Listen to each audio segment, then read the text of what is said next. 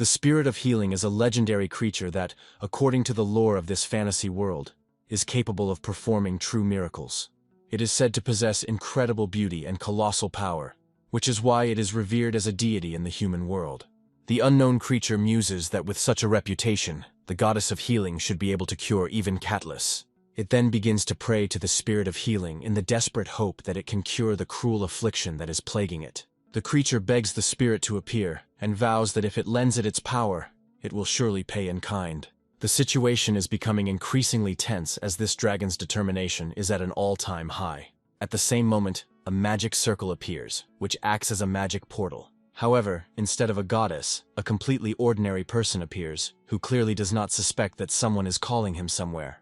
The giant dragon and the frightened man look at each other for a long time, trying to understand what it all means. The dragon reflects that people have rather strange standards of beauty if they consider such an appearance beautiful. However, he understands that the most important thing here is ability, and he turns to the spirit with a request to lend him its great power.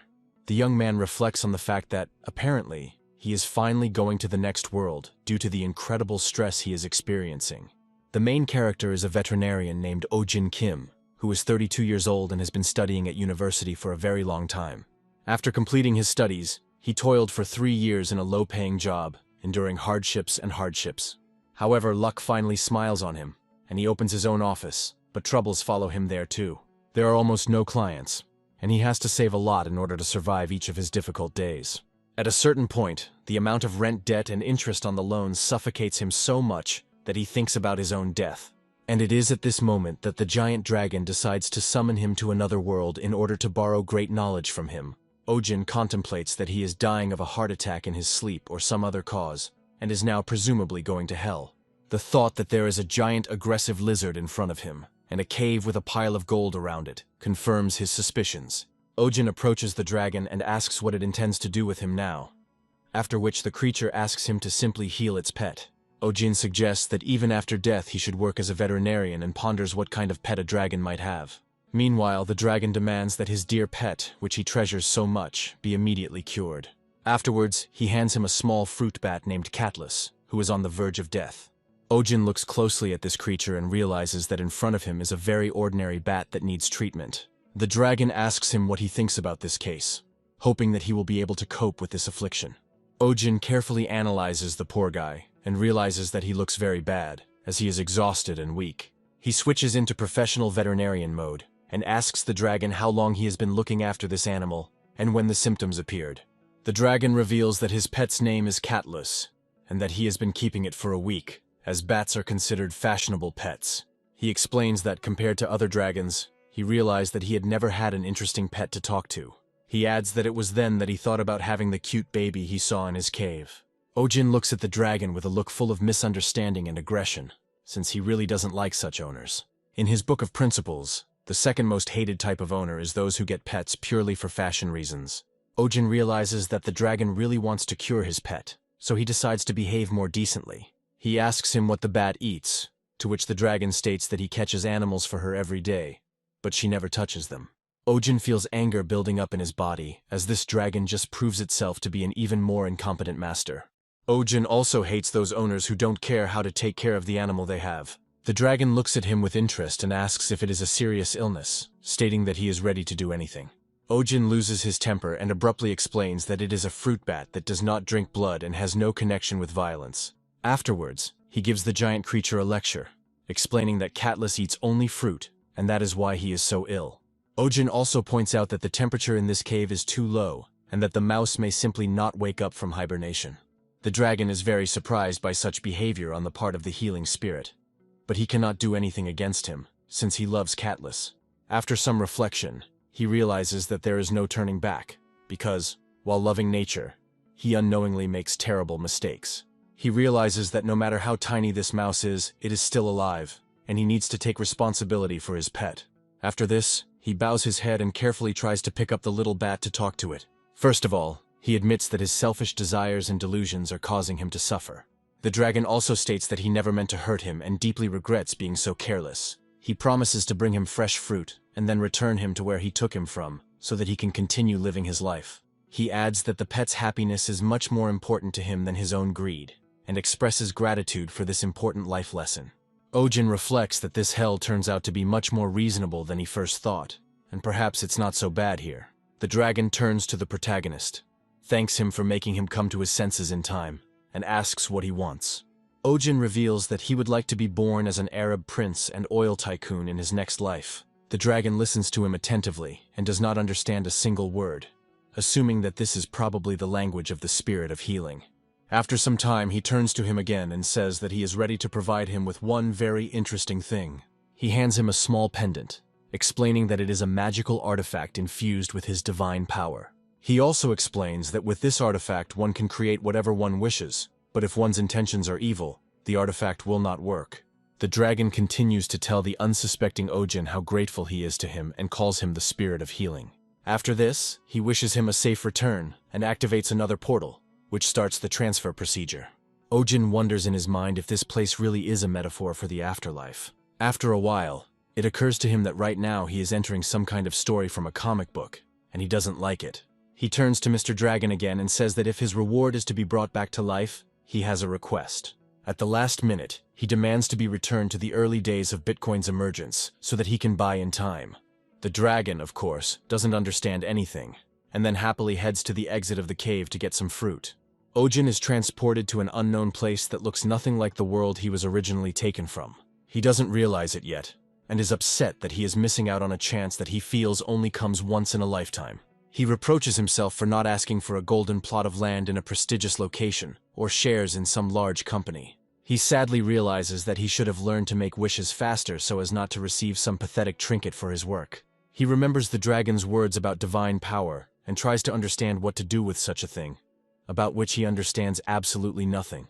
Angered, he realizes that he was never told how the item works, and accuses the dragon of making it a useless thing. Suddenly, a strong young man approaches him, and asks why he is standing in the middle of the road and getting in his way. After this, he pushes him aside and orders him to go to the devil so as not to interfere with carrying things. Ojin only now realizes that something is wrong here, and decides to look around to figure out where he is. He hears unfamiliar voices, which indicate that, apparently, he is entering some kind of bazaar. Taking a closer look, he finds himself in a medieval town that looks nothing like modern-day Korea. He is pushed aside again by a passerby who asks him why the hell he is standing in the middle of the street and bothering other people.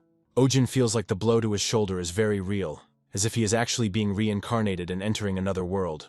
He remembers the dragon's words about sending him back, but now he has even more questions. Suddenly a fruit seller approaches him, informing him that she has the best ripe apples that taste like honey. Ojin asks her what this place is, and she assumes that he is a traveler, since his clothes look very strange. After this, she tells him that he is entering the Belmore region, which is located south of Baron Doyle's estate. Ojin realizes that this dragon is a complete idiot, and does not realize that there are different worlds in which people live. The merchant assumes that Ojin comes from some little-known village, and therefore decides not to focus on it. A few moments later, there is an incredible roar, causing a large number of boxes to fall to the ground. An unknown mammal picks up these boxes and dumps their contents into its huge mouth. Ojin sees a giant lop-eared rabbit named Elizabeth who eats uncontrollably when stressed. Although this sight looks quite cute, it is better not to stand in its path, as it can crush you with its paws. The remaining passers-by begin to run away, and the merchants try to hide their products so that the giant rabbit doesn't eat them. Ojin is surprised by how calmly monsters are treated in this world, and the merchant explains that it is Lord Belmore's personal pet. Ojin questions the wisdom of calling such a gigantic monster a mere pet, but is advised to flee. Ojin suddenly turns around and hears the loud, piercing cry of a miserable child who doesn't know what to do. A poor girl loses her mother, and now finds herself in grave danger when a giant rabbit appears in front of her. As it turns out, this rabbit is apparently omnivorous, and is willing to try even a living creature to cope with its stress. Ojin wonders what's going on here and realizes that a rabbit clearly shouldn't be acting like this. He realizes that he has never heard of rabbits trying to eat anyone alive, and decides to act immediately. In just 2 jumps, he finds himself in the right place, and dashes forward to save the girl from mortal danger. After this, he rolls for several meters along the pavement, receiving several bruises. But for him, this does not matter at all. He looks at the girl in surprise, checking if everything is okay with her, and at the same time trying to understand what is happening here. He is happy that he manages to save the child, but soon realizes that it is too early to rejoice, as the rabbit continues to attack. Ojin realizes that he is acting too slowly, and that now they both could die here through his own fault. However, after just a few moments, he realizes that the dam owner is to blame for everything, who was unable to keep an eye on his animal in time. He reflects that if someone chooses to release a giant animal in public, they have a responsibility to take care of it and control it with a leash. The next moment, the magic pendant reads his wish and releases a gigantic stream of energy towards the rabbit. Elizabeth stops in surprise and tries to understand what kind of strange magic is emitting a frightening hum. Before she can even process what's happening, a giant magical belt wraps around her ears. Ojin himself doesn't understand how he can do something like this, and looks in amazement at the mystical leash in his hands. The rabbit freezes for a moment, trying to figure out what's happening, and Ojin stands rooted to the spot. The townspeople, watching a man tame a giant rabbit, assume that he is a sorcerer. The merchant's younger sister asks her if he is a sorcerer, to which she replies that he looks like a very ordinary wanderer. Meanwhile, Ojin realizes that he caught his opponent at the most opportune moment, but still does not understand what exactly happened. Suddenly, a short aristocrat runs out of the crowd and asks the monster why she isn't bothering his father. After this, he turns to his servants and declares that they were unable to properly keep an eye on even the rabbit. He then turns cheerfully to Elizabeth and tells her that they should go for a walk and stroll together. Suddenly he discovers with horror that someone has dared to tie up his dear rabbit and deprive him of the ability to move. His gaze immediately falls on Ojin, who continues to hold the leash, thereby paralyzing the giant rabbit. The aristocrat furiously asks what he's even planning to do with his baby, but Ojin explains that otherwise someone could die. The aristocrat declares that this is impossible, since his little girl is not capable of such a thing, and demands that this disgusting thing be removed. Ojin realizes that this is another type of owner that he doesn't like at all, and wonders why he doesn't just stick his head in the rabbit's mouth. The aristocrat continues to shower him with angry threats, and in the heat of the moment, asks if he really wants to die. At this moment, ordinary citizens watching what is happening feel incredible satisfaction that someone is finally putting him in his place. Meanwhile, Ojin notices something strange about the rabbit's appearance, and decides to take a closer look. Quite quickly he discovers small bald spots on the monster's body, and realizes that something is clearly wrong here. The aristocrat angrily declares that he should keep his opinion to himself, since possession itself is the highest good. After this, Ojin turns to the Baron and explains that domestic rabbits are not taken out for walks, and if they are, then only not to crowded places. He asks if she self-harms or displays any other kind of aggression, and the aristocrat confirms that such things happen. Ojin explains that this is one of the symptoms of stress and warns that if they continue in this manner, they will lead her to become seriously ill. The aristocrat loudly expresses indignation and asks if he is really being threatened, since Ojin recommends stopping such walks.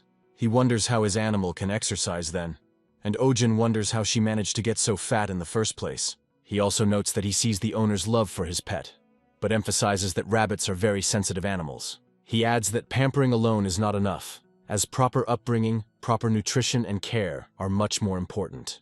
The aristocrat listens to the protagonist with surprise and admits that he really loves rabbits and thinks he knows a lot about them. He also shares a personal and painful story of being looked down upon and told that only ladies own rabbits. He then asks if Ojin's work has anything to do with rabbits, and Ojin confirms it.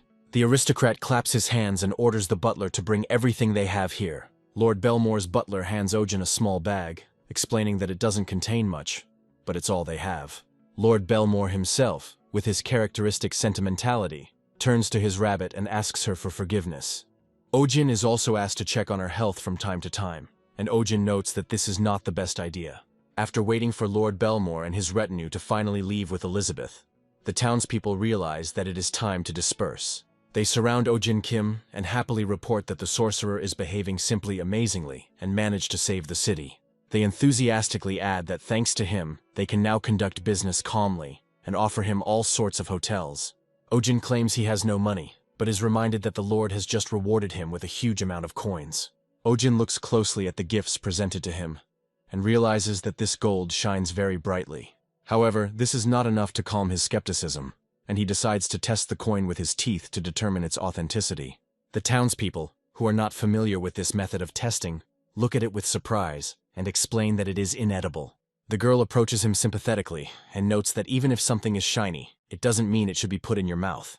Meanwhile, Ojin is busy thinking that he has struck gold and is wondering how much the building is worth. He is very happy and understands that he will open a second veterinary clinic right here, if he can get out of debt. After some time, they find themselves in a dark room in which several candles are burning, creating a mysterious atmosphere. The mysterious young man addresses his guests, and thanks them for having managed to reach the end of his trials. He says that everyone gathered here finds themselves here after completing very difficult tasks that require ingenuity. This person also expresses hope that one of those present will still be chosen. After a short pause, the young man, who turns out to be Oh-jin Kim, announces that it is time to begin the test. He pompously declares that this is a game of life and death, although in reality, it is all just a regular interview to select personnel for the clinic. Some time ago, Lord Belmore asked him if he needed a house, money, and land in order to settle here. The opening of the clinic's branch goes surprisingly smoothly, as the local lord simply gives him the property. Oh-jin understands that the most important things in this life are the connections that allow him to open up paths that are inaccessible to others. He only needs to tell the lord about his desire to settle here, and everything necessary for the clinic will be personally prepared for him. Oh-jin starts cleaning and realizes that there are too many rabbit tracks left, but it doesn't matter since he's not paying for it. Now he owns his own clinic, and all that remains for him is to ensure its prosperity through conscientious performance of his duties. However, he has little information about this world, and he does not understand what the dragons are capable of, one of which sends him here. Oh-jin is well aware that he needs someone to ask about this world, so he puts up an ad. The current interview at the protagonist's clinic begins, and Oh-jin asks all candidates to introduce themselves. One of the boys calls himself Thomas, and explains that he is the second son in a family of 3 sons and 2 daughters. Oh-jin reflects on how the child lacks any individuality, and is unlikely to be able to help him in this matter. He then turns to another candidate, who calls himself Philip, and says that his family has a long history of interacting with animals. Oh-jin clarifies what exactly is meant by such interaction, after which the young man calmly explains that he comes from a family of butchers. Oh-jin immediately classifies this man as completely unsuitable for the job. He reflects on the fact that this world is full of weirdos and therefore one must be careful, and then turns to number 3. Looking at him, he realizes that this guy looks like he's ready to gut someone. However, he decides not to judge by appearances and asks why he looks like he is very nervous. The young man suddenly asks if he is the wizard, after which he expresses a wish to be used as a rug.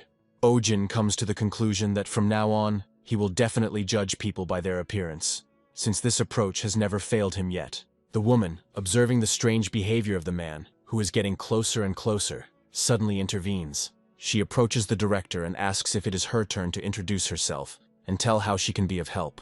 Oh-jin asks if now is the right time for this, trying to get rid of the annoying interlocutor. The girl asks if he allows her to deal with the situation on her own, and he immediately agrees. The next moment, the girl delivers a quick and sharp blow right to the madman's face to bring him to his senses. The blow is so strong that the man falls to the ground and cannot recover for a long time. Looking calmly at the main character, the girl says that her name is Selena, and that she would be happy to work with him. She adds that she is an animal care specialist and can perform some basic procedures. Oh-jin understands that such a valuable employee, who has also rendered him a serious service, cannot be missed, and immediately hires her. This is how, quite simply, an assistant is hired at Oh-jin Kim's pet clinic. After a while, the weather improves, and the warm dawn sun rises over the city again. Oh-jin is genuinely happy about this start, and realizes that his new workplace brings him a sense of comfort and stability. However, along with this, one problem arises: the assistant does not show up for work on time. After some thought, he comes to the conclusion that he is hiring her too hastily, and suggests that new advertisements should be posted. After a while, there's a knock on the door, and he realizes that his assistant, who has most likely already been fired, is coming to see him. He opens the door and asks Selena if she slept well and how long ago she had lunch. However, in front of him is a completely different person, who is happy to hear what he has heard, and asks if they are offering him lunch. Oh-jin looks at him in surprise and asks who he even is, not immediately realizing who is in front of him. However, after some time, understanding comes to him, and he seats his first client at a table, offering water or tea. Oh-jin is happy to have the first customer come to this branch, as this is the first step towards paying the bills. Smiling, he realizes that he is overly focused on success, as he has already analyzed all the mistakes of previous clinics. He briefly recalls one of his sessions, when he informed the dog's owner of the need to brush its teeth regularly. The very resourceful owner then asked if this was too complicated a solution, expecting some simpler way to fix the problem. Oh-jin doesn't hide his passive aggression and constantly takes it out on people he doesn't like. This is why he often receives bad reviews, and his clinic is rapidly losing popularity. Ojin realizes that this time he intends to become a winner in life and constantly control his temperament. Meanwhile, the client shows him his lizard named Pudge and explains that he thinks it is very cute. Ojin realizes that after meeting the giant rabbit, he feels like all the animals in this world are strange, but this specimen is not. Ojin asks the owner why he carries the animal in his pocket when there should be a special cage for it. The client explains that he carries the pet around with him because he finds it incredibly cute and points at the lizard. Ojin doesn't have time to contain his indignation and is about to grab the table to turn it over. However, his self-esteem and logic immediately stop him, reminding him that he must be stronger. Ojin decides not to ask any unnecessary questions and inquires as to why the owner decided to bring his pet here. The client explains that the pet is not sick, but appears very weak and is sensitive to cold. He also mentions that he once accidentally grabbed its tail and it fell off, but Ojin explains that this is also normal. After this, the owner decides not to ask any more questions and simply asks the veterinarian to treat his pet for any possible ailment. Ojin understands that one cannot rely only on the owner's word, and that a full inspection is necessary first. He begins to examine the animal closely, and discovers that its scales are chipping off too easily. Ojin continues to examine the skin of the bizarre creature, and realizes that it looks quite unusual. After a short pause, he reports that the little lizard appears to be suffering from a condition called dissectus. The client immediately warns that he should be careful when touching, as his pet may be aggressive. Ojin clarifies what exactly he means, and only then notices that they are preparing to release a stream of fire in his direction. Ojin realizes that he is moving too slowly to react to what is happening. After a few moments, the pet opens its mouth and creates a small fireball, which begins to rapidly gain speed. Luckily for Ojin, Selena arrives in time and manages to push him aside so that he doesn't get burned. Turning to him, she informs him that his head was nearly burned by the salamander's flames, adding that this poses a serious threat. Looking closer, she realizes that he didn't take the collision with the wall very well because she overdid it. Ojin sadly notes that getting burned would be a much smaller problem than his current situation. Ojin understands that the first thing to understand is that this lizard cannot be examined with bare hands due to its peculiarities. Selena continues her conversation with the client and asks where he found this salamander and how long he has been keeping it. The client says he picked up a salamander on the other side of the mountain and immediately realized it was love at first sight, so he took it home with him. After this, he asks if she is jealous of such an unusual pet, but Selena replies that this is not entirely true. Looking intently at the client, she explains that catching salamanders in that area is illegal, and that the creatures are not domesticated. She reminds him that their population is extremely small, so their capture is prohibited, after which the client asks if he can still keep it. Selena states that it is indeed illegal, but he shouldn't worry too much about it. She explains that while it might work to indicate that the salamander is being brought in solely for medical treatment, the animal will still have to be returned. The client begins to cry and claims that he will never give up his beloved pet that he picked up. As he heads for the exit, he demands that they accept the situation and just let them love each other. Ojin wonders what is wrong with the man, and Selena suggests that he is deciding to return home. Ojin states that such behavior is unacceptable, and reprimands her for not detaining him and letting him go with the pet. Pointing to the door, he orders her to go immediately after this man and bring him back here even by force. Selena nods and understands that her director turns out to be a very serious person who is not averse to decisiveness. Trying to find this man, she heads into the city and quickly finds herself in a crowded market. The merchant reflects that life becomes much more pleasant after the Lord's rabbit stops appearing in the area. She hopes that while these people are busy with the Lord's affairs, no destruction is foreseen. Suddenly she notices a frightened man running across the square, followed by another girl in a hood. Ojin also follows her to ensure the capture of this scoundrel who could harm himself and others. Selena runs very fast and is able to catch up with even the most desperate fugitives. Ojin hardly has even a drop of that kind of stamina, so he has to operate at the very limits of his abilities.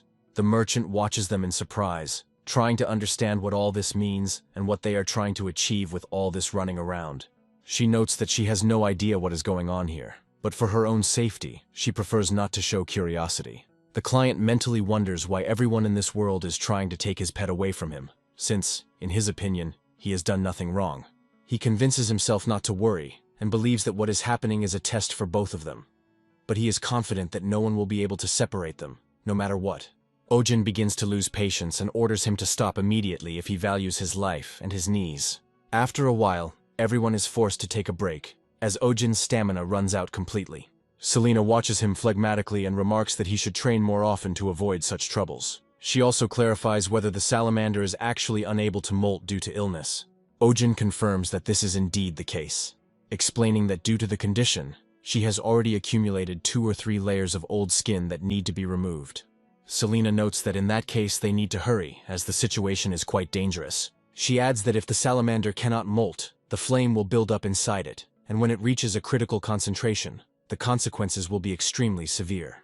Selena assures that this will lead to a grand rampage, which will end only when the creature's energy is completely depleted. From her point of view, rampaging salamanders are extremely dangerous and capable of reducing the entire area to ruins, not only harming their owner. Ojin realizes that he has no time to rest or feel sorry for himself, as too much is at stake. Meanwhile, the client makes his way to his home, constantly looking back and noticing that no one is following him anymore. He happily tells his pet that everything is fine, and that now no one can separate them, despite the cruelty of this world. After this, he decides to capture the moment in song, and starts looking for paper to write down the poems on. He reflects that inspiration has finally struck, and that it will be a true masterpiece if they can convey eternal love through song. All this time, while the bard thinks only about his meaningless songs, the salamander gets worse and worse. It's clear from her eyes that her mood is gradually turning aggressive and clearly has no intention of stopping. Turning around, the bard asks his pet what he thinks of the poetry, which he considers to be of such high quality. At that very moment, a powerful explosion was heard, which immediately made him realize that he should have listened to Ojin's words. A moment after the explosion, the bard tries to cough as the shockwave kicks up a huge amount of dust. On top of everything else, the entire house is gradually starting to catch fire. But the bard still doesn't fully understand what the problem is. Turning to his pet, he asks him what happened and why he decided to do such a thing. He assumes that the pet is angry about something, but he still believes that this is not a reason to start such a serious fire. After this, the bard pulls the pet along with him, believing that it is dangerous here, and that they need to get out as quickly as possible. However, the angry salamander realizes that she no longer intends to tolerate such disdainful treatment. After this, she opens her mouth and prepares to create another fireball to direct towards the bard. The bard looks at his pet in amazement and still cannot believe his own eyes. He convinces himself that it is just a joke, since his dear pet would never spit fire at him. Selena and Ojin come to the aid of this naive man in time, who would otherwise have become a victim of his own stupidity.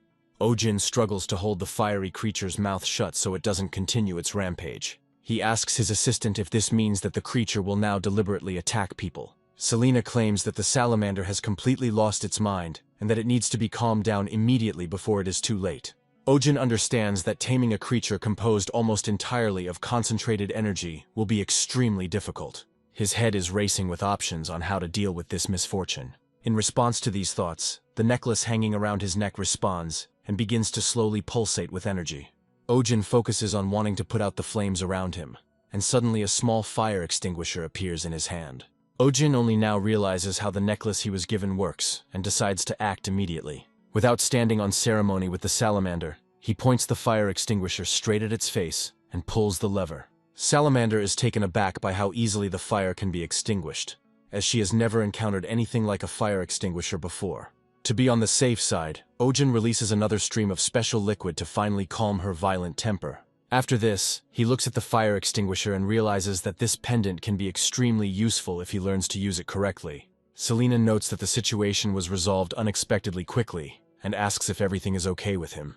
Meanwhile, the bard replays what happened in his head and realizes that it was a truly serious incident. He convinces himself that if it weren't for the massive outburst, his pet would never have attacked him, and therefore everything will be fine in the end. He happily notes that he will now be able to better care for his pet and continue to exist alongside him. Ojin asks him in surprise if that's all he can say about what happened. The bard replies that there is no need to worry, since his feelings for this animal have not changed. He will restore the house and continue to take care of it. Ojin explains to him in a raised voice that if things had gone on any longer, the neighboring houses would have caught fire, and someone could have been seriously injured. The bard tries to calm the protagonist, and explains that this is precisely why he talks about the need to take better care of the pet.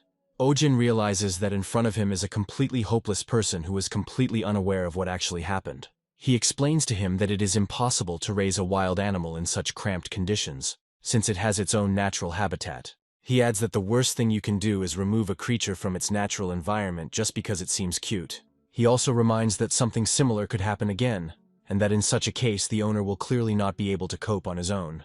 The bard looks down and begins to cry, realizing that he is truly ashamed of his selfish act. Ojin gently strokes the salamander to further calm it down, and decides to sum up what happened. He states that one should not fill life with interference based solely on attachment, as this only leads to negative consequences. The room falls silent as the bard is forced to seriously consider how selfishly he has behaved. After some time, they still head to the guard districts, where the bard found his pet in order to release him into the wild. Ojin notes that now, after molting, the salamander looks quite healthy, and its coloring seems harmonious. They also notice that she somehow managed to grow several centimeters quite quickly. Ojin wonders how such a large body could have fit in such a tiny skin before, but Selena cannot answer. The bard looks at his pet with sadness and realizes that he will no longer need his help, since he has grown up so quickly.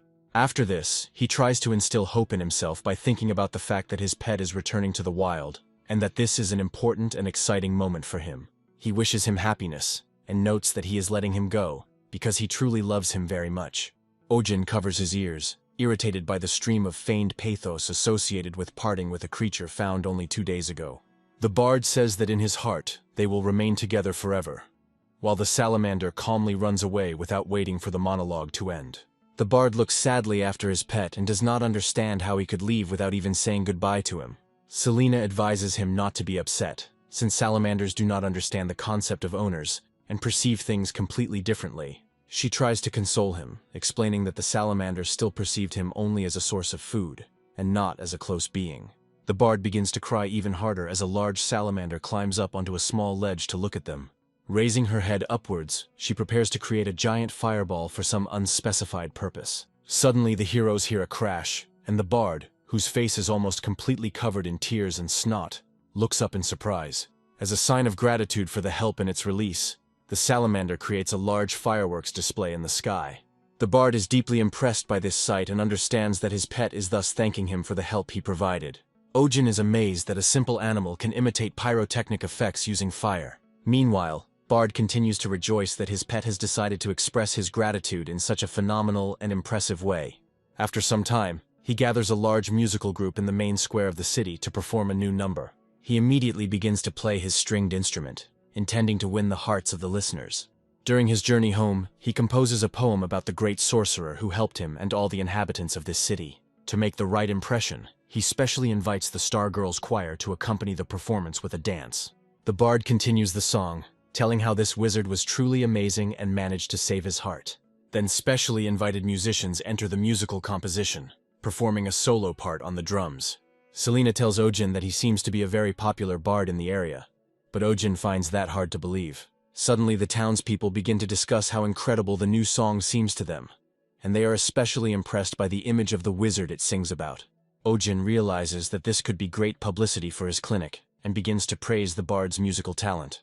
Just a few days after the song's public performance, the pet clinic is literally overflowing with clients. They all knock on the door, hoping that it will open soon, and Selena jokingly remarks that with such an influx of visitors, she already wants to quit.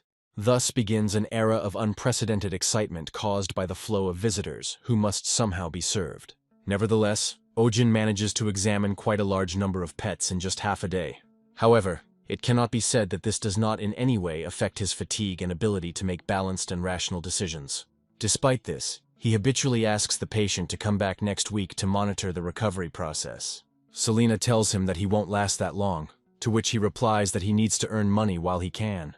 2 months after his arrival in this world, thanks in large part to the bard, his second clinic is experiencing a massive influx of visitors. Even for a hard worker like Ojin Kim, the first few days are tough, but the rewards are significant. This money very quickly gives Ojin strength, and he continues to work with renewed zeal, as if drawing energy from another world. By examining patients, he learns more and more about this world, so his work also has its own less obvious positive aspects. He learns that even here, cats and dogs are the most common companions for people. Although their appearance is slightly different from what he is used to, it still gives him a certain basis for research. Selena informs him that another patient has arrived, and adds that he will be the last one for today. Ojin asks her what kind of animal it is, and she replies that it is a breed of shaman, which is primarily used for hunting. Selena explains that they have recently become popular pets, but due to their aggression towards everyone except their owner, they are often abandoned. Selena adds that they grow quite large, and their claws and teeth are very sharp, so you need to be especially careful when handling them. Ojin knows this sounds quite ferocious, but still allows visitors in to examine the animal. As soon as the owner opens the carrier, a small dog no more than a few months old appears in front of him. Selena says that during the recording it was mentioned that the patient was only a few months old, but she forgot to mention this detail beforehand. The owner reports that the animal has been limping since yesterday, and suggests that it may have been injured. Ojin decides to examine the puppy and tries to make out its paws, as it looks like a dense ball of fur. Ojin speculates that puppies usually have good joints, so it's likely that there's some mechanical damage to the paw. After taking a closer look, he discovers a small splinter lodged in the pad of the paw, causing the poor creature severe pain. Ojin quickly takes the tweezers and removes the splinter, noting that everything should be fine now that the source of the pain has been removed. After this, he decides to disinfect the little puppy's paw, and this completes the treatment procedure. Ojin looks at the contented creature and realizes that in front of him is a living ball of wool with incredible activity. This brings a genuine smile to his face as he feels joy seeing happy and contented animals after treatment. Selena notices this, but decides not to say anything until the little dog's owner leaves the clinic. The woman expresses her sincere gratitude to Ojin for helping her in such a difficult situation, when there was almost no hope left. Ojin bids her farewell, then rests his head on the table and notes that they have finally finished the reception, which cannot but please him. Selena looks at him closely, and says that he looked very happy during the last appointment. She asks him if it was because he found the puppy adorable, or because the workday was ending. Selena explains her point by noting that she rarely sees him so happy with anything other than significant financial income. Ojin replies that none of the patients were in serious condition today, so today can be considered a walk in the park. As he reflects, he realizes that the hardest part of being a veterinarian is constantly witnessing animals suffer. He notes that the more you worry about these animals, the more it torments the doctor himself, and that in such a matter it is necessary to be able to detach emotionally. However, Ojin realizes that he has completely failed this task, and quickly begins to take it out on the owners, who are behaving irresponsibly. Putting the memories aside, he gets up from the table and says that it's time for them to close up and go rest until tomorrow. He also notes that there were quite a lot of visitors today, so the day can be considered a success in financial terms. He adds that the sun will set soon, and at that moment, he notices a strange pale man in the window who is looking at him eerily. This man calls out to the protagonist in a sad voice, explaining that he needs not just help, but the help of a professional sorcerer. Ojin asks Selena if she can exorcise spirits, and she takes the broom, noting that she has a few ideas on how to get rid of him. The vengeful spirit suddenly opens the window and continues to repeat the protagonist's name, causing him to become very scared. After this, the spirit grabs him and begins to pull him towards itself, but Ojin is unable to resist due to extreme fatigue. A few moments later, he finds himself on the street, after which he is quickly carried away in an unknown direction. Selena is genuinely surprised that spirits are able to interact with the material world and move so quickly while holding another person. They are transported several kilometers away from the city to a small forest area, where the ghost decides to stop. It soon becomes clear that this ghost is an ordinary person who is simply following orders from his superiors. He apologizes to Ojin, explaining that he didn't expect him to have such a hard time climbing the hill due to his extreme fatigue. Ojin asks his unexpected visitor who he is, emphasizing that he doesn't look like a ghost at all. The man replies that his name is Sven, and that he is an employee of the city administration in this area. After this, he begins to bow and says that he was told that Ojin was able to calm even the Lord's rabbit. He then suddenly asks him if he could catch a stray dog, leaving Ojin genuinely confused. Selena suddenly appears out of nowhere and says that they are not an animal rescue team.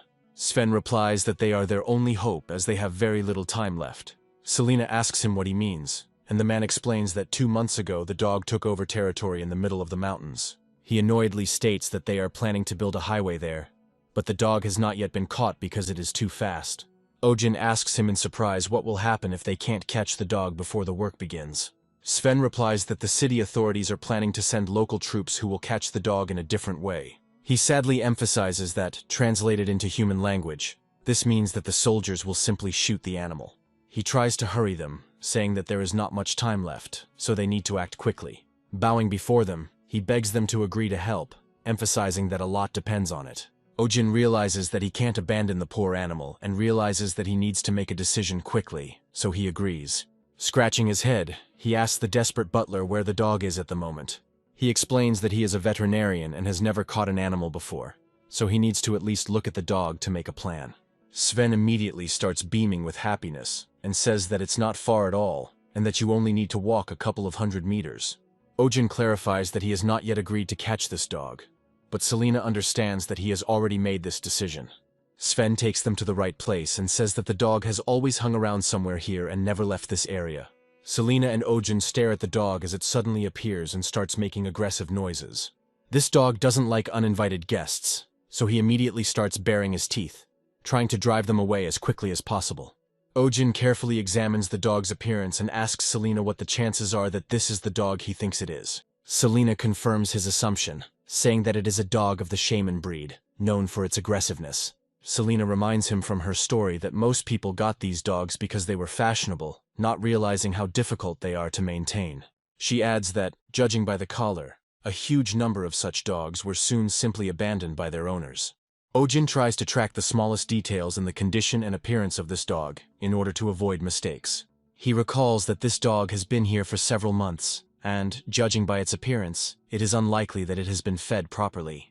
Suddenly, a loud and strange sound begins to resonate in the air, spreading over several tens of meters. Ojin wonders what the sound is, and then decides to take a step forward to get closer to the animal. He hopes that these sounds will not affect the condition of the lost dog, which already looks aggressive. However, as soon as he takes this small step, the dog immediately begins to behave even more aggressively and rushes to attack.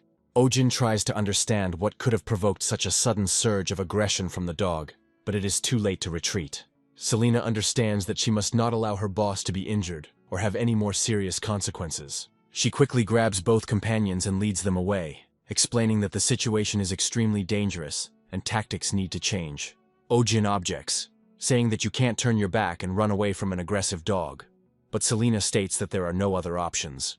Ojin continues to be indignant, noting that such behavior will only provoke the dog to chase them until he catches them. He adds that they need to distract the dog so they can regroup, when he suddenly notices that it has stopped. Selina stares at the dog, who suddenly turns away, completely losing interest in his victims. Ojin wonders why the dog decided to stop, as it is a hunting breed that usually does not abandon its prey. He emphasizes that they are looking at an enraged hunting animal, and yet it has returned to its original place. Taking a closer look, he notices that the dog constantly stays near a small cave and seems to be guarding something. He realizes that the dog has returned to the same place where he was originally when they first arrived. Selina notes that it is extremely difficult to predict a dog's thoughts, and Sven adds that the dog always attacks people according to the same scenario. He also says that there is a never-ending stream of complaints coming from the nearby town. Ojin suddenly gets the idea that everything that is happening could be part of something much bigger, and he decides to ask more questions. He asks what kind of complaints these were, and is told in response that they concerned the appearance of a ferocious dog in the mountains. The complaints also stated that the animal was dangerous, but Ojin clarified whether anyone had actually been bitten. Sven initially finds this question naive, as the answer seems obvious to him. However, after some time he thinks about it, and realizes that he actually cannot remember a single such case. Having carefully checked all the nooks and crannies of his memory, he says that not a single complaint about bites has been received so far. Ojin turns to Selina, reminding her of her words about dogs of this breed being very loyal to their owners and incredibly devoted. Selina nods to him, then asks if he has any good ideas. The next day, Ojin and Selina go into town to find someone very important. Selina asks him what they are doing here, and Ojin tells her that their task is to find the dog's owner. Selina says that it will be much easier to catch the tramp as quickly as possible using traps and food. Ojin expresses doubts about this plan, saying that, in his view, food alone will not be enough. Selina asks him why he thinks that, and then he asks her to remember how skinny the dog was when they saw him. He adds that this is a hunting breed that could, in any case, get its food while in the forest. From his point of view, this dog is kept in one place by something much more serious than hunger. He suggests that it may well be an order from the owner, who has promised to return. He notes that this breed's devotion to its owner is absolute, which is why the dog still guards this place. Ojin says with irritation that in the places where he comes from, there were also people who got rid of dogs in this way. That's why he says that once they find this man, they're going to deal with him seriously first, and then take the dog with them. He adds that the man should see the condition of the abandoned dog. They decide to ask ordinary residents about the whereabouts of this dog's owner, but no one can give a clear answer. Even children, who usually know more than ordinary people, cannot help them in any way. Turning to old people also turns out to be a bad idea, since they cannot suggest anything useful. After some time, despair overwhelms Ojin, and he tries to figure out what he should do next. He suggests that the owner might be unnaturally cruel, and Selena suggests that everyone in this town hates the stray dog. Suddenly, a figure appears in front of them, who informs them that no one knows the owner of the stray dog, so they cannot help. Coming closer, the girl says that they are the first people who ever ask about Mr. Jack. Ojin looks up encouraged and asks the girl if she knows the dog's owner and where he is now. The girl asks them to follow her, after which she takes them to a small house located outside the city. Ojin says that Mr. Jack has gone too far, and the girl explains that this is why no one knows anything about him. Ojin knocks on the door, wondering if Mr. Jack lived there alone with his dog, but the girl corrects him. She says that Mr. Jack is not here, but in a completely different place, and points her finger there. Ojin follows her in surprise and freezes for a moment, realizing that the situation is not going well. A grave appears before him, and he wonders what it all means, although in reality, he understands everything at once. The girl says that Mr. Jack died while on a mission several months ago. Ojin clarifies when exactly this happened, and realizes that the date roughly coincides with the appearance of complaints about the dog. The girl says that people around her continue to blame the dog's owner, but Mr. Jack did not abandon his dog. She explains with a heavy sigh that he simply couldn't come back for it because of the tragedy that happened. She also says that she tried to take the dog, but all her attempts were in vain, after which she mentions that the dog's name is Max. She asks them to try to help the animal, emphasizing that this dog does not deserve such treatment from people. Ojin looks down and realizes that he was too hasty in his anger at his master, due to his own bad habit of jumping to conclusions. He takes a few steps towards the grave and clenches his fists, trying to cope with the pangs of conscience. After a short pause, he bends over the grave and says that he wishes this man to rest in peace. He also notes that he is terribly sorry that he allowed himself to make such a hasty and erroneous conclusion about this man. After a symbolic pause, he makes a promise that he will save the dog at any cost as a sign of respect for its owner. After some time, the sun begins to set, but the heroes still have time to come up with a plan.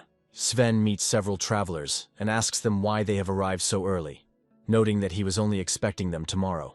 The armed soldiers respond that their previous mission is completed, so they are slightly ahead of schedule. One of them adds that they don't necessarily have to put off this task until tomorrow, since they have no desire to linger here. The soldiers say they are determined to deal with the wild animal right now, stressing that it will be easy. He adds that people hate the dog anyway, so it's unlikely anyone will mourn the loss of such a creature. From his point of view, it doesn't matter whether it happens today or a day later, since nothing will change.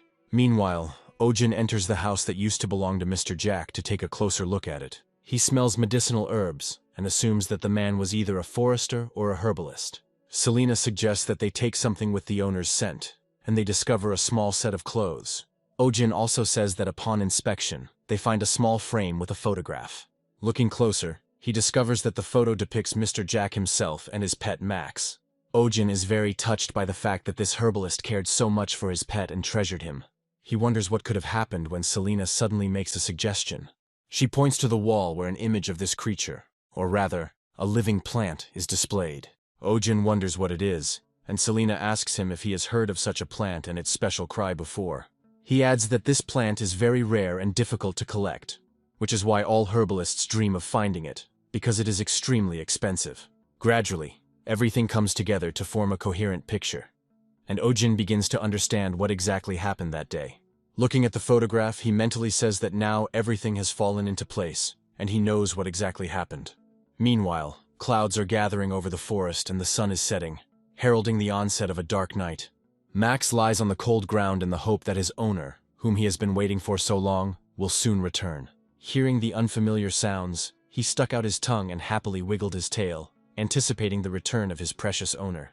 For a while he is transported into the past, remembering that on that day there was a heavy rain, and they took shelter in this cave. His master lit a fire and said that it was worth waiting for the rain to subside, since there was no point in rushing. Max lay down near the fire to regain his strength and dry his thick fur. Mr. Jack hurried to help him and took out a small towel with which to wipe off the wet fur. He happily noted that it was great that he had brought a towel, which would allow him to dry off quickly. He asks Max to stand still, explaining that if he stays wet, it will only lead to illness. However, Max was very playful and immediately began to lick his owner's hands as a sign of gratitude. After this, he also placed his paws directly on his owner's body, which is why the old man called him a little rascal. However, such behavior only amused him, so he laughed heartily at his dear dog. Afterwards, he said that he was very lucky to have found such a safe haven where he could take refuge. He added that he had no idea the cave existed until he discovered strange plants deep within it. He was very surprised when he realized that in front of him was the precious mandrake that he had been looking for so long. He carefully analyzed the flowers, the shape of the leaves, and came to the conclusion that there could be no mistake here. He joyfully thanks the heavens, saying that he could not imagine that he would see a mandrake not only in books. He understands that there is no time to admire, since he needs to immediately go home for tools. Max immediately made it clear that he would like to go with his master, despite the fact that he was still not dry. However, Mr. Jack immediately stops him, saying that he can handle it alone, since the journey is not far. He promises Max that he will be back very soon, so the dog should wait a little, and everything will be fine. Smiling, he sincerely declares that today is indeed a very happy day, and that luck has smiled on him. The dog continues to guard the cave in the hope that its owner will return very soon. Mr. Jack is being prudent because if he waited until the rain stopped, something bad might happen to him. However, he underestimated how dangerous long rains can be in mountainous areas and the consequences. Too late, he heard a loud roar that heralded the beginning of a landslide from which there was no escape. Unfortunately, this man's fate was unenviable, and he died in a landslide. Nature is cruel and does not choose who will become a victim of weather conditions today. Time passes and the fire has already gone out. But the owner, for obvious reasons, was still unable to return to his dog. Max continues to guard the cave, as this was the last order he received from his master. He waits for a long time in the hope that his owner will return soon. But these dreams are not destined to come true. Looking at the rainbow that appeared after the rain, he begins to whine sadly, missing his owner. However, the owner never comes, and the dog does not leave the cave to try to find him. After some time, she is found by travelers who are interested in what this dog is doing there. They feel sympathy and pity for him, realizing that he has probably been abandoned and has been living here for several weeks. At first, they even try to feed him in the hope that he won't die of hunger. However, as soon as they tried to approach him, the dog immediately began to bare his teeth in order to drive away the uninvited guests. The travelers immediately realized that it was better not to mess with this dog, as it was very dangerous and cruel. They still couldn't understand why the dog was abandoned, but they decided not to go any closer, because the dog's teeth were very sharp. Max continues his existence near the cave, devoting all his attention and strength to its protection. He patiently waits for his owner and drives away anyone who accidentally enters his field of vision and approaches a dangerous distance. Over time, his coat begins to look worse and worse because no one can take care of him. However, this time his fate is entirely in the hands of evil people who came here to kill him. The soldiers quickly take up firing range and carefully examine the dog, trying to assess its power. As soon as the soldiers approach, he immediately begins to grin, hoping that this will be enough to drive them away. Meanwhile, soldiers load special ammunition to tranquilize the dog and then finish it off. Sven tries to stop them, saying that he has already called someone who can help save the animal, because this dog did not hurt anyone. However, the soldiers tell him that they did not come to listen to heart-rending stories about dogs. He emphasizes that he understands perfectly well that this dog probably has a sad past, because abandoned animals are not guilty of anything. However, they are only here to ensure the safety of the residents, and for that to happen, this dog must disappear. Max begins to realize for a moment that he cannot cope with the soldiers, and tries to silently accept his fate. To everyone's surprise, someone suddenly places a hand on the soldier's weapon, pulling him away. Selena looks at him with a cold and stern gaze, and says that the soldiers are too hasty in making decisions. She states that they need to save this stray dog, so they should shoot a little later. Suddenly, the man he had been expecting all this time, judging by the smell emanating from him, approaches Max. For a moment he sees Mr. Jack, who asks if the dog has been waiting for him for that long. The man says he's finally come back for him, which makes the dog's tail wag. The dog immediately rushes into Mr. Jack's arms, but it turns out that in front of him is Ojin, who apologizes and says that he is not the one he was expecting. Stroking his head, he says it's time to go home and rest. Night falls over the forests, and one small fawn tries to carefully run away from some danger. He has been running for quite a long time, which is why he is very tired, but he still feels like he is being watched. Nearby, behind the trees, a dark figure gradually moves from tree to tree and watches him. What kind of animal this is still unclear, but it is clear that it is a predator that stalks its prey for a long time. After some time, a loud sound is heard in the forest, which frightens the animals, and the birds, frightened by the sharp noise, fly up. A few days later, a visitor comes to Ojin's clinic and says that their baby is moving too little. Ojin looks at the animal carefully and says that it is incredible, and he has never seen anything like it. Taking a closer look at a hamster named Pin, he notices that he is too fat to move properly.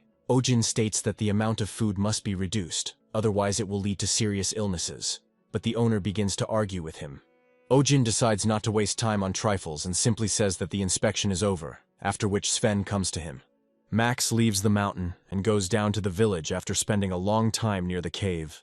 However, the dog still cannot understand that his owner is no longer there, and he continues to stay near the grave all the time. Luckily, Max was able to open his heart to someone who had cared for him for a long time, and that person turns out to be Sven. Ojin asks if something happened to the attack dog, but he quickly replies that it did not. After this, they place a large box on the table, saying that this is a very important reason why they came. Looking inside, they discover a mandrake, which is sitting in a pot and covered with a special glass flask. Selena says it's a strange plant for this area, as the roots usually go deep into the soil. Sven says that Mr. Jack found this mandrake before he died, and it had been in the ground all this time.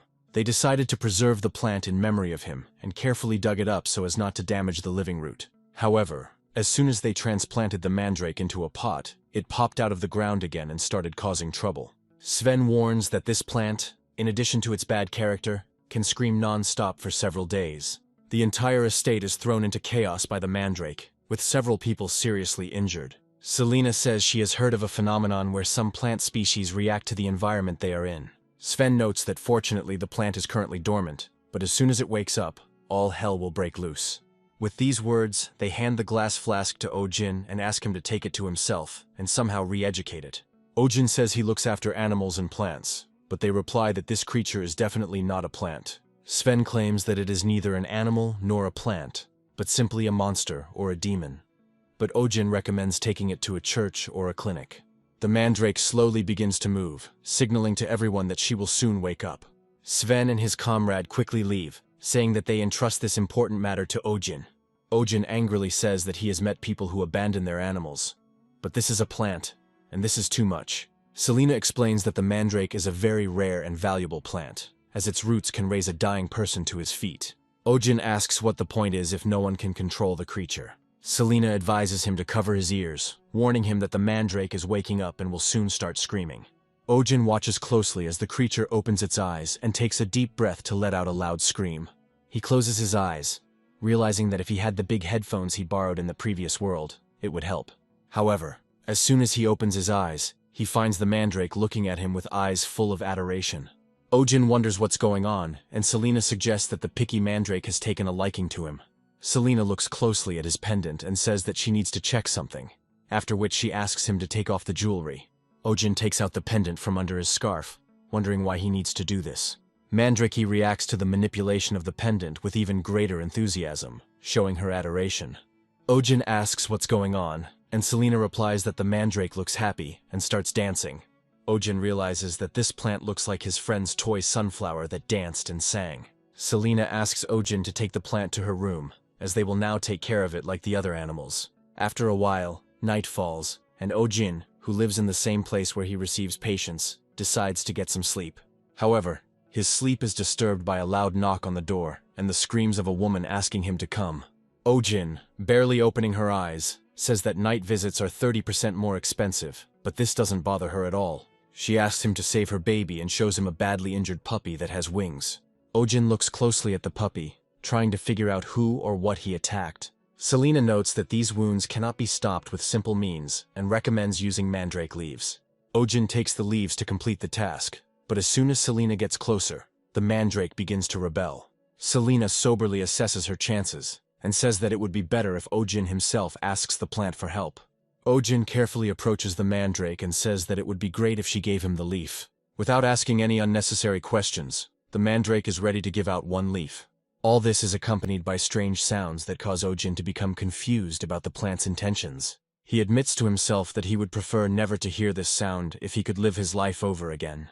Pulling himself together, he continues treating the puppy and notices that the bleeding quickly stops. The owner cries, saying that she will never forget this, and Ojin promises that they will continue the treatment. After the mistress leaves, Ojin is glad that he can finally close his eyes and get some sleep. However, the sleep lasts no more than 30 minutes, because soon a man breaks into the clinic again and asks if he is asleep. The owner brings another puppy with the same wounds on its body. Ojin says that judging by the tracks, he was attacked by the same animal that attacked the previous puppy. After carefully analyzing the wounds, they come to the conclusion that such damage could not have been caused by any weapon. Ojin comes to the conclusion that some kind of animal, supposedly a psychopath, is playing with them, maiming other animals. Selena says she's never heard of an animal called a psychopath, and Ojin realizes that term hasn't been coined here yet. The daughter of the owner who brought the fawn says that she knows very well who did it. The girl explains that Baron Doyle's pet, who is a wolf, is to blame for everything.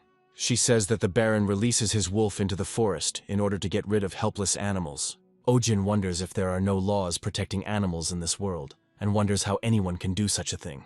It is hinted to him that aristocrats can do whatever they want, and Ojin curses feudal society for its injustice.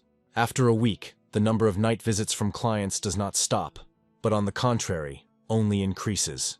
Ojin is very sensitive to the needs of others, so he loudly declares that he can no longer live like this. He quickly organizes a massive resistance and heads to the estate gates, ordering the Baron to leave immediately. Protesters wave torches and say the Baron must wake up and ensure the safety of the animals.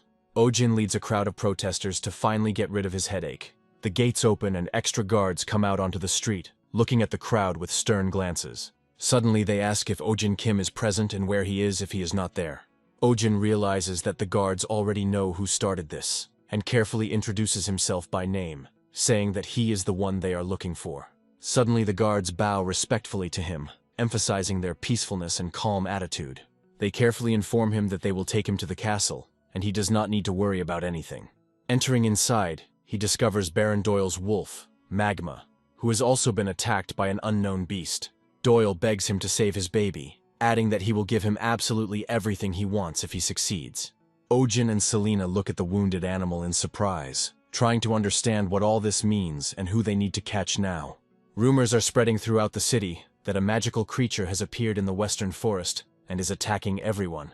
People claim that this is an unusual magical creature, and most likely some kind of huge monster capable of eating people. They come to the conclusion that very soon this creature will taste human flesh and begin to attack travelers.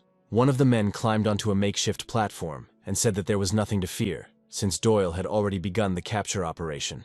He adds that a huge trap has been set up in the forest, and soldiers are patrolling the area day and night, so it's only a matter of time. Ojin listens attentively to Doyle's stories and mentally notes that more than 90% of what he says is not true. He recalls that most of the time the Baron simply cried and was hysterical, and his subordinates came up with a plan for him.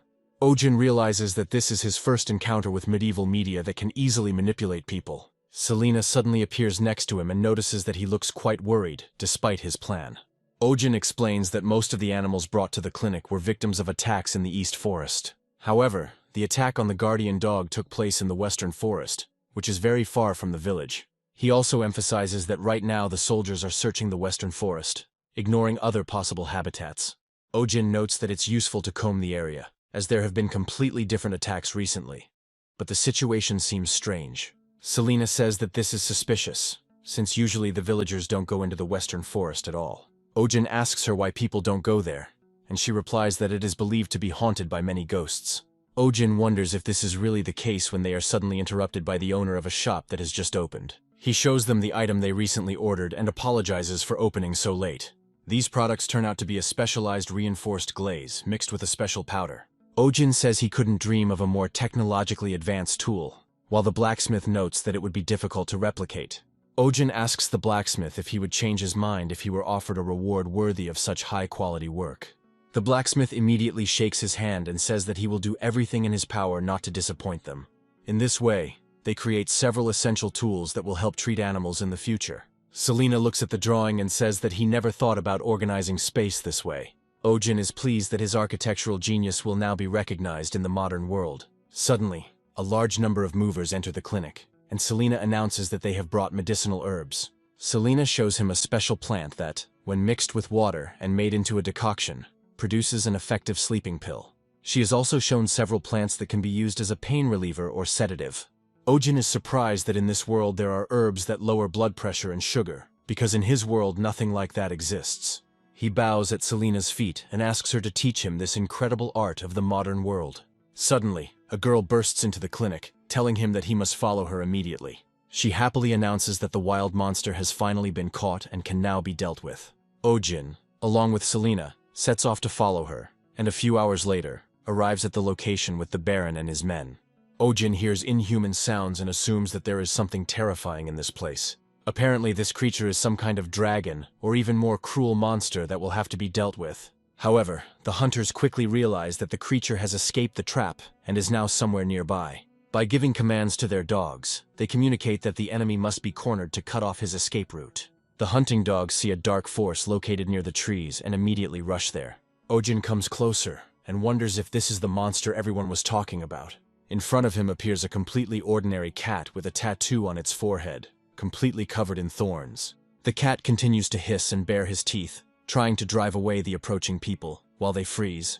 One of the knights notes that this beast looks like an ordinary stray cat and does not pose a danger. Doyle, in turn, claims that it is definitely a monster, as can be judged by the reaction of his dog. Wolf Magma does act a bit subdued when around this creature.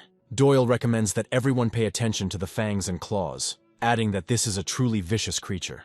Ojin realizes that the cat is clearly getting more attention here than he deserves. Meanwhile, the knights decide to take action and immediately throw out a special net to prevent the animal from escaping. One of the hunters prepares to use heavy-duty chains to transport the animal. The unfortunate animal continues to dangle in the nets, but is unable to move or escape. Ojin watches in horror as the people decide to set the monster on fire. Doyle states that they will first take him alive for a public execution. Ojin wonders if these people are seriously going to destroy the poor cat for fun. For a moment, he remembers how a married couple came to him, fed the cat, and then found him beaten. Ojin quickly realizes that this is the work of people who enjoy torturing animals. Some of the people he hates most are animal abusers, which immediately makes him furious. Meanwhile, he notices that the animal is trying to break the nets, and people are trying to catch it. Ojin tries to stop them immediately, telling them to cover their ears and mouths before it's too late. Everyone looks at him in surprise, trying to understand why Ojin was so rebellious. He points to the creature's forehead and explains that it is the mark of the devil. So now the situation is getting serious. Doyle looks at him in surprise and asks if this mark really belongs to the devil. Ojin states that this is a clear sign of the underworld, and the presence of the mark supports this theory. He explains that it has to do with demons who will bring a deadly virus into the world that will destroy millions. Ojin uses special theatrical intonations to scare those present as much as possible. Doyle and his minions watch this in amazement and try to figure out who these strange demons are that they have never heard of. Ojin explains that information was originally transmitted through mice, and now through cats. He adds that cats have become even more dangerous carriers of disease, and have come to Earth to destroy everyone. He emphasizes that if the disease spreads, half the population will simply disappear from the face of the Earth. The knights are skeptical of these stories and claim that they are not so stupid as to believe such nonsense. Doyle stops them with his appearance, showing that the stories have made a serious impression on him. He looks sternly at Ojin and asks if what he said is really true. Ojin confirms that this is exactly how things happened in his world, so he has no reason to lie for his own gain. He tells a heartbreaking and tragic story about how the entire world fought against the virus, and victory came at a high price. Doyle looks at the cat and asks if he is truly a demon minion, to which Ojin confirms. He also says that the cat is still small, so he can be pacified, as happened in his world. Ojin immediately turns to his partner and asks if she agrees with his optimistic forecast. He winks frantically, hoping she will understand and help him make his story more convincing. Selena agrees and claims that it is possible, adding that a cure can be created using the cat's blood and herbs. Ojin wonders if the story is convincing, as he may have embellished some details. One of the knights declares that this is complete nonsense, and Ojin silently hopes that his tongue will fall off. Doyle informs them that he is giving them a week to heal the creature and bring it to the castle. Ojin returns home and notes that the situation was very close to failure, but they were able to deceive their opponents. Looking at his interlocutor, he notes that she lies better than he expected, to which she explains that she did not lie. Ojin looks at her in surprise, and the girl explains that they can actually make a medicine using mandrake. Selena informs them that one mandrake will not be enough. They need about 100 of these plants, which will lead to their death. After that, she asks him why he wants to save this dangerous animal. because it is clearly not worth it. Selena clarifies that the cat is sleeping now, but when he wakes up, they will hardly be able to cope with him. Ojin notes that it is unlikely that the creature attacked the village animals, as that does not seem to be its style. He adds that he kept records of these injuries, and that animals in the area had wounds similar in shape and size. He then goes on to point out that Doyle's wolf injuries were significantly different from previous wounds he had examined. In his opinion, the size and shape of the claws indicate that the blow was inflicted by another animal. Ojin emphasizes that Magma has been attacking here all this time, but there is something else strange. He adds that Doyle had previously used his authority to cover up the wolf attack, but suddenly declared a hunt for the cat. Ojin suggests that the sudden hunt is meant to hide something, and that the cat is the true target. Selena explains that this explains why Doyle tries to catch the cat but doesn't kill it, and that's why he believed the lie. Ojin notes that the scar on the cat's forehead does not look like a normal wound, which is worrying. He understands that he has to get to the bottom of the truth and find out what this little boy went through. Selena is surprised by such dedication, since she previously perceived him only as an ordinary veterinarian. However, she now realizes that this man is incredibly sweet and loves the animals he cares for very much. Meanwhile, Ojin is delighted by how warm and soft the cat is, realizing that he hasn't seen such an animal in a long time. Selena quickly changes her mind, realizing that the man is simply crazy and doing nonsense. The next day turns out to be difficult, as very loud cries of an unknown animal are heard in the clinic. Nearby visitors wonder what the sound is, noting that they have never heard anything like it. One of them claims that Ojin is currently fighting the demon and banishing the spread of the infection. People are starting to think that he is truly an extraordinary veterinarian and a real wizard from another world. They joyfully wish him long life, showing how opinion is formed in medieval society.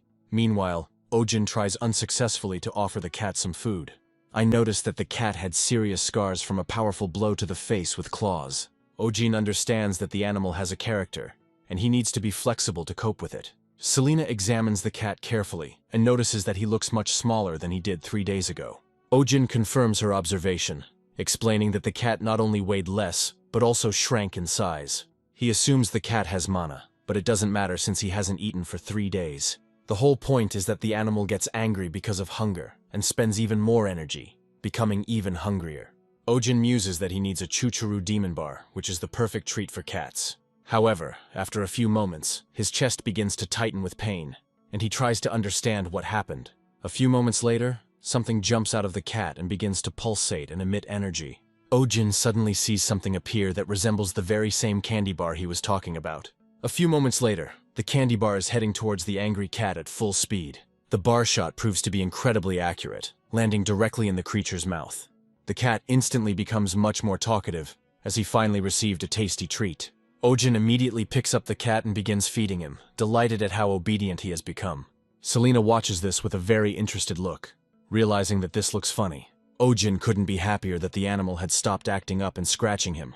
After the cat began to devour the treat, a strange symbol, glowing blue, appeared on it again. Selena looks closely at the tattoo and realizes that it cannot mean anything else. After a few moments, she finally builds a complete picture of what happened, and understands that there can be no doubt. She realizes that in fact this is not a cat at all, but a completely different creature. She recalls the legend of the horned lion named Monoceros, which is known to absolutely every inhabitant of this world. Legend has it that this creature appeared when the dragons disappeared, and the world was filled with a huge amount of mana.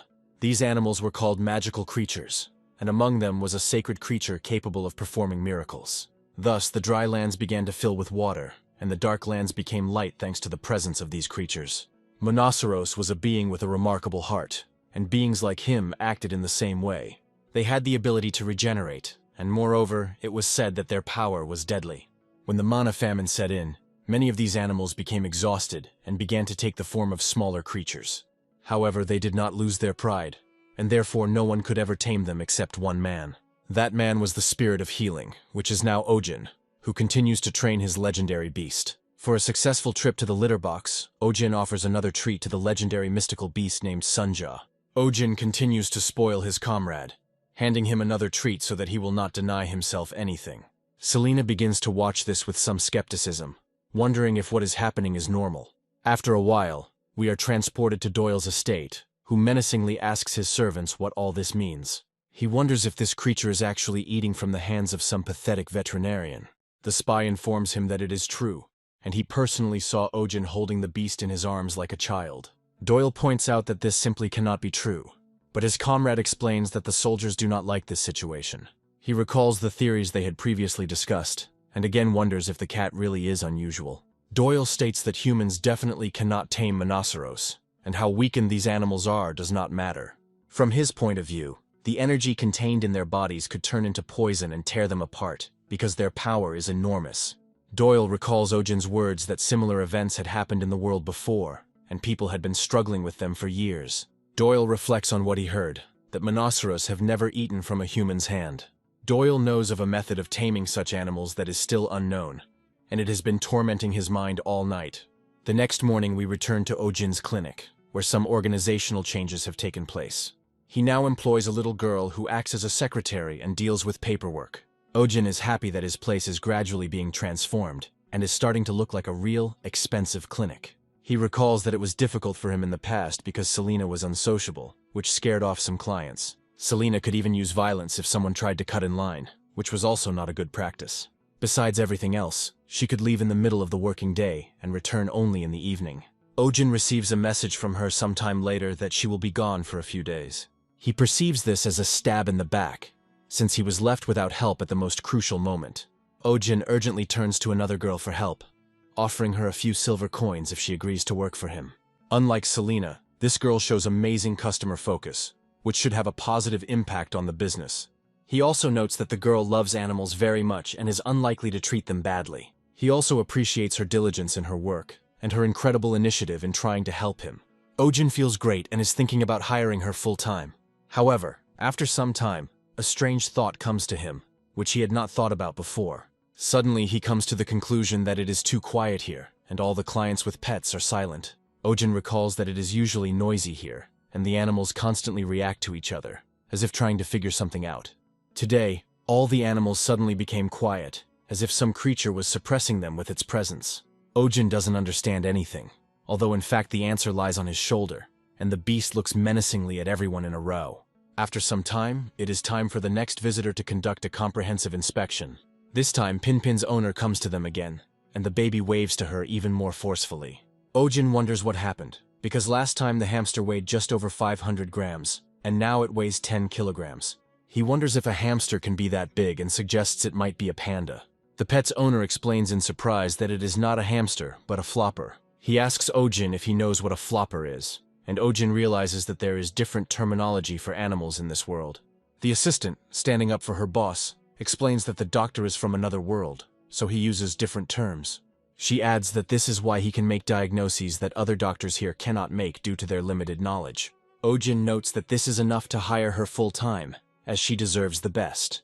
After this, he asks why the pet has grown so much, emphasizing that its condition seems to be fine. Ojin notices that the hamster's fur color is unique, but anatomically it is definitely a normal hamster. Sunja looks at the hamster with utmost disdain and prepares for a sharp attack. A few moments pass before she suddenly rushes forward, not paying attention to the people around her. Ojin tries to stop her, but it is too late, and the cat delivers a powerful blow with her paw right to the hamster's face. There is a loud bang and Pin shatters into several copies of himself, terrifying everyone. Ojin wonders in amazement how a simple hamster could split itself into several parts. He understands that he has entered a truly crazy world, where even the basic laws of physics are not observed. He immediately wonders how to explain what happened to the pet's owner, who, apparently, is also confused. However, it soon becomes clear that the owner is very happy about what happened, explaining that he dreamed of having more pets. He hugs all the hamster copies tightly, trying to figure out what to name them and what to do with them, since they are already starting to breathe.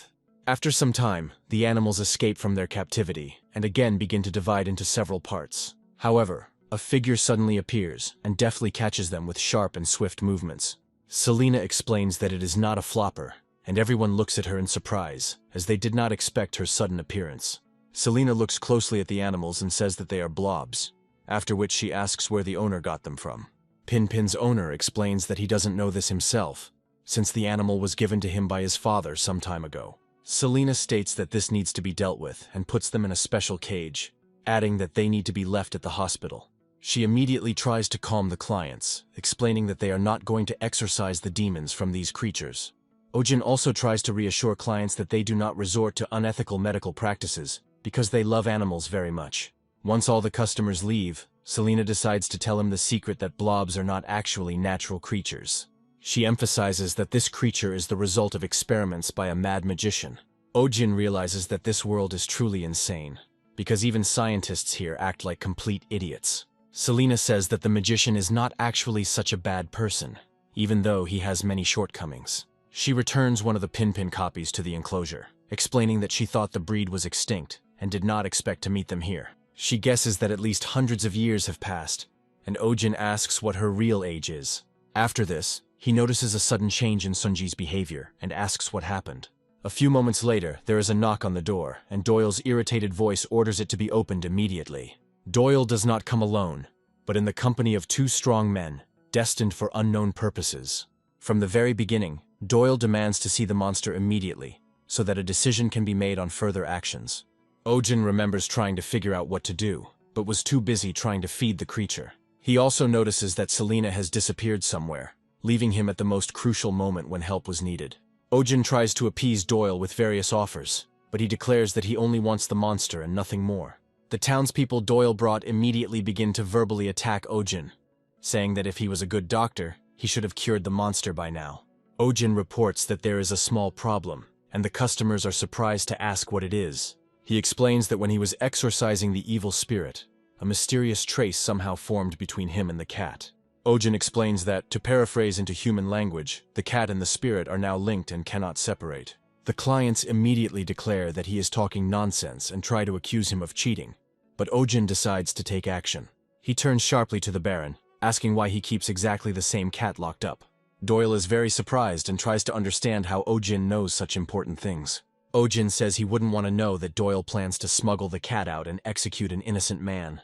He continues to press Doyle, explaining that it was not the cat that was harming the animals from the beginning, but his wolf. Doyle asks what these speculations are, and tries to see at least some evidence for such a daring theory.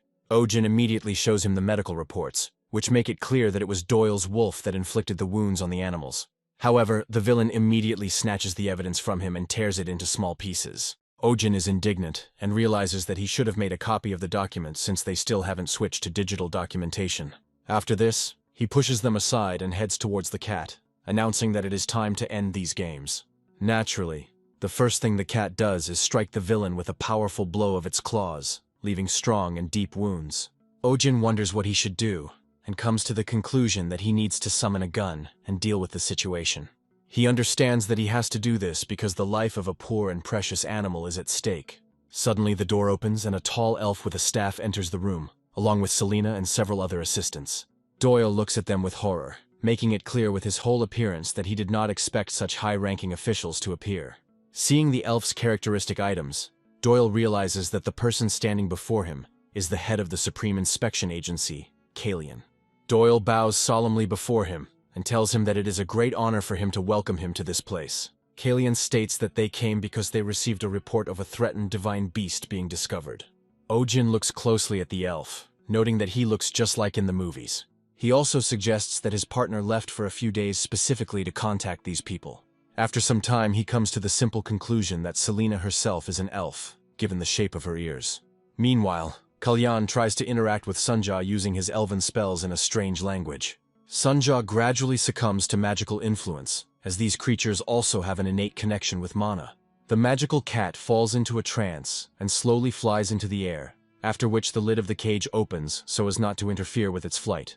Kalian carefully analyzes the magical creature and confirms that it belongs to the Monoceros genus, as Selena said. They discover that the animal's head has a crown-shaped wound, reminiscent of a cross-section of a branch of the world tree. Kalian comes to the disappointing conclusion that this mark is a special message extracted along with the mana. He menacingly reports that someone has forcibly extracted the mana from this sacred creature, despite the fact that there is incredibly little of it left. Kalian immediately turns to Baron Doyle and menacingly asks if he is really responsible for this crime. Doyle begins to cry and declares that this is slander and that he would never attempt on the life of such a creature. Kalian remains angry and asks who then was so ignorant as to attempt on the cat's life. Doyle says that he really doesn't know, and then runs away with his henchmen, their heels flashing. Ojin is pleased that in this world, animal rights groups are stronger than any aristocrats, and immediately expresses his respect for Kalian. Kalian notes that there are not many means in this world that can harm a divine beast, and that the incident needs to be investigated. He also turns to Ojin, thanking him for being able to protect the beautiful divine beast. After this, Kalian says that they will take the child and look after him to ensure his safety. Ojin is upset that the beast is going to be taken away, but understands that it will be much better for Sunji's safety. After some time, he notices that the cat continues to break the barrier with its power for unknown reasons. They try to calm him down by explaining that they are not his enemies, but it does not lead to anything. Once freed, Sunja immediately jumps into Ojin's arms, showing her boundless devotion. Once in his arms, she begins to purr and rejoice at the opportunity to get closer to him. Kalian and the other elves watch in amazement, wondering how this is possible, as Monoceros are considered untrainable. However, after a while, they notice a shining necklace around Ojin's neck. Kalian looks at him carefully and realizes that the legendary figure stands before him. He states that it appears that the legend was not a lie, and in that case, this is the most likely development of events. Ojin notices their strange looks and wonders what could be the reason for such an attitude.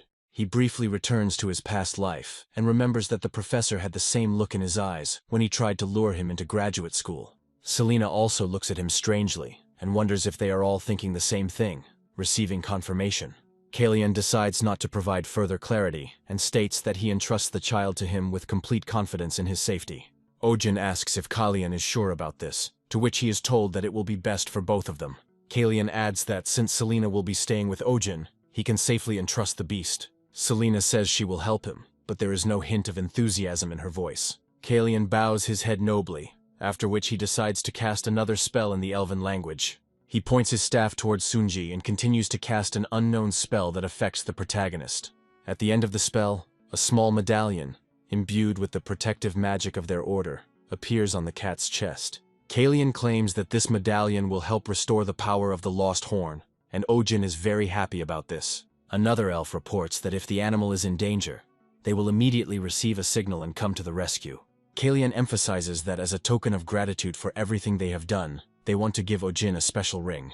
Ojin asks what the ring is, and Kalian explains that it is imbued with the power of their heavenly family. Ojin realizes that this sounds ominous, and remembers a movie that also began with a gold ring.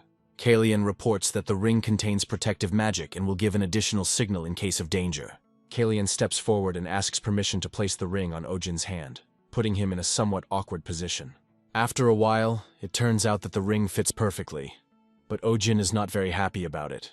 Ojin was always alone since birth, and no one gave him gifts except his parents on his birthday. This is the first ring in his life, and he feels some kind of dark magic in it. Suddenly, he decides to give up the ring, explaining that he works with his hands, and accessories will get in the way. Kalian advises him to think of the ring as a protective device to make it morally easier to agree.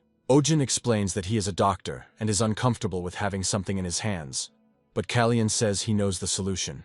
After this, Kalian uses another spell, pointing the staff towards Ojin and the ring. After a few moments, the ring turns into a small tattoo that looks very beautiful. Ojin thinks it's pure madness, but he likes the look of the tattoo much more than the accessories. Kalian explains that to use it, you need to place the calcine emblem over your heart and cast the spell. After this, he completes the calibration between the staff and the tattoo to complete the preparation. Smiling, he adds that he can now communicate remotely with those who have a telestron. Ojin also gains the ability to create a compact light source that emanates solely from his finger. He happily shows it off from all sides, noting that it is a very useful gift, and that it has other functions. Kalian emphasizes that the most important function is protection, and Ojin expresses his deep gratitude for the gift. Kalian says he has one more question he would like to ask right now, so as not to waste time. Ojin says that Kalian can ask anything, and Kalian happily takes a step forward. He suddenly asks how Ojin got the necklace, and Ojin replies that he got it from a dragon. Kalian asks in surprise about the dragon, and, having received an affirmative answer, states that dragons became extinct thousands of years ago. Ojin is a little taken aback, as he didn't expect the dragons to be gone for a long time. Kalian asks if this means Ojin has been around for 1,000 years, and Ojin tries to figure out how to explain it. He says that the dragon's bat was sick, so he called a healer, and that healer turned out to be himself. Ojin adds that he was given a necklace as payment for his treatment, and was mistakenly transported to this world. Suddenly he notices that the elves' reaction to his story is very strange and unexpected. A few moments later, they fall to their knees before him and report that they have just seen the spirit of healing in person. Ojin becomes nervous and asks why they decided that his name is the healing spirit.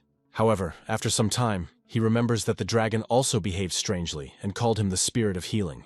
Ojin realizes that his interlocutors have made a mistake again and tries to figure out what to do in this situation.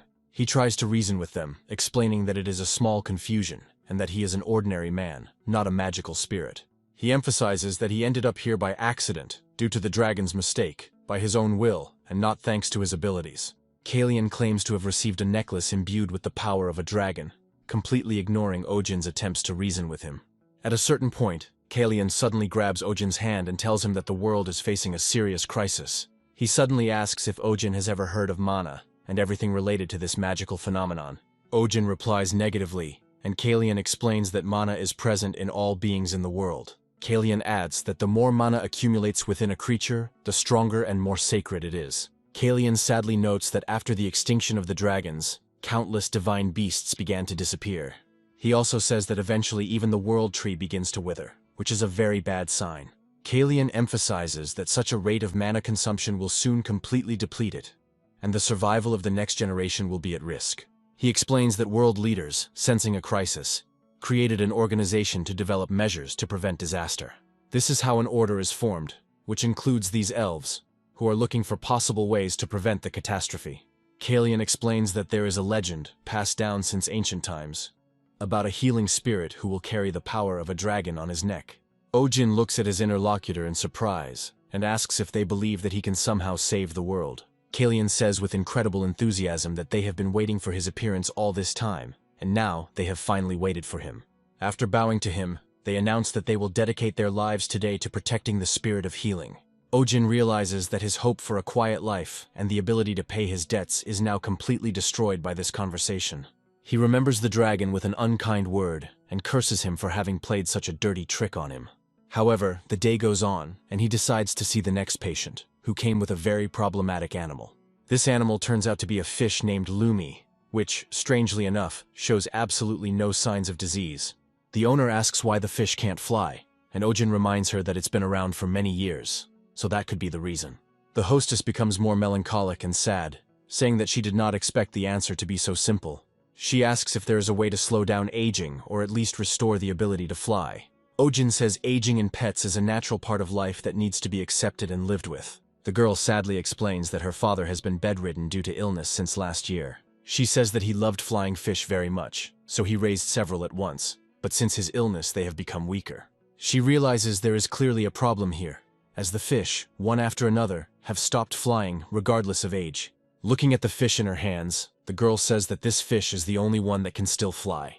She adds that Lumi is especially dear to her father because he always took her with him wherever he went. She happily notes that she heard her father give her this fish when he proposed to her mother.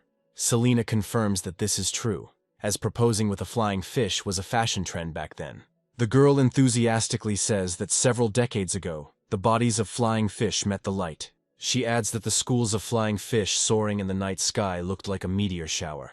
This is why they were incredibly popular at major events and festivals, as they were fun to watch. Ojin is skeptical about using animals for personal gain, but says nothing. The girl says that her parents lived a happy life, full of various trials that they overcame. However, a few years ago, her mother died of illness, and immediately after that, her father began to lose strength. The girl sadly explains that now he simply locks himself in his room, spending the whole day with the flying fish. She adds that her father said that if all the fish lost their ability to fly, he would commit suicide. Selena indifferently asks why they don't just buy him a new school of healthy flying fish. The girl says that this is impossible, after which she accidentally turns to Ojin, hoping that he can help. She asks him to save her father from despair, but Ojin understands that there is absolutely nothing that can be done here.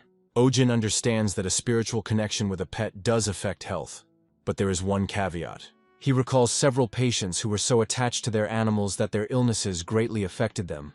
Some of these patients were unable to cope in ordinary situations without their friend. The girl continues to demand that he promise to heal her, and Ojin turns to her to calm her down. Suddenly, Kalian appears before him with a whole squad of elves, who joyfully come to him and tell him that the spirit of healing is in front of him. Ojin jumps out of his bed and realizes that most of this conversation was just a dream. He looks around tensely and finds only Sunja sleeping peacefully on his lap. The next morning he greets his colleague, and she immediately notices that he has a sleepy face. The girl sadly notes that she also slept poorly yesterday, which is why she feels unwell. She asks if it's because he's worried about the flying fish, and Ojin replies that it's not that at all. The girl says that she is incredibly sorry, since the fish's problem is a lack of mana. Ojin looks at her in surprise, and she explains that when she was little, adults often told her about this. She claims that the flying fish stopped glowing because there was much less mana in the atmosphere. She adds that adults also said that if this continues, the fish will soon lose the ability to fly completely. Ojin realizes that this is very similar to the process of environmental pollution and the destruction of the ecosystem. This again reminds him of yesterday's dream, when he was called the Spirit of Healing and recognized for his eternal devotion. Selena appears as suddenly as usual and says that it is not just about the flying fish, but that the problem is much more global. She states that in reality, the number of global animals is constantly increasing, and in most cases the cause cannot be determined. From her point of view, the most obvious proof that mana depletion is to blame for everything is the situation with Sunja. Ojin looks at her closely and realizes that she was also a lion during her original transformation. He comes to the conclusion that she is cute in her cat form too, and he would be interested to see her true form. He wonders if she will wash herself in such a funny way when she becomes a big lion again. This thought suddenly leads him to a possible solution to the problem he has been struggling with all these days. He asks what illness the flying fish owner's father has, and the assistant replies that it is a disease that makes bones brittle. After this, he turns to Selena and asks what medications are usually prescribed for such diseases. Selena states that it is safe to say that it is bloodroot, which gives the bones a red tint, and other herbs. Ojin asks about the side effects of these herbs, and Selena explains that bloodroot affects the nerves, causing the body to lose strength. Ojin asks if there are any medications that can counteract the side effects. Selena says that in this case, the main effect of the treatment will completely disappear. Ojin states that it doesn't matter at all and asks how to prepare the medicine, causing her to smile slightly. Selena says the recipe is right behind her, and Ojin, surprised, steps back to look. Of course, there is a mandrake there, which has been sitting in a pot with a bored look all this time. Ojin turns to the mandrake and tells her that she needs 2 leaves to make medicine. However, despite his polite request, the mandrake begins to put on airs and shakes his head. Ojin continues to insist, and says that he asked her calmly, so there is no reason for any misunderstanding. Suddenly, the mandrake screams indignantly and decides to use the power of its incredible voice. Ojin and his assistant also cover their ears to at least somehow protect their eardrums. They ask her what she is doing and demand that she slowly explain why she is behaving so badly. Ojin continues to swear, saying that his eardrums almost burst, but the assistant advises him to be more gentle. She assumes that the mandrake is offended, that she is only approached when something is needed, and the rest of the time only Sunja is pampered. Ojin muses that he has never grown a plant with his own consciousness before, so it will be difficult. The assistant recommends at least giving the mandrake a name to emphasize its uniqueness. Ojin wonders what name the mandrake will need, and immediately after that, the plant begins to cry. Ojin realizes that now he will have to babysit another creature that gets on his nerves. After some thought, he names the mandrake Mandy Kim to emphasize its connection to his family. The assistant praises Mandy and says that she congratulates her on such a joyful holiday and a good date. Ojin also addresses her by name and says that he only needs 2 leaves.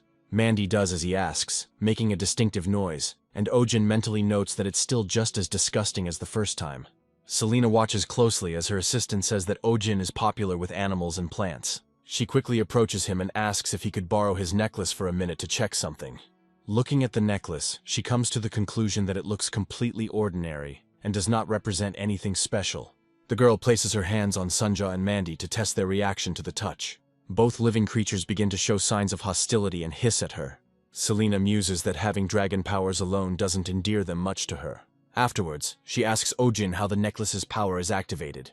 Ojin says that he simply concentrates on what he wants, and the necklace's power somehow manifests itself. He also adds that his chest is getting a little tight, which turns out to be a good clue for Selena. Ojin only has to touch the necklace, and the animals immediately come to life, as if they were looking for a very rare delicacy. Afterwards, he summons another cat treat and spoils Sunja while Selena solves the mystery. She speculates that through the necklace's power and her own qualities, Ojin projects the precious mana that everyone wants to obtain. Meanwhile, Ojin's assistant says that she has processed Mandy's leaves to make a decoction. Ojin looks closely at the ampule and realizes that the solution inside has the right consistency. The assistant asks if a bag is needed for the on-site examination, and Ojin recommends a large bag. Selena continues to watch him closely and wonders if this man really is a healing spirit. At this time, we are transported to the very estate where the aristocrat is confined to his bed. His daughter says it's time to take his medicine and brings a tray with a teapot and pills. However, after a few minutes, she takes a closer look and discovers that her father has fallen out of bed and is in a sad state. She runs up to him and asks if he is okay, to which he replies that he is perfectly fine. She asks why he got out of bed alone, and someone explains that he thought Lumi wanted to look outside. His daughter tells him that he must be careful, because any careless movement will disrupt the healing process. The father explains resignedly that he doesn't have much time left anyway, so there's no need to worry about it. She asks him why he keeps saying that, since his illness can be cured. But he states that it is not about the illness. He explains that people die not only from diseases, because when all hope disappears, a person truly dies.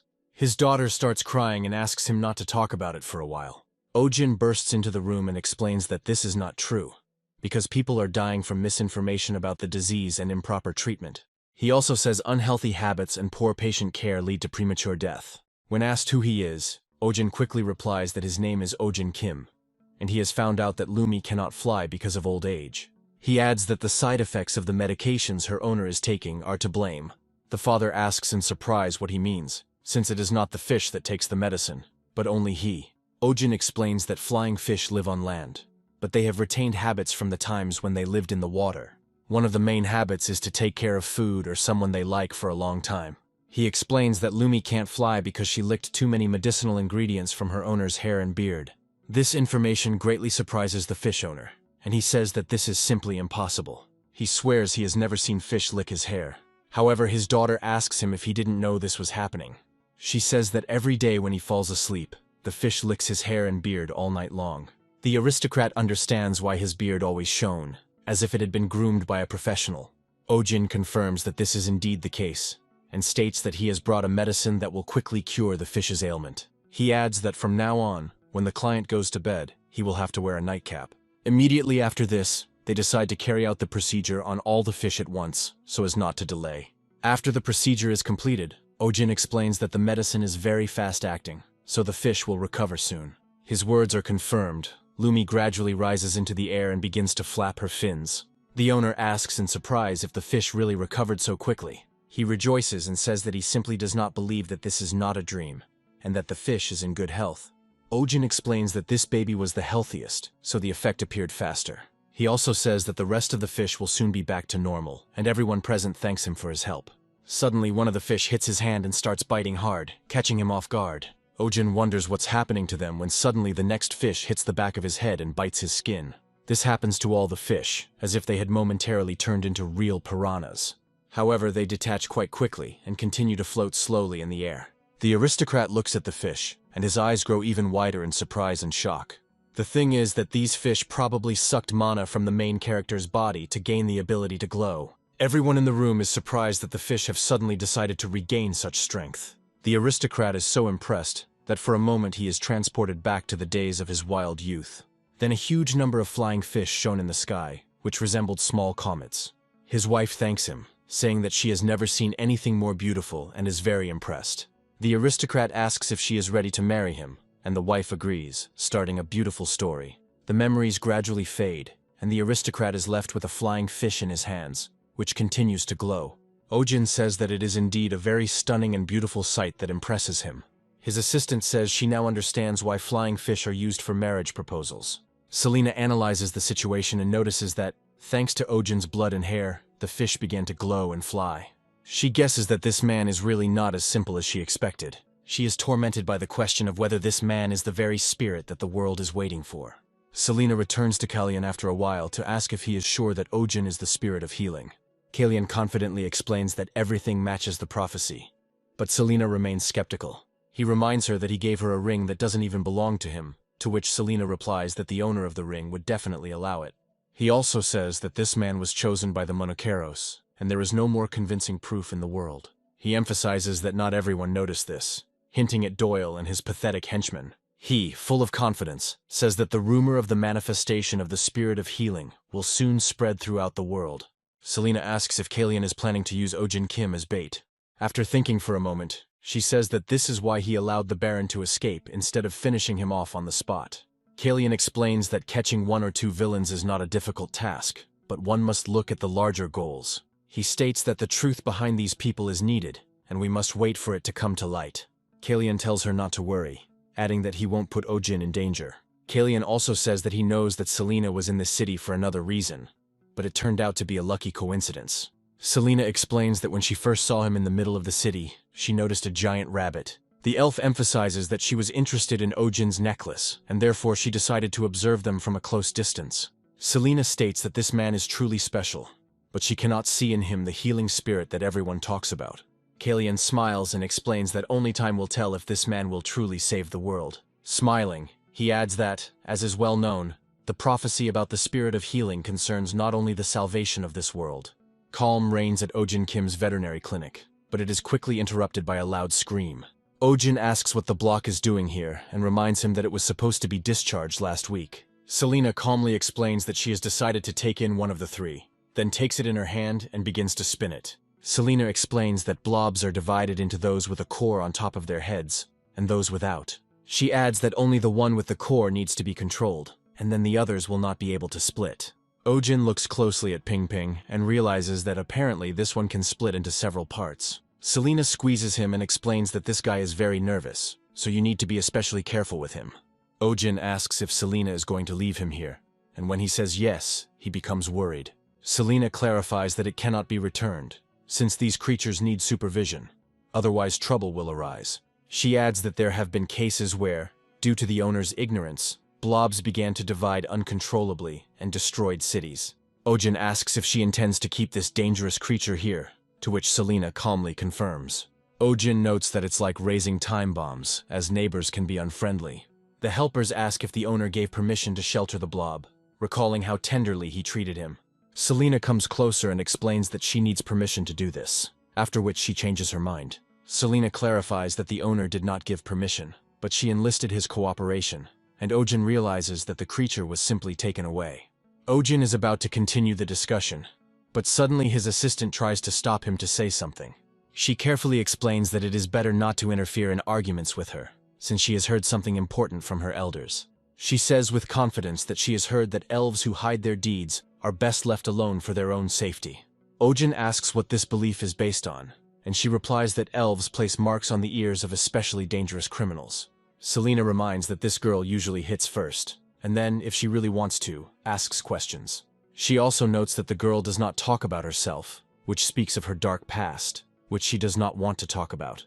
Ojin wonders in his mind if she really is a criminal, and tries to figure out what's so serious about it. He hopes she didn't prosecute other people for killing them, because that would be very hard on him.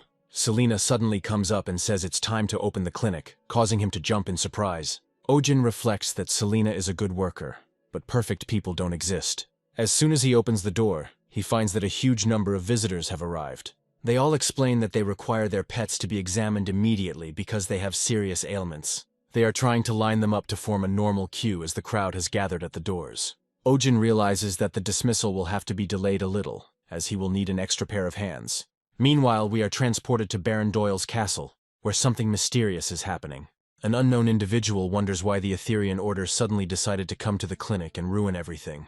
Doyle says he doesn't know himself, because they suddenly appeared and started saying something about a sacred beast. An unknown person asks how he dared to run away and leave the beast to the Etherean Order.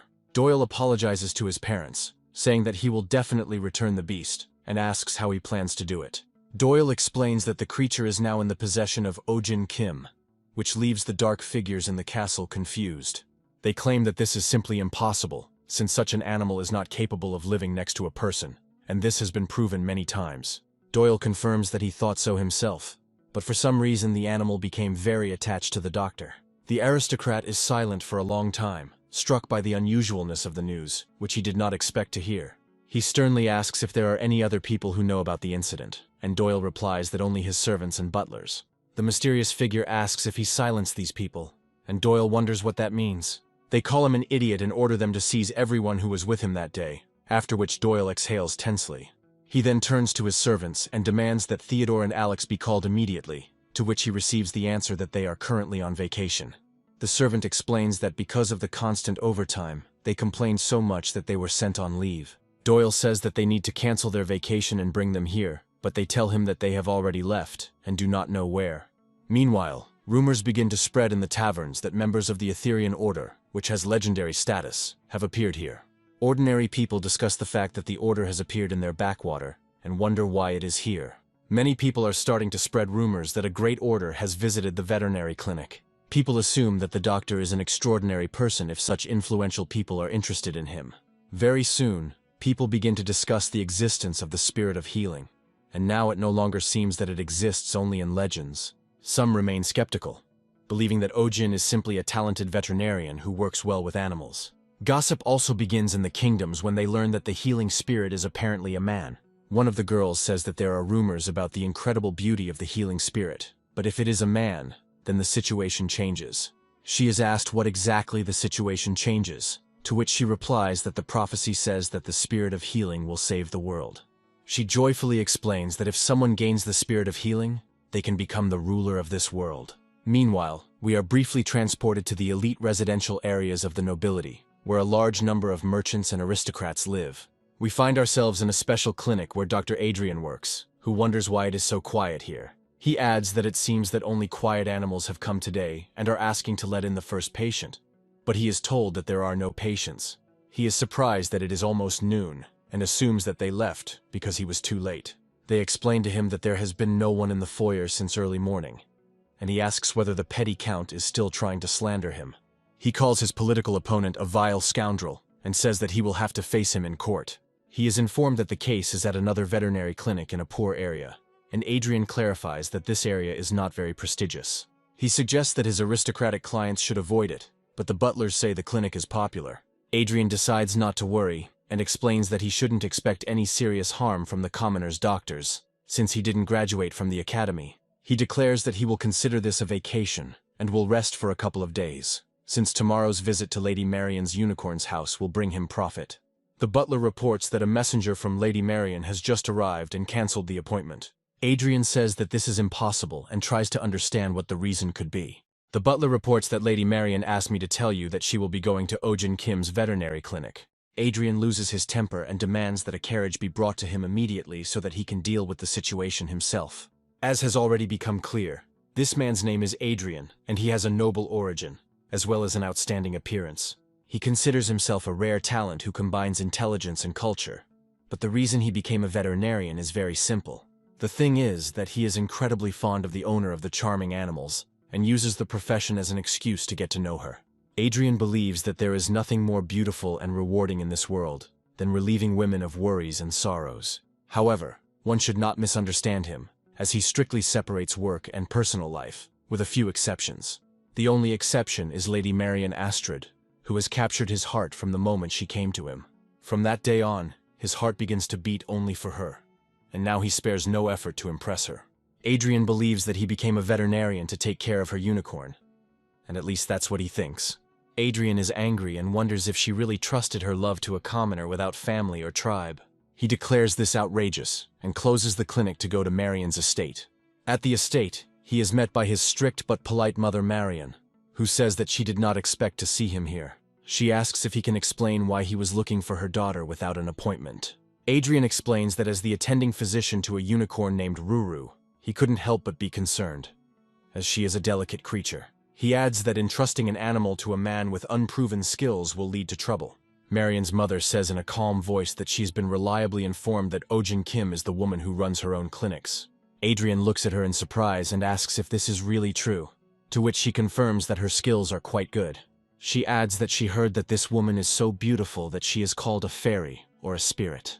Adrian is impressed by this information and mentally wonders how beautiful she must be.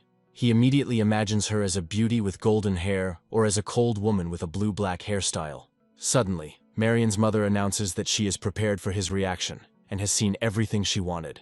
She immediately asks the servants to escort him out, and Adrian tries in vain to convince her that his intentions are pure. He claims that he has impure thoughts only in relation to Lady Marion, but this does not impress her mother.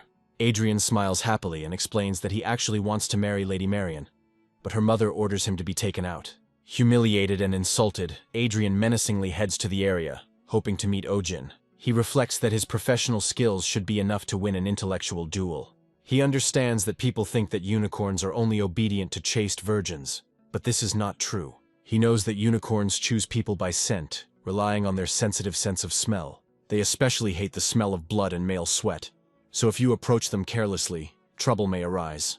Many people have been injured or gored by antlers because they did not take proper precautions. Unicorns also love women who are always clean and wear good perfume, which attracts their attention. Adrian smiles and reflects that in this respect he and unicorns are very similar, since they cannot stand men. At first, he also went through a lot of trials and errors, but thanks to the secret, he achieved success. The secret is that a few days before the appointment he washes himself at least twice a day and thinks about the same things as his hostess. He happily reflects that if someone unverified approaches the unicorn, it will be his mistake. From his point of view, everything will happen in an instant, so he won't have to make any effort. He imagines that at that moment he will arrive in all his glory, fresh and fragrant, and win her heart back. In his fantasies, he says that he will protect her and the unicorns for the rest of his life, and together, they will go home. Having created such a story, he understands that he will now live happily ever after if he manages to arrive on time. After this, he begins to laugh loudly, feeling his incredible victory, which is filled with justice and honor. After some time, the driver announces that they have finally arrived in Belmore, and soon they find themselves at the clinic. Adrian steps out of the carriage and looks closely at the huge crowd that has gathered there, wondering what is going on. People explain that they are seeing a unicorn for the first time, adding that they had previously only read about such a creature in books. Adrian is glad that the performance has already begun, and believes that the doctor will soon disgrace himself in front of the crowd. He sees Ruru rearing up, excited that the unicorn is about to go on a rampage, but he doesn't notice one important detail. Adrian still consoles himself with the thought that soon everything will work out on its own, and he will not have to make any effort. However, it quickly turns out that Ojin was able to tame this formidable animal on the first try. Adrian can't believe his eyes and wonders if he's imagining it all and how it's even possible. Meanwhile, Ojin happily notes that the unicorn is indeed docile and behaves perfectly. Adrian realizes that this is a completely different horse, because Ruru gets angry even under anesthesia and cannot lie still. Marian happily remarks that this is the first time the unicorn has carried someone else, and Ojin asks her if this is really the case. Adrian assumes that this is some kind of trick that was set up, because it is impossible to explain it in any other way. Ojin turns to his colleague and asks her to come closer to pet the unicorn, since it is so docile. Adrian assumes that there is an elf next to Ruru who has cast a spell on him. However, after some time, the unicorn suddenly sinks its teeth into Selina's hand. Selina looks on rather phlegmatically at her grave injury, while Ojin is much more worried. Adrian understands that this is a normal reaction from Ruru, but it is unclear why he decided to let Ojin get close to him. Ojin says the horses need to be treated as soon as possible, and Selina notes that it was quite painful. Ojin advises everyone to disperse to avoid injury, after which they lead the horse into the building.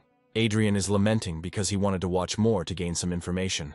Meanwhile, people are wondering why the horse is behaving so unpredictably. Adrian realizes he can't just leave and notices a tree he can climb to look out the window. He begins to climb upwards and demands that those watching not interfere, so as not to judge his incredible power. He is a two-time Royal Academy tree climbing champion and has no equal. Quite quickly he climbs to the required height and looks carefully out the window, where Ojin and Selina are visible. He also took with him a special pair of binoculars to better examine important details of the interaction. Adrian notices that Ojin is performing first aid correctly, but is using herbs that are unknown to him. He also notes the strange method of bandaging, suggesting that it is some kind of folk method due to inexperience. However, his attention is then drawn to a tattoo on Ojin's arm, and he decides to take a closer look at it. He realizes that this is some kind of coat of arms, and after a few seconds he gets the opportunity to examine it fully. Adrian freezes in horror, as this is the coat of arms of the Celestine family. The whole point is that this is the noblest of the elven families, possessing incredible power and not accepting just anyone into their ranks. Adrian cannot believe that a coat of arms of this kind is worn by a man who, at first glance, is of no particular note. He still has a lot to learn about the strange personality of this veterinarian, who keeps many secrets. Selina notes that she thought it was a minor wound, but the saliva turned out to be poisonous and could have caused a lot of problems. Ojin explains that Selena is lucky to have gotten off easy since they have access to the Dragora leaves. Marian apologizes for her Ruru acting hostile, but Ojin states that the unicorn didn't like Selena. Marian says she is very sorry and promises to cover all medical expenses due to the misunderstanding. Ojin explains with a smile that there is no need for this, as both were careless during the inspection. Marian is surprised and asks if this lady works here too, to which Ojin replies that she is his assistant. He explains that Selena is primarily involved in prescribing medications and also does strength work. Marian notes that everything has become clear to her now, emphasizing that such an outstanding person needs a large staff. Marian says that the clinic is new, but it is not enough for Ojin to fully realize his abilities. Ojin looks at her with genuine surprise, and Marian states that a larger clinic would suit him. Ojin speculates that the girl is so confident in her opinion only because she hasn't seen his previous clinic. The ground floor of his previous place of work was a shopping mall, so no one came to see him, and he was in the middle of nowhere. Ojin is lost in his memories for a moment, and Marian asks him in surprise if everything is okay. She notes that she is not sure if she understood everything he said, but it is obvious to her that he has been through a lot of hardship. She adds that it would have been foolish not to notice such a wonderful person as he. Marian takes a few steps towards him and tells him not to worry, because she has a keen eye. She claims that Ojin always has the best, like a clinic run by their family or something like that. Ojin wonders in his mind if this is true, and Marian claims that it was his wish that coincided with her decision. Meanwhile, the conversation is accompanied by loud arguments between Ruru and Sunja, which could escalate into a real fight. Ojin tries to calm the pets and says that they need to go down calmly and not rush with claws. Marian also tries to calm the unicorn, and asks him why he is behaving this way, trying to make him accountable for such behavior. Selena sits down and thinks, reflecting on how strange this is for a species like a unicorn. She explains to everyone that it is a known fact that unicorns love people, but they do not get along well with other animals. Ojin reflects that he and Monkeros have a lot in common, so they should have felt a closeness. Marianne indignantly asks if someone is trying to imply that her unicorn has a bad character. Selena pauses briefly, then calmly asserts that this is exactly what she was trying to say. Marianne accuses her of being insolent and rude, and Selena reminds her that she cut in line. Marianne insists that this is nonsense and shows the number she has, but Selena reminds her that she didn't get it for nothing. The thing is that she bought the number for an additional fee, but from her point of view, she obtained it legally. Marianne wonders if there isn't a single well-mannered and educated employee at this clinic. Meanwhile, Ruru starts to behave extremely badly and rears up, trying to hit Ojin's assistant. Because of this, she hits the bookcase, which begins to tilt and is about to fall, crushing everyone underneath it. At this moment, Adrian flies in through the window, hoping to completely resolve the situation with his appearance. Selena, due to special problems, stops the fall of the cabinet, while the aristocrat hits the stone floor at full speed with his face. Everyone present looks in surprise at the strange body lying in the room and wonders what he is doing there. Adrian quickly gets up and says that he is glad that Lady Marian is okay, and asks them to ignore the blood.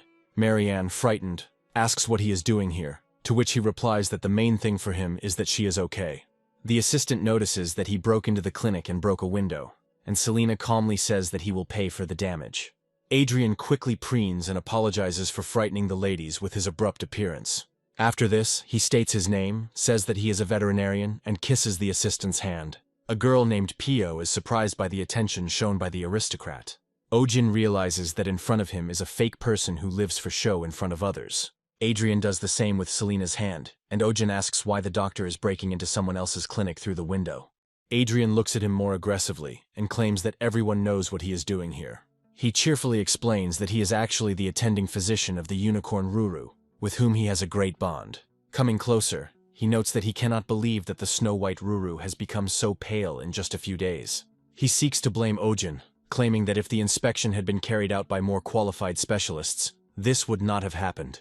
Adrian demands an explanation of what Ojin did to the unicorn, and Ojin claims that the unicorn is completely healthy, but Adrian himself is not so much. Adrian calls him a lousy doctor and states that his behavior allows him to be called Sibararch. Ojin is surprised by such a strange word that was supposed to offend him. However, he doesn't understand what it means, so he asks Selena, who explains that it is the name of a carnivorous plant. She explains that the plant pretends to be harmless, and then grabs its victim at the right moment. She also says that this behavior is similar to the habits of a charming ladies' man, and this is where the expression comes from. Ojin notes that now everything is clear to him, and he definitely does not fit the description of this term. Marian asks her interlocutor how he is not ashamed to use such expressions towards Ojin. He adds that he didn't think he was capable of making baseless accusations, but Adrian insists that it is not baseless. He asks if Ojin has any fiancés or lovers, and if he has had any relationships with women at all. Ojin feels humiliated and explains that unfortunately, he has never had a woman. Adrian states that it is a lie, to which Ojin replies that he himself would like to believe it is a lie. But it is the truth. Adrian notices the crest on Ojin's finger and asks what the engraving is. He explains that the coat of arms is only worn by members of the Celestine family, meaning Ojin either inherited the blood or entered into a marriage alliance. Pio clarifies that the ring they gave him turned out to be an engagement ring, but Ojin claims that this is impossible. Marian asks if he is really engaged, but Ojin replies that he got it from a man named Kalyan. Everyone except Selena looks at him strangely, but Ojin declares that his soul is pure and he means no harm. He asks his assistant to explain to them the meaning of all this, but she calmly says that she has no desire to do so. Adrian notices strange sounds coming from Ruru and turns to face the animal. He asks what happened, but Ruru doesn't react to his words and doesn't try to scare him away. A few moments later, she feels ill, starts vomiting, and then enters a phase of weakness. Within seconds, she falls to the ground and loses consciousness, but her vital signs remain normal. Ojin calls on Pio to urgently bring a candle and a stethoscope to examine the animal. Ojin muses that this is strange, because before, when he rode her, she was in excellent shape. He checks her pupillary response and notes that she looks normal, but her breathing is heavy. Apparently it's not an emergency, but there are still no answers until Adrian suddenly has a clue. After listening to his stomach, he happily announces that he can congratulate Lady Marian on the great news. He reports with complete confidence that her unicorn is pregnant and will soon have offspring. The news of a unicorn's pregnancy has a less obvious impact than might be expected. Marianne says she used to think of him as an eccentric but competent doctor, but now she has a lot of questions. Marianne asks him how hard he hit his head, since there is no reason for her unicorn to get pregnant. Adrian confidently reports that there is definitely new life in Ruru's stomach, and that the recent vomiting was a manifestation of morning sickness. Selena explains that hypervigilance is also common during pregnancy, so it's possible. Marian approaches Mr. Ojin and asks him for his expert opinion, hoping that he can dispel her doubts. Ojin listens carefully to Ruru's belly with a stethoscope for a while and confirms that she is indeed pregnant. Marianne says it's simply impossible and refuses to believe it. She clarifies that Ruru lives in a greenhouse in the far garden, where one cannot enter without permission, and not even a mouse can get in there. Ojin explains that the fact of pregnancy remains a fact, after which he recommends that Marian listen to Ruru's belly herself. Marian looks at the unfamiliar devices in surprise and asks what they are, and Ojin explains how to use them. First, he places the instruments on the area where the heart is and asks her if she can hear the heartbeat. After this, he brings the device to the stomach and says that now you need to listen to hear the second heartbeat. Marian hears perfectly well what Ojin is saying, and understands that now there can be absolutely no doubt. She feels ill and says that this simply could not have happened, and seems to start to lose consciousness. Adrian tries to support Marian and says that he will not let anything happen to her. He also asks Ojin what he did with Lady Marian, and what those suspicious devices are, and Ojin states that it's a regular stethoscope. Adrian decides to use it to deceive her, but Ojin gently hints that she did everything right beforehand. Adrian adds that as a graduate of the Royal Academy, he will be able to expose any pathetic deception. However, once he decides to use the device, he quickly falls silent, amazed at its effectiveness. He happily notes that the sounds of the body are very loud, and Ojin begins to be proud of the results of his work. They both come to the conclusion that the baby is already quite big, and Ruru is at least 4 months pregnant. Marianne claims that this simply cannot be true, since at that time she never went outside and was locked in. Ojin explains that this is a strange daily routine for such animals, as they are known for their freedom-loving nature. Marianne argues that there is a good reason for this that could not be changed. The thing is that this autumn Ruru was supposed to be mated with Shark, who is the horse of His Highness the Prince. After becoming a royal bride, she was kept under strict isolation and meticulous care, becoming a hothouse unicorn. Marianne is amazed that someone like her could get pregnant without a single living soul knowing about it. We are transported to the intensive care unit, where a makeshift IV is set up to get Ruru back on her feet. They immediately start to get indignant and ask what he's sticking into dear Ruru's body. Ojin calmly explains that this is a regular IV and there is no reason to worry. He adds that vomiting has left her depleted of electrolytes, and it will be faster to administer nutrients directly into a vein. Adrian reacts with his usual theatricality, but he is genuinely surprised. He quickly understands the genius of the system and notes that it is incredibly fast and efficient. Meanwhile, Marianne is in great sadness and is thinking hard, trying to figure out what she should do. Selena explains that in any case, mating with a prince would have been unsuccessful since unicorns are very picky. She adds that if they do not find a partner to their liking, they will be stubborn and may live their entire lives alone.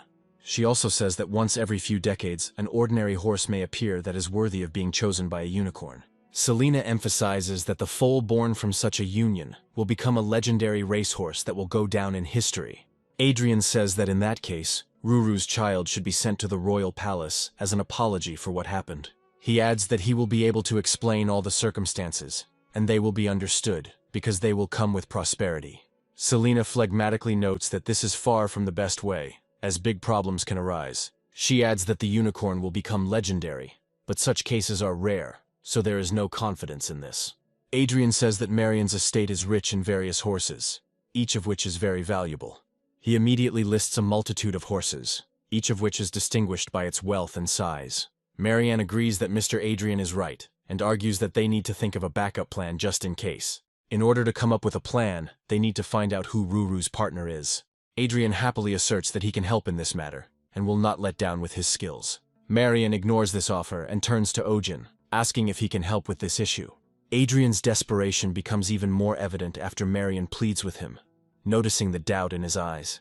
Ojin asks her how he can help, since he is not a detective, but just a doctor who does his job well. Marianne pleads with him, saying that she will accept any help as he is an amazing person. Ojin looks closely at Adrian, and notes that this poser will be more useful in solving the issue. Ojin claims that he had difficulty determining Ruru's pregnancy using a special device, but this man found out about it earlier. He adds that the man noticed that Ruru was acting strangely. Ojin states that this man is suitable for the role, as he came because he was worried about the patient. Marianne asks if he is sure of his decision, but Selena interrupts the conversation. She explains that there is no need to complicate things, because a pregnant unicorn becomes aggressive when away from its partner. Selena asks Marianne if Ruru acted restlessly during the journey, and Marianne cannot remember anything like that. Selena reports that the animal started acting up about an hour ago, which already gives some clues. Afterwards, she asks Marianne how they got here, and Marianne replies that they got there by carriage. Marianne adds that even Ruru was riding in her own personal carriage, after which she gets an idea of what this all means. We are transported to an ordinary stable, where ordinary horses are kept, which carry aristocrats. On horseback, he turns to his stallion and says that he must ride more, because no one knows when they will have to travel again.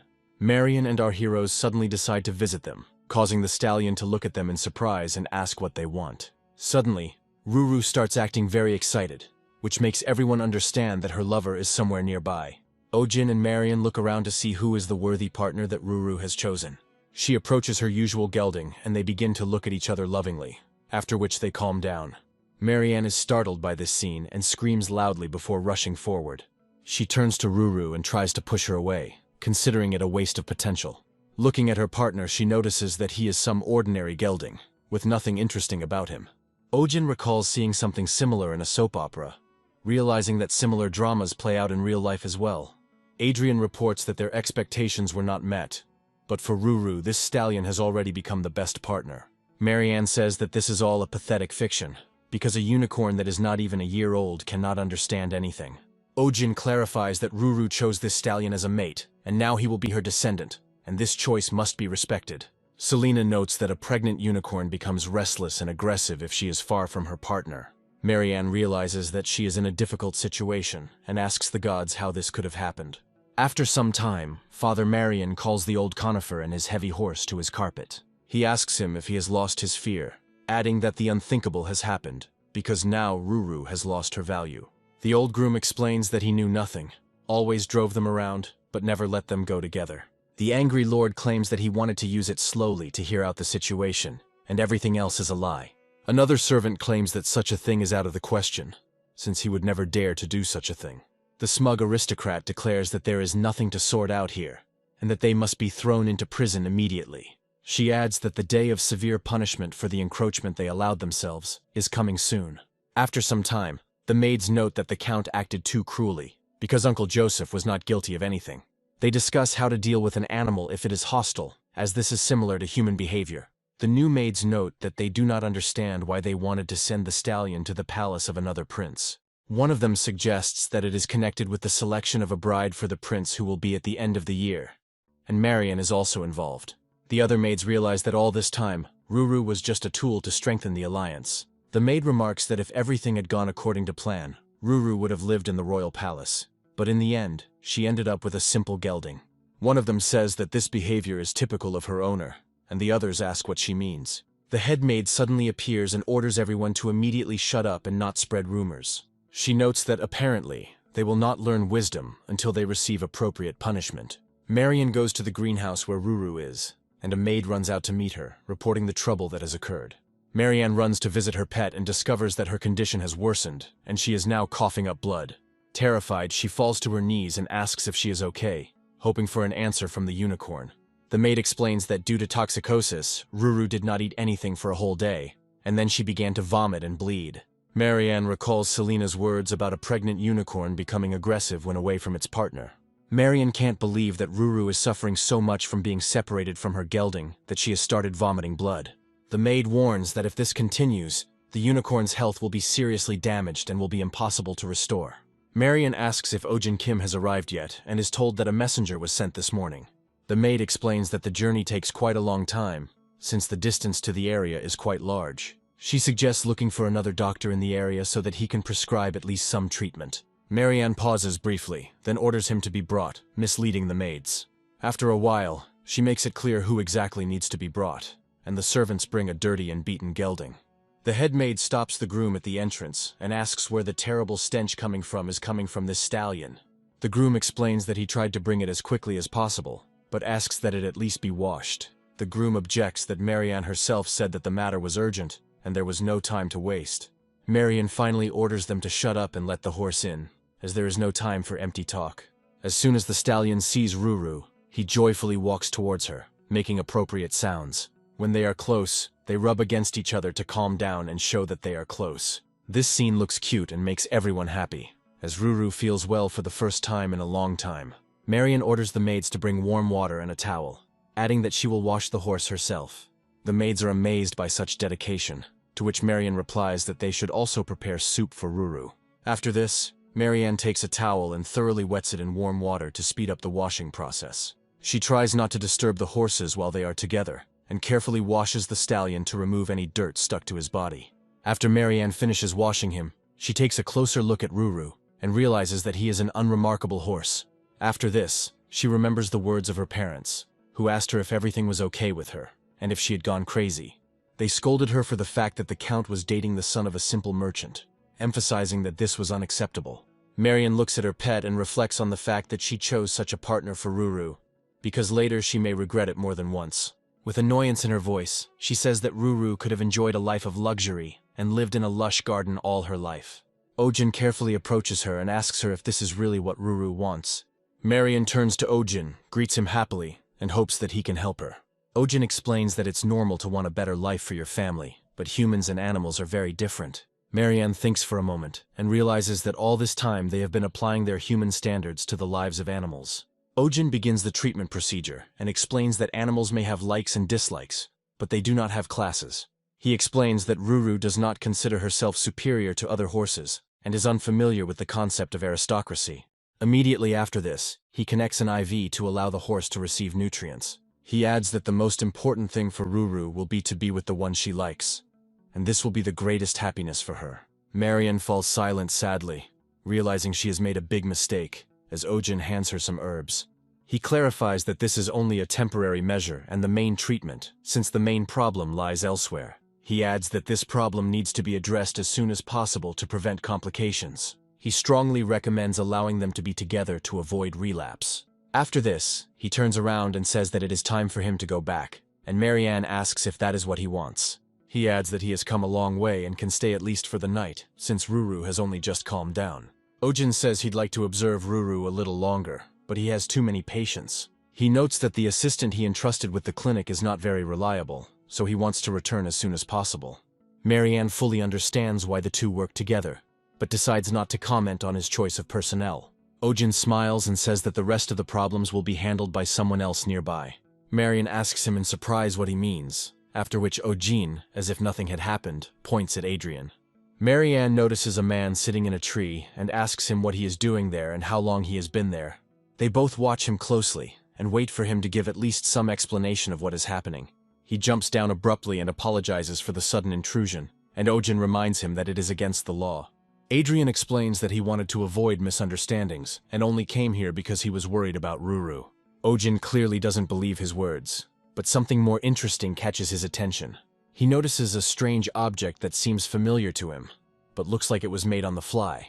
Ojin picks up the object and asks if it is a stethoscope made from scrap materials. Looking at it, he realizes that the work is rather rough, and that using the device will be problematic. Adrian explains that it is just a prototype that he will soon refine, but Ojin hands him his device. He proudly says that a doctor must use the proper tools to be as effective as possible. After this, he turns around and says that he is going home, as he has business to attend to. Adrian watches him and realizes that Ojin is not so bad after all, even though he has some oddities. Ojin leaves with the same thoughts as Adrian, who at first seemed like an amateur to him. After some time, Marian happily notes that Ruru decided to eat on her own and came to her senses a little. Marian admits that she felt like the stone was suffocating her, but now she feels much better. Adrian says that love and care are the best medicine and is surprised that Marianne takes care of her horse personally. Marian explains that Ruru suffered because of her stubbornness, and they should have been allowed to be together from the very beginning. She admits that she may have even been jealous of Ruru, and Adrian asks, surprised, what she means. Marian explains that when Ruru was with her, she was never as sincere as she is now, but that quickly ended. She adds that since then she has developed a habit of assessing a person's position when meeting them. Adrian points out that this is common practice among aristocrats, but Marian claims that she did not do this as a child. He remembers his first love and says that back then it didn't matter what he wore. Smiling, she adds that at that time she was only thinking about his beautiful eyes. Marianne says she wanted to see those eyes and was willing to give up everything for it. She explains that she ultimately did this for the good of her family and some ideals. She asks herself if she is a happy person after what she has done and cannot give a definite answer. Adrian tries to support her, reminding her that first love is always unhappy. He adds that a broken heart can sometimes prevent one from noticing happiness. He also emphasizes that this prevents one from seeing love, which is very close, and one only needs to reach out to it. Adrian says that perhaps her destiny is very close, but she has not noticed it all this time. Marianne smiles, wondering why she only realized this now, before a blush appears on her face. She explains that she will not be involved in selecting a bride for the prince, and this impresses Adrian, who has already thought everything through in advance. He realizes this is his chance, and is glad that Marianne always carries her engagement ring with her so he can propose to her. However, as Adrian attempts to kneel down to retrieve the ring, Marianne declares that she will now actively pursue Ojin Kim. Adrian quickly gets to his feet and asks her why she decided to choose this particular person. Marianne explains that she will be happier if she does not become the wife of an influential man, but gains power herself. Adrian doesn't quite understand what she's getting at, and asks her to clarify her words. Marianne joyfully announces that she will certainly achieve spiritual healing and take incredible power into her own hands. Afterwards, she takes his palms and thanks him for the incredible contribution he has made to her peace of mind. She expresses her desire that he always stays by her side as a good friend whom she can always rely on. Meanwhile, Ojin sneezes, which is a characteristic sign when someone thinks about a certain person very often.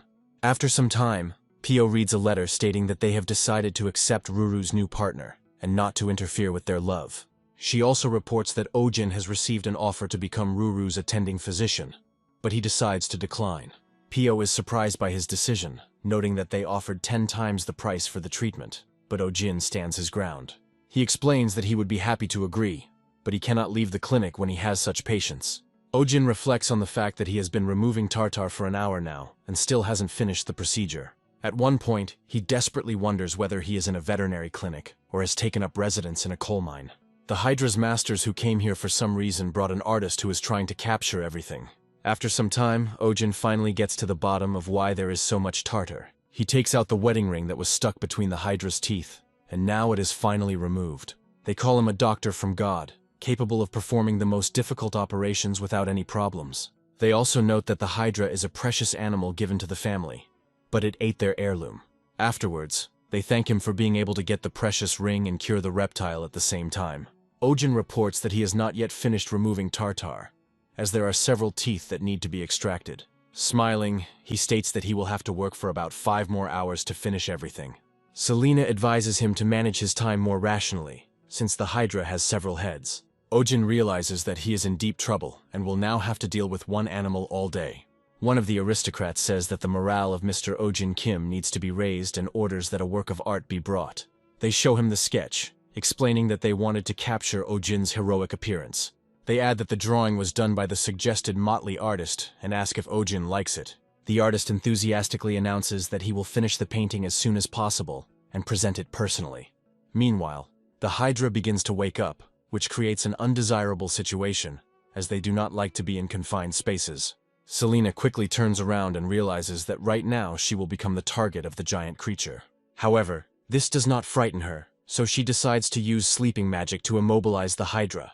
Suddenly the window breaks again and Adrian flies into the room, ruining everything again with his recklessness. Selena is surprised that this aristocratic doctor decided to jump here and fall under the spell. Of course, Adrian immediately becomes very sleepy, causing the Hydra to calmly grab him and prepare to swallow him.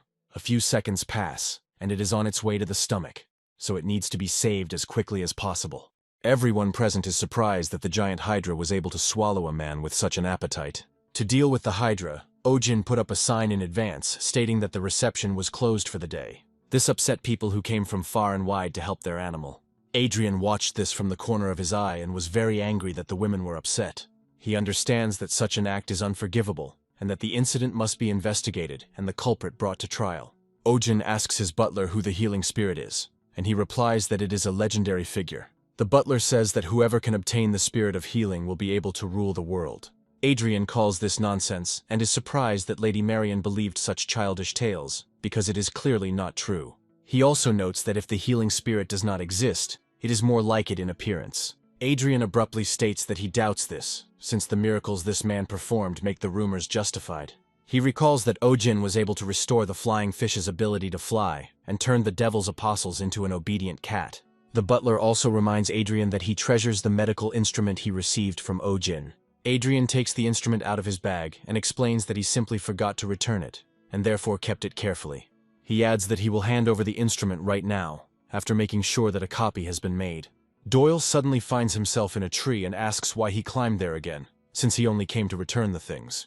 Unable to control his temper, he decides to gather information about his competitor while he still has the opportunity. Taking a closer look, he discovers that there is a huge Hydra in the clinic.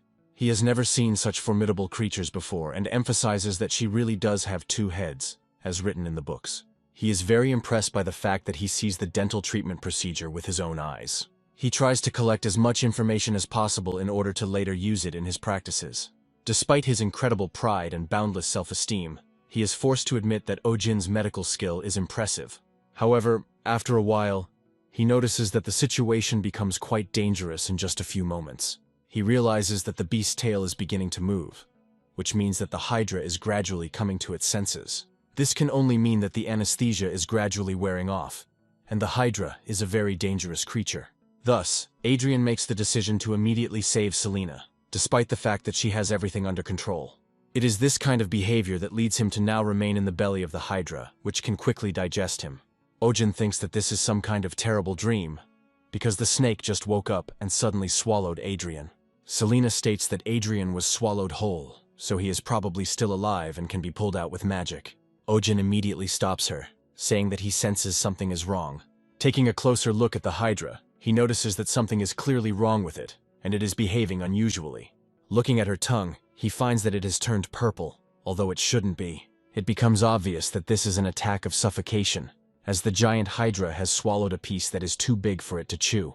People nearby ask him if there is a way to quickly get the person out of there and save the Hydra. Selena claims that the Hydra needs to be put to sleep with magic, but Ojin says that this cannot be done. He explains that putting a patient to sleep in a state of suffocation is too dangerous, as he may not wake up. Ojin turns to Pio and reminds her of the method he taught her. Together they grasp the Hydra from the side to help push the stuck piece out of its throat.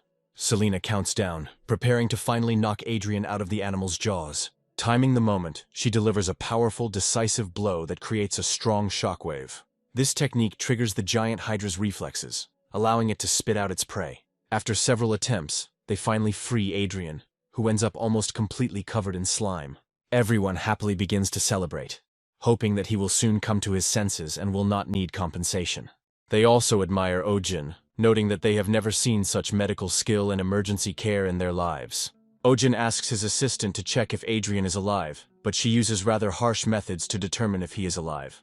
After checking him thoroughly, she says that he is more alive than dead. She also explains that he is unlikely to be able to open his eyes for some time due to severe bruises and magic.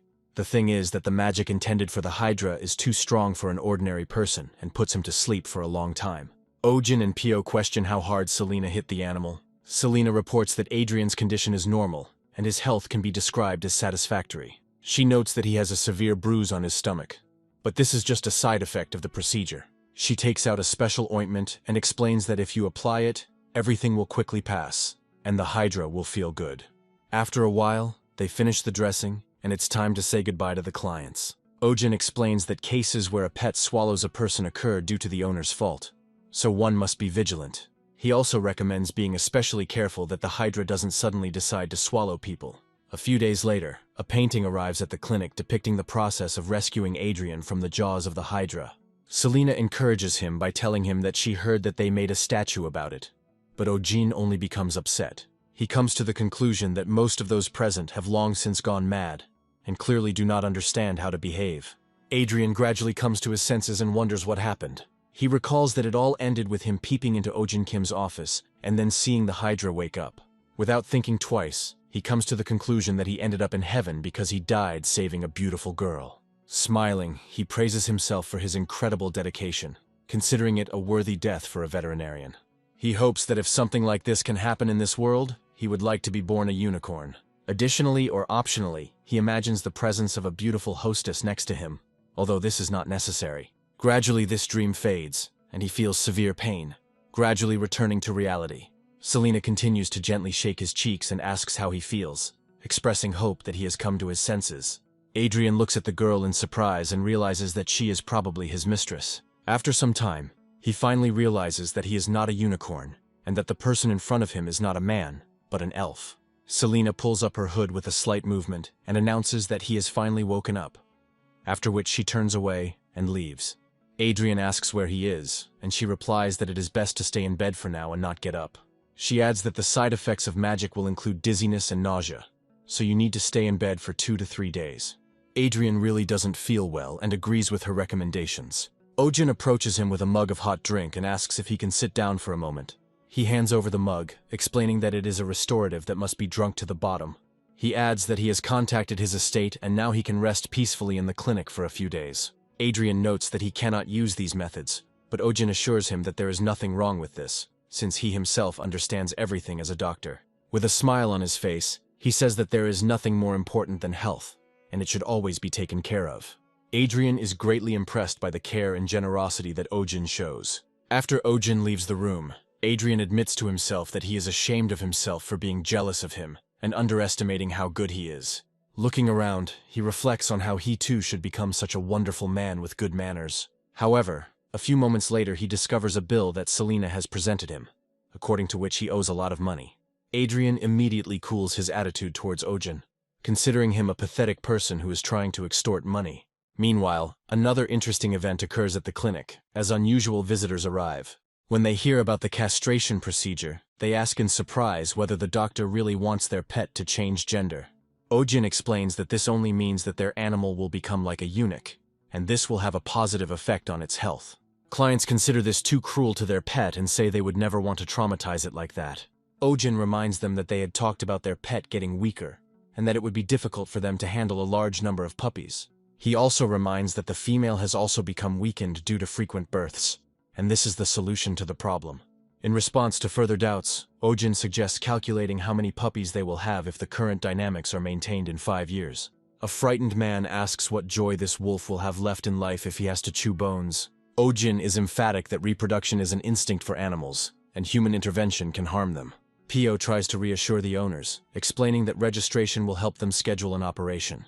Ojin decides to set aside a day for a lecture on this procedure, so as not to repeat the same thing over and over again. Pio suddenly announces that the next patient will be the pet of her childhood friend, who is like family to her. Ojin says that he would be very happy to fulfill this friend's request. The door opens, and a girl comes in with a giant fire chicken named Popo. Ojin carefully examines the chicken and notes that its feathers are shiny and smooth, like a healthy chicken. Pio enthusiastically says that of all her friend's pets, Popo is the largest. Ojin praises the girl for taking care of the pet, but she responds without much enthusiasm. After 20 minutes, Ojin completes the examination and reports that the animal is absolutely healthy, and there are no problems. Tyr sadly says that she has lost a little weight lately, to which Ojin replies that it is just molting. She remembers that her pet had recently had convulsions in her sleep, but Ojin is sure that she was just dreaming something. Tyr also says that yesterday the pet weakened its voice for no reason, and thinks it is some kind of contagious disease like a cold. Pio tries to calm her down, reminding her that this has happened before and there is no reason to worry. Ojin confirms that there are no deviations at the moment, so there is nothing to worry about. Tyr calms down and promises to behave more restrainedly and not to look for illness in his pet. After a while, Pio runs out to Ojin to tell him the terrible news. She sadly says that Popo has magically disappeared and she can't find her. Tyr explains that the pet entered the room before leaving, and when she came out, it was no longer there. It had disappeared somewhere. Ojin says that all exits and windows need to be blocked, as the pet is likely in the clinic. Selena addresses the clients and asks them to remain seated and not move. Some clients explain that their pet becomes unruly if it sits for a long time and they cannot stay still. Selena decides to bring in an authoritative cat teacher whose aura silences everyone. His presence ensures good behavior of the pets, allowing them to focus on finding Popo. However, after searching the entire area, no trace of Popo is found. Ojin asks Tyr if the pet has any favorite things or objects to try to lure her out. Tyr sadly says that if Popo hasn't been found, she has probably already left the building and run away. Ojin expresses doubts, as Popo's physique does not allow her to open the doors and jump out of the window on her own. Pio suddenly remembers that Popo loves men and often hangs around them. Ojin notices that the animal prefers low voices, which explains its behavior. Tyr notes that unfortunately, this manifests itself a little strangely in the pet. She adds that it is this special attachment to men that has earned her a good reputation. Ojin remembers examining the bird and realizes that this behavior now makes sense. Selena, after listening to him, says that there is one place where Popo is most likely located. They decide to go into the room where the man is, who turns out to be Adrian. Ojin and Pio analyze the picture before their eyes and come to the conclusion that they really liked Adrian. After this, he turns to the pet's owner and says that it is time to talk. Looking at her intently, he asks why she did this, hinting that all this is not an accident. Ojin adds that he realized from the very beginning that something was wrong here, even from Tyr's behavior during the examination. He notes that he has met many people during his time working at the clinic, but this is the first time he has seen such a hostess.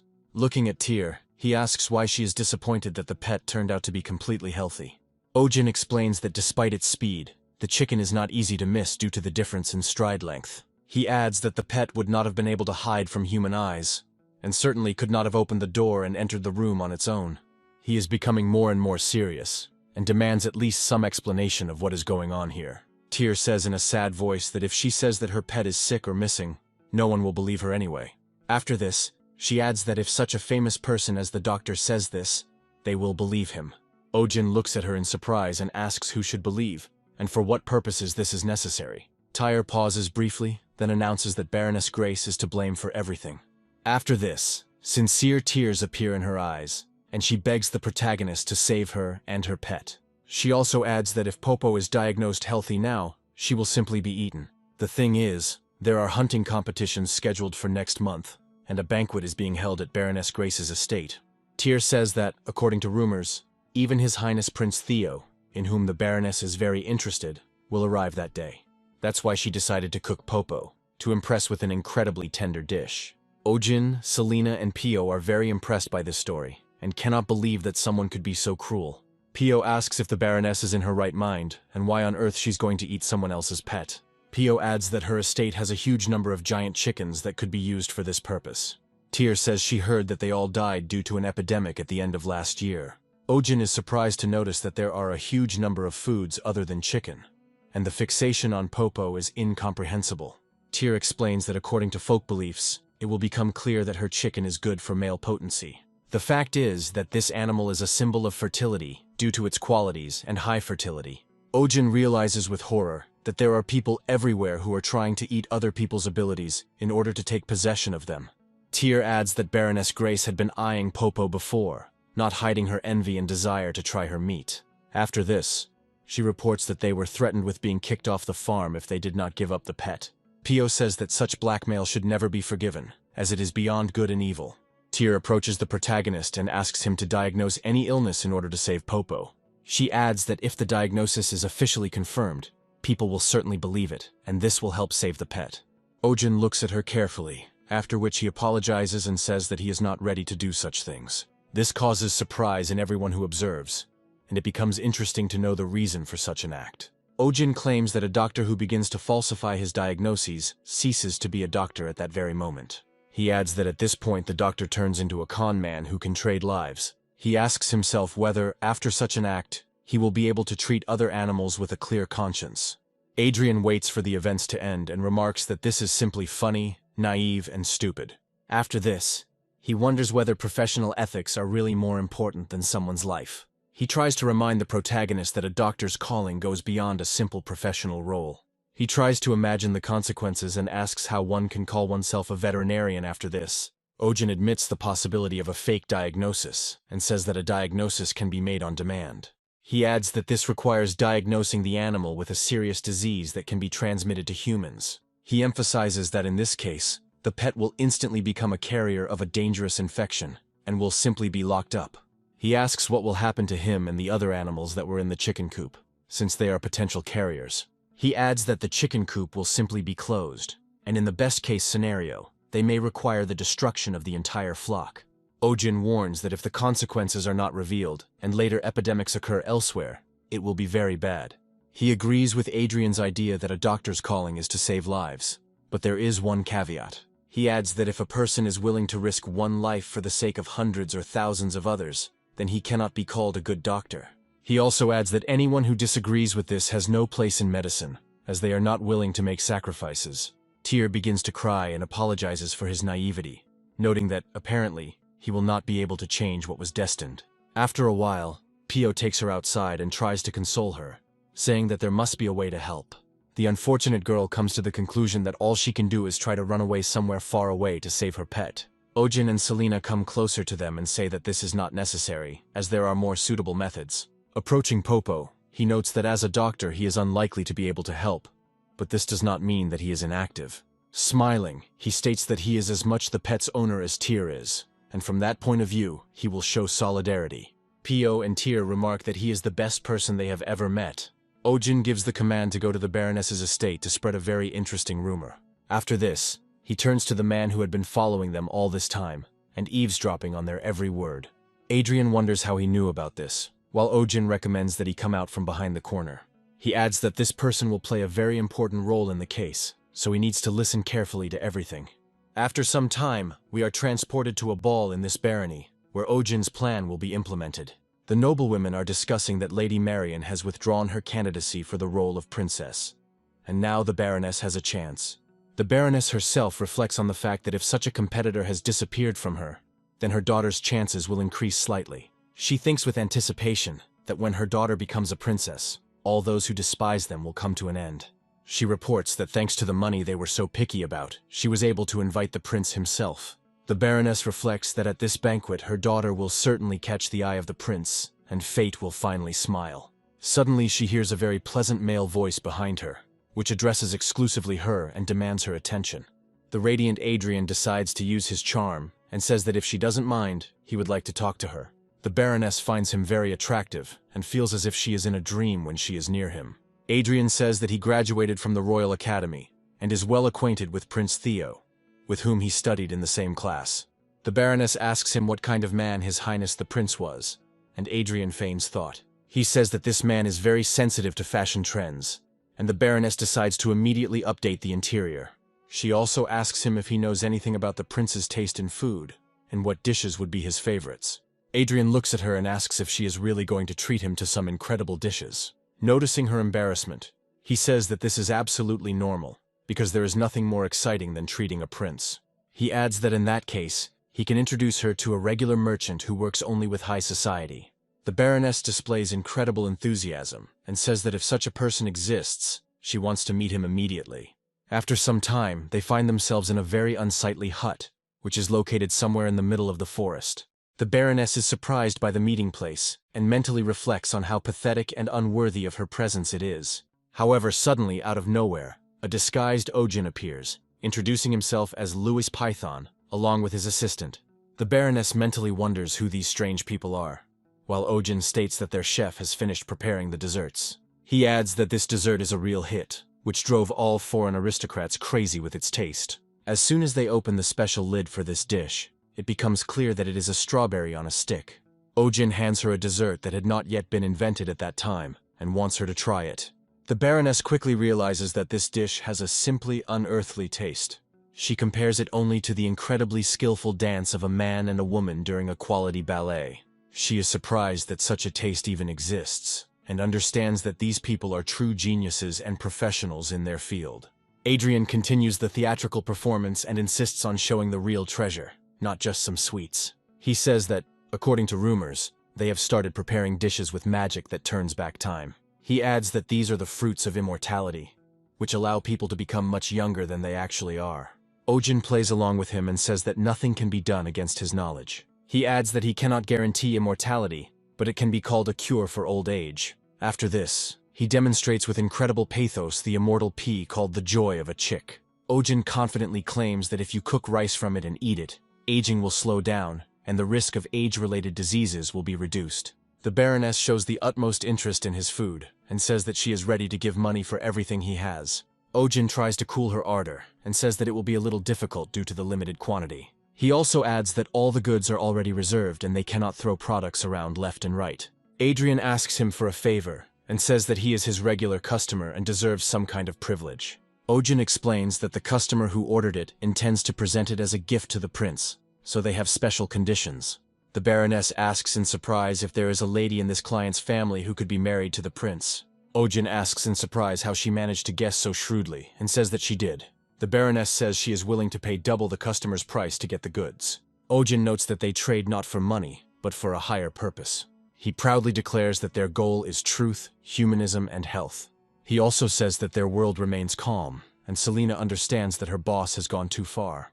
The Baroness feels very uncomfortable, realizing that she has not shown her best side in front of such people. Adrian continues to insist and says that he has to sell the goods, and he doesn't need it anymore. He adds that if you sell a product to people who need it most, that is an expression of humanism.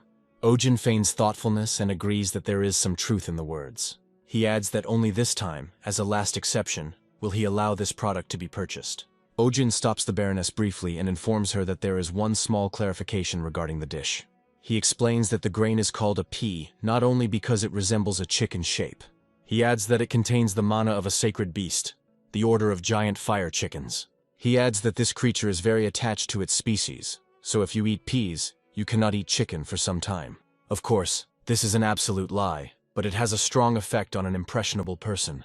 The Baroness is very saddened by this news, and asks what will happen if the ban is broken. Ojin states that in this case, all the properties of peas will be reversed.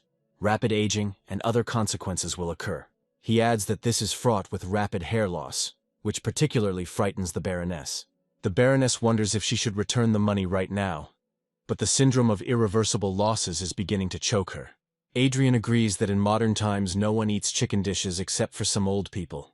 Ojin suddenly says that his father also often orders fire chicken to maintain his virility. They start laughing and point out that these are just American tales that are not supported by anything. The Baroness tries to play along with them to appear involved and says that the chicken dish is stupid.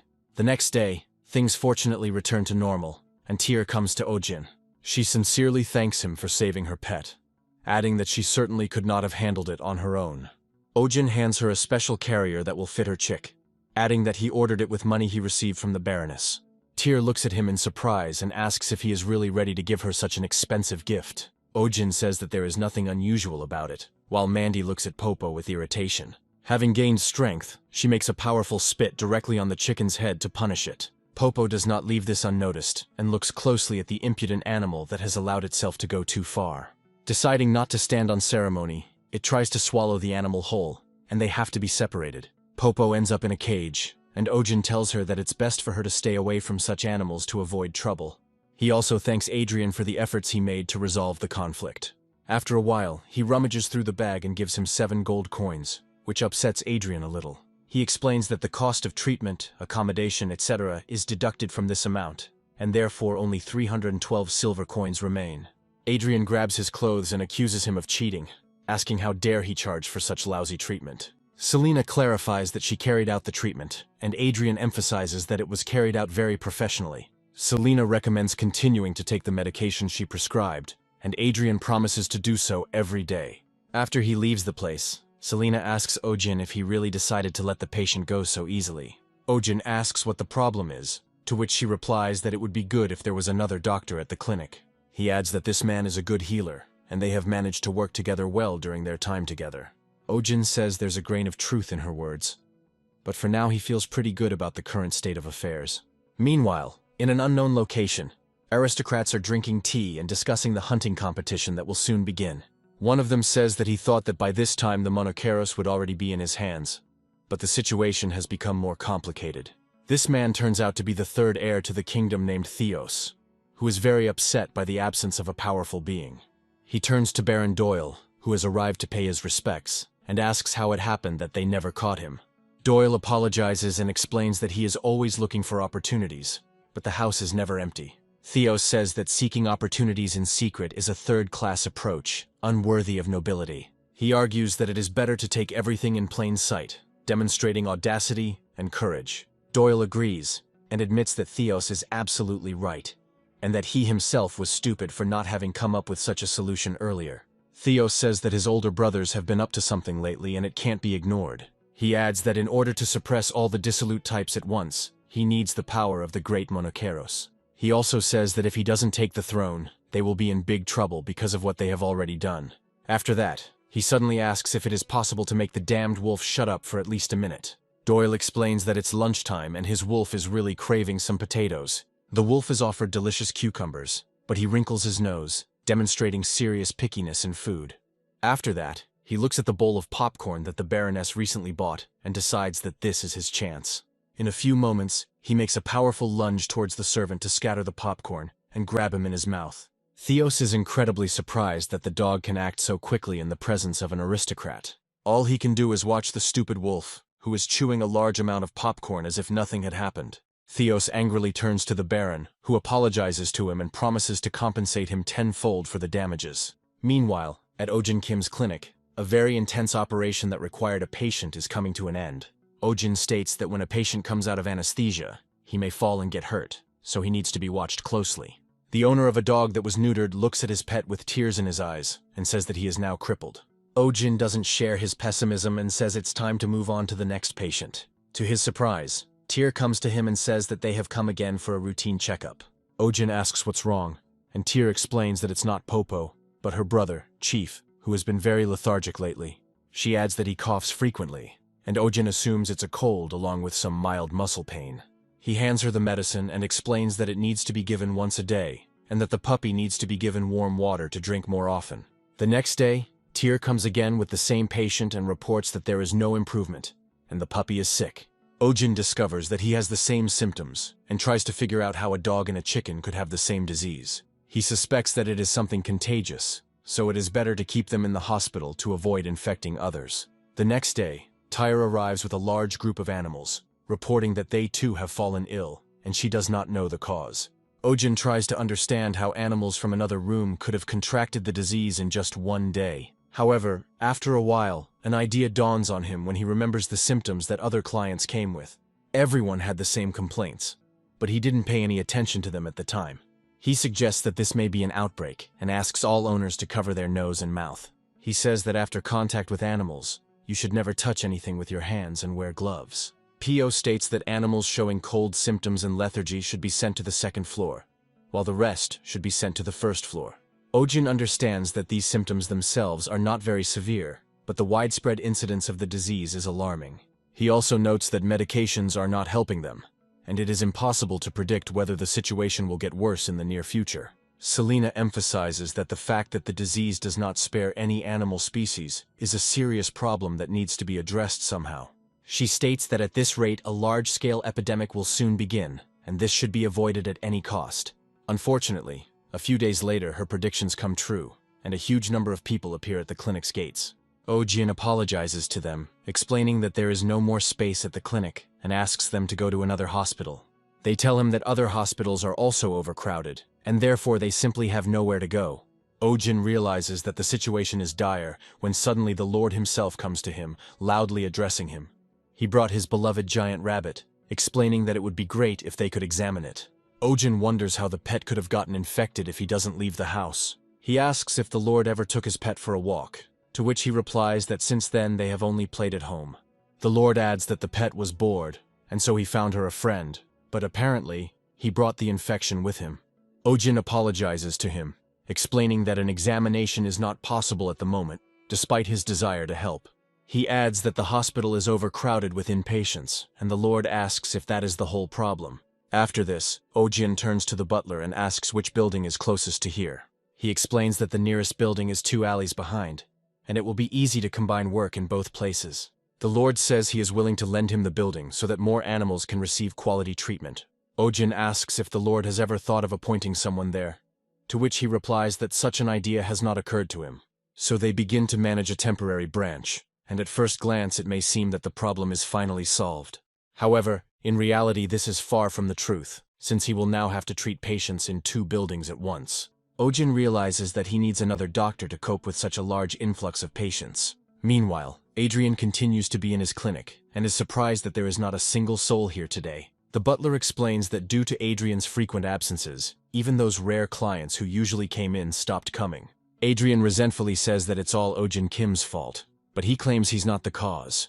The butler adds that an epidemic is raging in the city, and a request for help will certainly come from there. Adrian notes that if this proud man asks for help, it will be extremely funny. After a while, another butler comes and announces that a letter from Mr. Oh-jin Kim has just arrived. Adrian smiles and asks the butler to read the letter himself, hoping that Oh-jin will be forced to politely ask for help. The letter says that Oh-jin actually didn't want to write to him until the very end, but the situation got out of control. Oh-jin explains that he has no choice, emphasizing that Adrian is, as always, in a lull with patients, so he can help. He asks to take with him all the supplies of medicines and medical instruments, promising to raise the hourly rate by several %. Adrian says it's the most disgusting request for help he's ever received, and adds that he'll burn the letter. The butler reports that there is another sheet with information that Selena is exhausted from overwork. A few moments later, Adrian gathers everything he needs and prepares to leave, noting that he won't be able to return for a long time. The butler asks how he will return, and receives the answer that Adrian will not return until the epidemic is over. He adds that he must first be where the disease is in order to constantly fight it. The world's first epidemic has begun, so the clinic staff is taking steps to reduce the scale of the problem. Pio explains to clients that if an animal shows symptoms, it is essential to follow the necessary rules. Adrian quickly gets to the clinic and spends 12 hours working non-stop to constantly examine the animals. Selena, meanwhile, has been giving medication for 26 hours straight without a single minute's break. Oh-jin works even longer, and despite being seriously tired, he continues to do his job no matter what. The entire staff is gradually exhausted from endless overtime, when suddenly Max comes to see them. Oh-jin looks sadly at his old friend and asks how he managed to get infected. Sven brought another dog with him, explaining that, ironically, he now spends a lot of time looking after it. He says that these are the animals that were supposed to take part in hunting competitions, but now they are seriously ill. He sadly notes that the epidemic came completely unexpectedly, and the competition is just around the corner. Tyr says the hospital is already overcrowded, but Oh-jin says they'll arrange for more space. Oh-jin explains that everything possible must be done to find a treatment that will help the animals. Sven bows his head in respect and thanks him for the incredibly difficult sacrifice Oh-jin is willing to make to help. Adrian asks why he continues to accept patients even though there is no room left. He adds that they have already exceeded the examination capacity of the 2 of them, and they will need another doctor to make it in time. Oh-jin says that the situation must be dealt with at any cost, as the lives of many animals depend on it. Pio notes that owners are starting to want to take their pets back, because they are starting to lose trust in the clinic. According to her, the owners believe that if it is just a mild cough, there will be no problems in everyday life. Oh-jin states that if it were people, he might consider it, but he can't just let animals go. He says it will be simply terrible if the hunting dogs that Mr. Sven brought can no longer hunt. He also states that animals that have become useless are abandoned far more often than one might imagine. Ojin emphasizes that Mr. Sven is a good person, so he is unlikely to do such a thing. But no one knows how others will behave. He adds that this applies not only to hunting dogs, but also to all other animals they have. From his point of view, the longer animals are sick, the more problems they cause, and not everyone can withstand this. At night, Ojin continues to try to create a cure using the dragon's power and his honest thoughts. However, despite everything, for some reason nothing works out for him. And apparently, this necklace is not all-powerful after all. Selena asks him to stop, explaining that overusing the dragon's power could harm his heart. She states that he needs to get some proper rest because if he rushes into this matter, nothing good will come of it. She adds that the epidemic appears to have a much more complex cause than might initially be thought. Ojin wonders if it's all because of mana, and reasons that he should have learned at least some magic. Selena asks how long he has been awake, and Ojin replies that he has been up for 3 days. Selena realizes that negotiating with him is pointless, and delivers a powerful blow to the top of his head to knock him out. Ojin's mind immediately switches off, and Selena calmly carries him to the bed, adding that he needs to rest. 5 hours later, Ojin jumps out of bed and wonders where he is and how he managed to fall asleep. Tyre immediately greets him and brings him breakfast, explaining that she is glad that he woke up and recommends that he eat to gain strength. Ojin looks at the very impressive fried eggs and notes that they are fresh and delicious. Tyr says that Popo laid these eggs this morning, and the protagonist feels a little awkward. After this, he turns his gaze to her and says that he still hasn't seen her, although several days of the epidemic have already passed. Tyr explains that Popo has been at home all this time, and Ojin asks why she is there. Tyr says with a slight smile that she is not infected, so there is no reason to take her to the clinic. Ojin notes that out of all the animals in the house, she was the only one who got sick, and no one else, to which Tyr suggests that Popo is simply very healthy. Looking around, she says that Sunja is also feeling fine, despite being in the clinic. Ojin remembers that even in this clinic, which is full of patients, Sunja behaves like an ordinary cat. He is trying to understand what these animals have in common and why they have not yet become infected. Ojin thinks for a long time, but still doesn't come to a specific conclusion, because the animals are too different. After some time, his thoughts are interrupted by another quarrel between the mandrake and Sunja, which Pio tries to separate. He notices that the mandrake is spitting towards Sunja and constantly hitting her head. Ojin immediately remembers that Popo also received mandrake the last time she was at their clinic. He guesses that the key to the mystery is probably related to the mandrake's saliva, and decides to conduct tests immediately. He takes Sunji's saliva and places it on a special glass slide for careful examination. He also placed there experimental grass, contaminated with the patient's saliva, which looked withered. Ojin reasons that if the leaves turn green again under the influence of this herb, it can be considered a cure. His guess is correct, and the plant quickly takes on a healthy appearance, which gives serious hope. Ojin, Adrian, and Pio begin to praise Mandy, noting that she is the best mandrake they have ever seen. However, the question of production immediately arises, since saliva is essentially plant juice. They understand that it is impossible to simply squeeze all the juice out of it, otherwise the plant will die, and they need to act differently. At this time, Selena decides not to talk to anyone in particular, and begins to implement her plan. She quickly prepares a small vessel, and places it next to the mandrake, which immediately pays attention to it. Mandy sniffs the straw for a while, and then begins to drink the cocktail with pleasure, showing that she really likes it. Selena takes another glass and carefully brings the mandrake leaf to its rim. It quickly becomes clear that a drop is flowing from it, which can be expressed to create a medicine. Ojin receives a whole glass of the stuff almost immediately, and comments that it's incredible they were able to collect so much. He looks happily at the employee and asks how she managed to get Mandy drunk. Selena calmly explains that she mixed sugar water, which the mandrake loves, with a nutrient solution for growing herbs. She explains that she added a diuretic to speed up the flow of juice, and Ojin feels slightly unwell. He reassures himself that it is a tonic, and since mandrake is a plant, there is nothing to worry about. The next day, the first patient they decided to try the drug on recovers quite quickly. Ojin looks at Max happily and says that he did well, after which he thanks him. After this, the vaccination procedure begins, and all that remains is to wait for the vaccines to finally take effect. Pio happily reports that this was the last patient, and now the prognosis for overcoming the epidemic is very positive. Ojin happily notes that in such a case, special medications need to be prescribed and finishes these matters for today. Suddenly there is a loud knock on his door, and irritated voices order him to leave the clinic immediately. Doyle arrives with his guards and announces that Oh-jin has been arrested but must now stand trial. The nearby residents look at the Baron in surprise and ask what happened and why he decided to arrest someone again. Oh-jin opens the door with an irritated smile and asks what reason they have come today. Doyle explains that they haven't seen each other for a long time, then repeats that Oh-jin has been arrested for spreading the epidemic.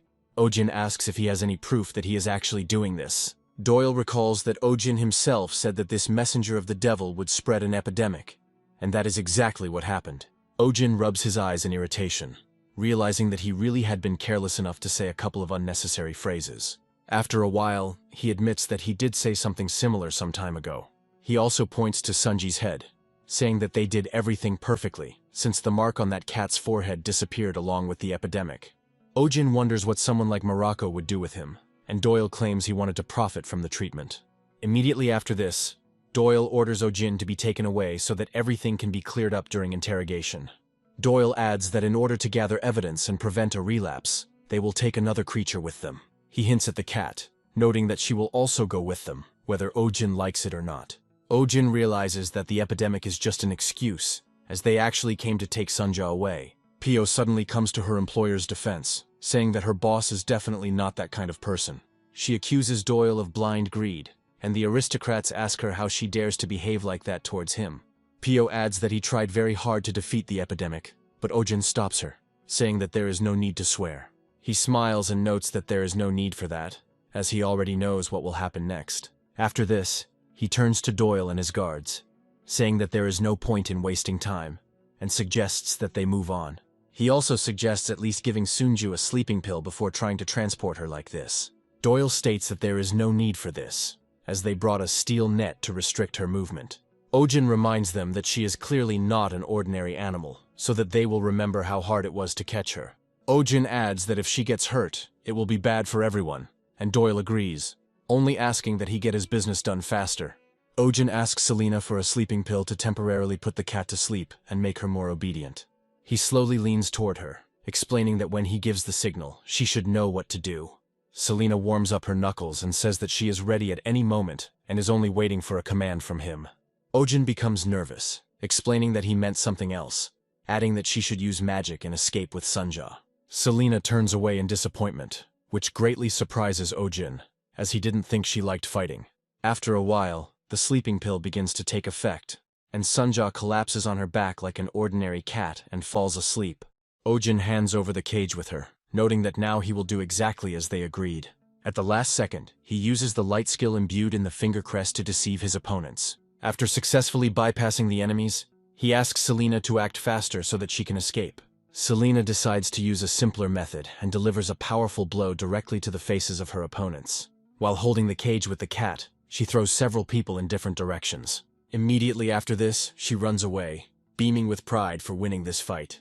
Doyle rubs his eyes and orders that these people be detained, adding that the cat is more important than the doctor. Oh-jin notes that they have shown their true colors, and Doyle grabs him by the clothes, saying that he will not forgive this. He turns to the mercenaries and orders them to destroy everything so that the clinic cannot be restored.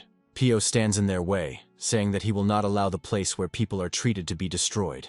She adds that if they try to destroy the furniture, she will not forgive them.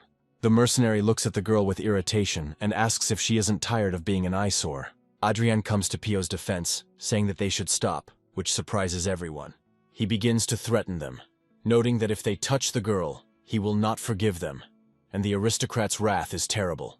Oh-jin notes that this scoundrel had not interfered before, and calmly watched as he was almost knocked down.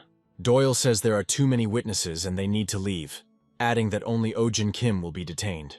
Pio tries to defend her employer, but he reassures her that there is nothing to worry about. He tells her and Adrian that while he is gone, they must take care of the clinic and receive visitors. After this, he goes forward, thinking that now all hope lies with Selena, and that she can be saved.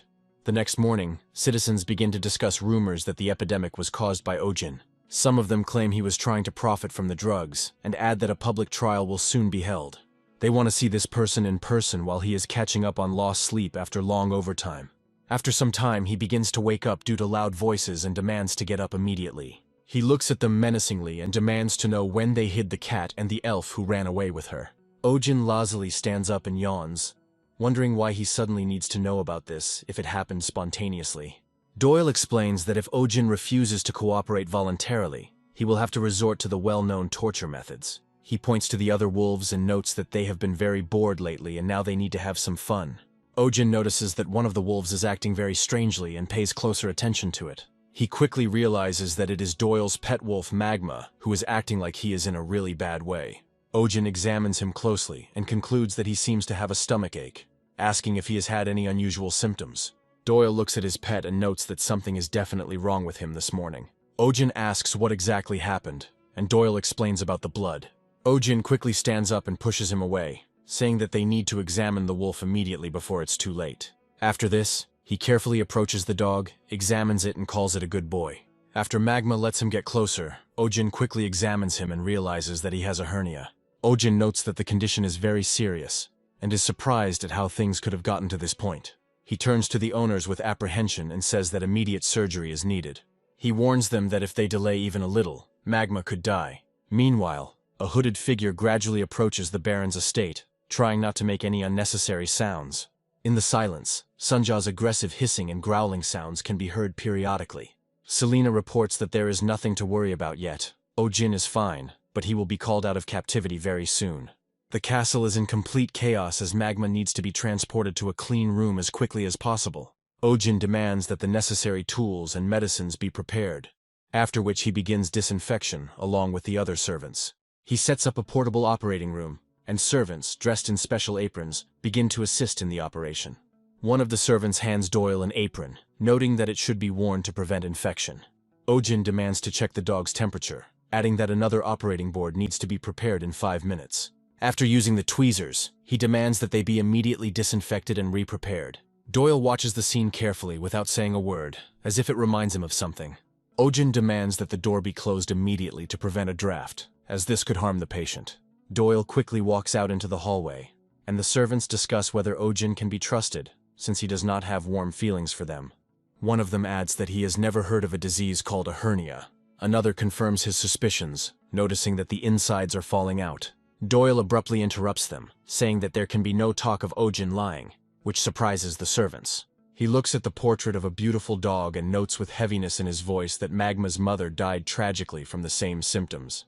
Pleasant memories are immediately replaced by bitterness, and he mentally wonders if she suffered from the same thing.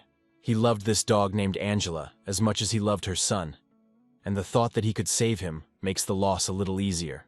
After some time, he has brought a huge number of documents, which turn out to be petitions. Doyle questions the contents of the petition and learns that they are all demanding the release of Ojin Kim.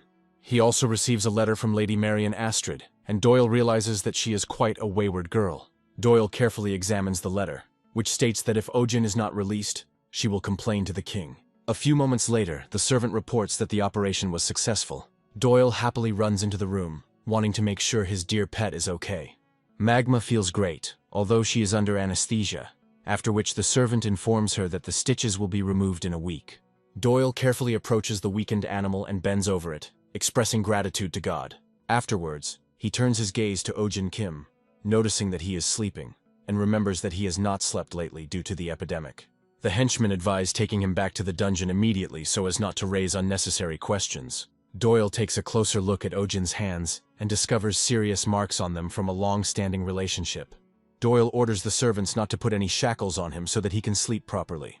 Ojin finds himself back in the dungeon, but is given minimal comfort to avoid sleeping on the cold floor. He finds himself in his room and hears strange voices, which soon begin to resemble his parents' voices. He realizes it's a dream and hears his parents talking, wishing he hadn't become a veterinarian. After a while, someone else appears, and this time a large animal approaches him. Ojin can't figure out what it is, and at first he thinks it's either a cat or a giant lion. A lion's tongue touches his cheek, and Ojin reflects that he doesn't remember treating such an animal. After a while, his entire body is covered with warmth, and he joyfully continues to sink into oblivion.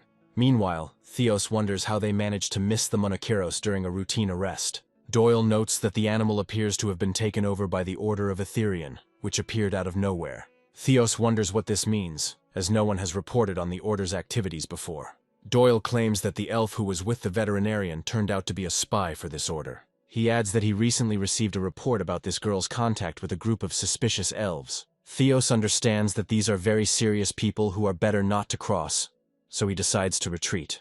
He irritably notes that his subordinates are useless and cannot do anything properly. Doyle apologizes to His Highness and asks if Ojin Kim can be released on this occasion. He emphasizes that the constant complaints are a big inconvenience because people love Ojin. Theos states that he can do whatever he wants, and Ojin pulls him out, after which he strives to wake up the next morning. Ojin leaves instructions to the servants, informing them that he has written rules for them to follow. They also say that they will soon bring their hunting dog so that it can be examined. Ojin thanks them for their polite treatment at the end of the visit, and they promise that such detentions will not happen again. However, as soon as he steps outside the castle, he immediately encounters a large number of people joyfully running towards him. Ojin asks what they are doing here, surprised at how friendly these people are towards him.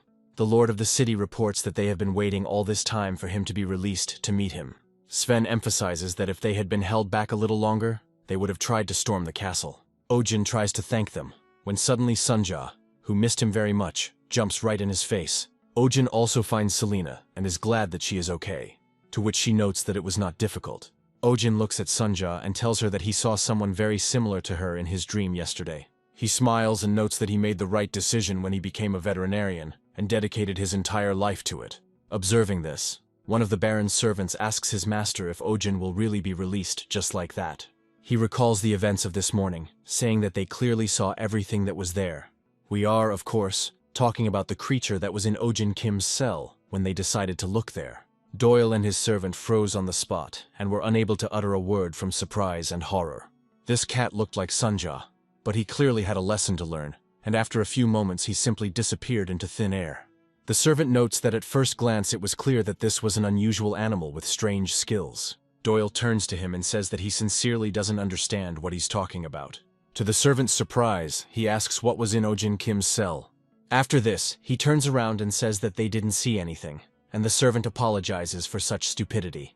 Doyle silently reflects that there is no point in continuing this conversation since Ojin has just won. A few days later, he receives the bill for the operation, and he remarks that it is an unthinkable amount, and he will never forgive Ojin. The next day, Adrian comes into their clinic outside the city with a sincere smile and greets Mrs. Selena. Ojin is surprised by the sudden visit, noting that he has the herbs they talked about. Selena nods calmly and says that they are very difficult to find at this time of year.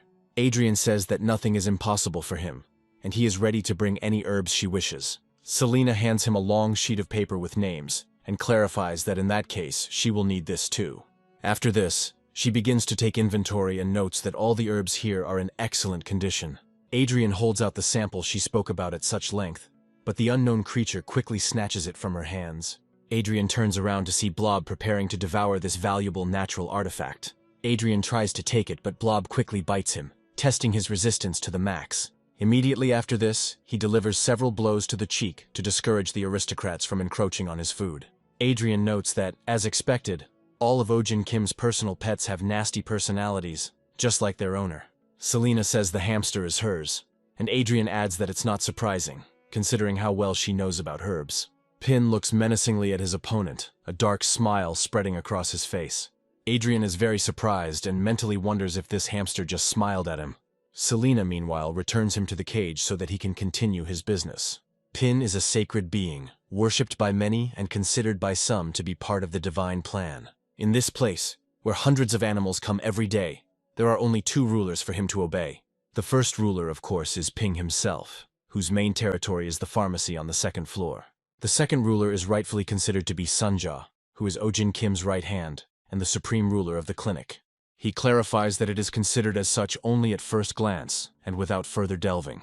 He certainly acknowledges her power since he is too small, but he still cannot be touched without consequences. All this is because of the core that is located in his forehead and allows him to feel unpunished. The moment someone crosses his path, he can act exponentially and cause a catastrophe. Pin recalls that when they first met, Sunja instinctively sensed danger and launched a daring attack. However, he immediately demonstrated his strength and made everyone tremble in fear of his incredible power. After this, he was taken in by the true mistress of this place, named Selena, and he began to live as one of the two rulers. Sometime later, a fawn that had been hit by a cart burst into the clinic, adding that it was no longer breathing. Nearby customers wonder if it's too late and lament that she came with a dead pet. Ojin quickly examines the fawn and finds that the airways are clear, after which he asks Pio to time the minutes. Immediately after this, he begins to perform indirect cardiac massage in order to at least somehow restart it. The procedure looks very strange, since he has to give the deer artificial respiration. People nearby wonder what he is doing, emphasizing that they are seeing such a procedure for the first time. However, it bears fruit, and after a while the fawn begins to breathe again, and its heart starts up again. Ojin quickly takes his pulse and reports that, fortunately, they were able to bring him back to life. However, the treatment procedure does not end there, and he notes that he needs to be transferred to the examination room immediately. Pin watches this closely, and reflects that bringing the dead back to life is truly an impressive feat. He realizes that Ojin Kim is not such a simple person, and now understands why Selena took him under her command. He also remembers Mandy Kim, whom he dislikes because she is the offspring of Ojin Kim. From his point of view, these are just medicinal plants that are grown here, but she thinks too much of herself. The pathetic attempts to show off look pretty funny, but Pin constantly reacts to them. Thus, a feud arises between them, and Pin continues to glare at Mandy. He enjoys his impunity for a long time and wonders what the plants can do to him, because they are weak. Night falls and Pin continues his grueling training, constantly running on the wheel. After a while, he gets tired and realizes that today's training is over, and he can rest peacefully. He jumps out of the cage and decides to take a special tactical position that he has already developed for himself. He jumps on top of the closet to enjoy the view from there. It is also where his headquarters are located, specially presented to him as a sign of incredible loyalty and fidelity. From this place you can see the entire clinic, and it is the best place to maintain a comfortable temperature and humidity. And suddenly, to prevent anything irreparable from happening, Pin froze in surprise and indignation.